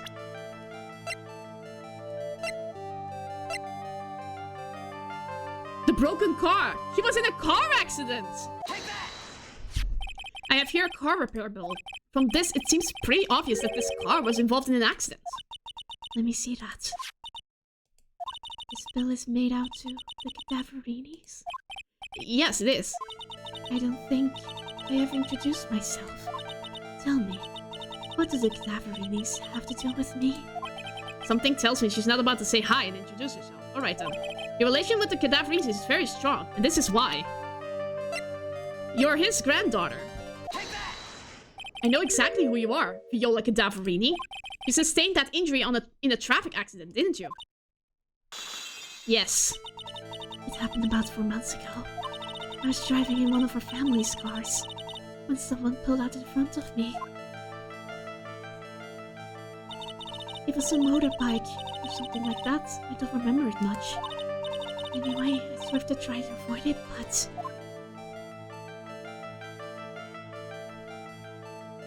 I I took a blow to the head. A bad one. Yeah, I can imagine. So what happened to the person on the bike? I'm guessing they didn't get away with injuring the Viola Cadaverini, right? I don't know what happened to them. They ran away, or so I heard. Ran away? If they'd stayed, I'd have... Is it possible that the person who have committed the hit and run have been El Tigre? It was this man, wasn't it? He was the cause of your accident. It wasn't Don Tigre. I refuse to believe it. But it was. We collided. A motorbike in my car. Don Tigre isn't injured at all, is he? It was the tiger who caused Viola to crash, but I can feel it. Plus, one of her locks just broke, so she must suspect it was him too. I'm sorry, Miss Cadaverini, but I have proof that the tiger was involved in the tragic accident. His bike was messed up. It's not exactly a motorbike, but Mr. Tigre rides around on a scooter, doesn't he? And you'll notice that the front wheel guard is badly damaged. Miss Cadaverini, you know the truth, don't you? This repair bill was paid by Furio Tigre. The Cadaverinis have known for ages who caused the accident, haven't they? It's possible, perhaps. Somewhere inside me, I know what may be true. I knew it. But Don Tigre still saved my life. The operation was very complicated. It's very, very expensive. How much are we talking? Very, very, very expensive. She seems kind of hesitant about giving an actual figure. I should back off. Well, anyway, it was the tiger who paid for it, right? After I recovered, Don Tigre told me. She said he paid for the operation because he cared about me. I believe him. Really? But do you honestly believe that to be true? You want to know what I think? I think the reason he paid for the operation wasn't because of you, but someone else. He didn't want to die by the Cadaverini's hands. Yeah. Perhaps I shouldn't be saying this, but your grandfather, Bruno Cadaverini, controls a lot of dubious cash, right? And you are his beloved pride and joy. Sure, I don't know exactly how much the operation cost, but if you weren't the granddaughter of Miss Cadaverini, Mr. Cadaverini, do you think Mr. Tigre would have paid the money? $1 million.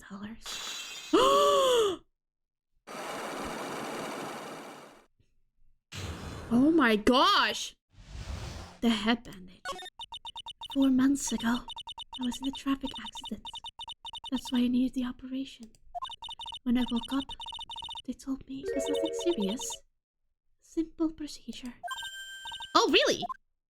Well, I guess if she recovered in 4 months, it couldn't have been too big. They said the operation cost $1 million. $1 million bucks? My grandfather ordered Don Tigre to pay $1 million in compensation. Compensation, huh? It's underworld lingo for paying money to settle a score. Basically, pay or get into some serious trouble. But $1 million bucks? This has to be related to our poisoning case somehow. I wanted to believe him. I wanted to trust what Don Tigre said. He said it had nothing to do with my grandfather being Bruno Cadaverini. I wanted to believe he helped me because he cared about me. Not about my grandfather. Oh! But I know that wasn't really true. Wow, I'm so sorry. What he did to get the money was evil. He said it was all for me, so I helped him. You helped him? In what way? Here, take these. What are these? Medical papers. I'm Bruno Cadaverini's granddaughter. He had to pay compensation. He was made an offer. He simply couldn't refuse.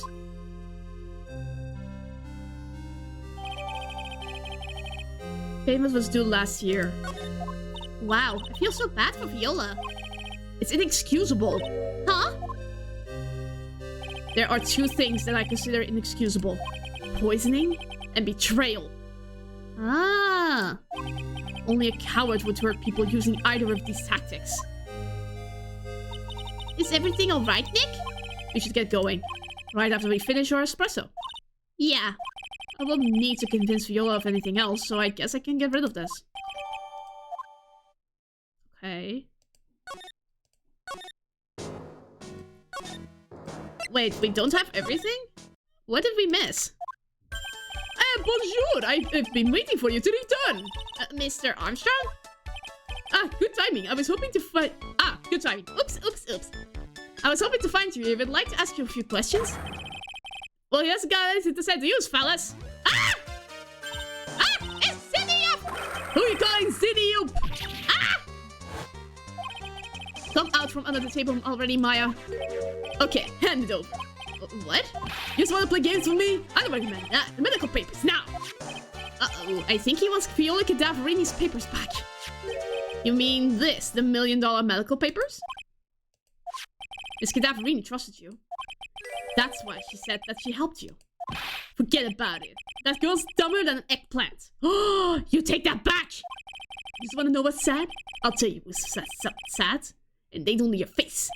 She thinks she's got power because she's a brutal little girl. Now that's sad.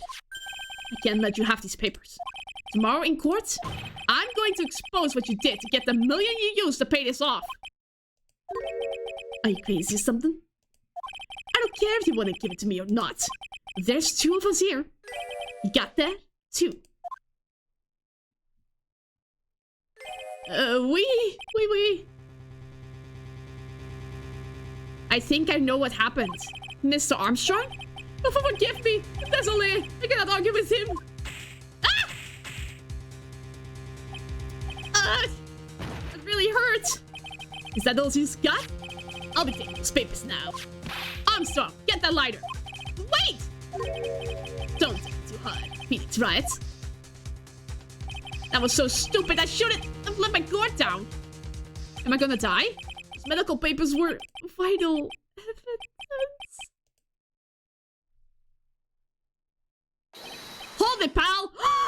Gumshoe, save us! Save us once again! Detective Gumshoe! Detective? You also think you're gonna stop me, Copper? Beat it! Ugh! Whoa! Come on, Gumshoe! Keep it together! You guys, get out of here! Leave this guy to me! Go, pal! And take this! He's got the papers! If he gets hurt, who's gonna look after Maggie, huh? Alright! Thanks, Gumshoe! Wait, Nick! Don't leave me behind! Oh my gosh, he's a savior! See? He is great. I'll get even with that guy tomorrow. In court. Santa is going down. Yes! Oh my gosh. And that, my friends, is the end of today's stream. We've got it pretty late. Comes you to the rescue indeed.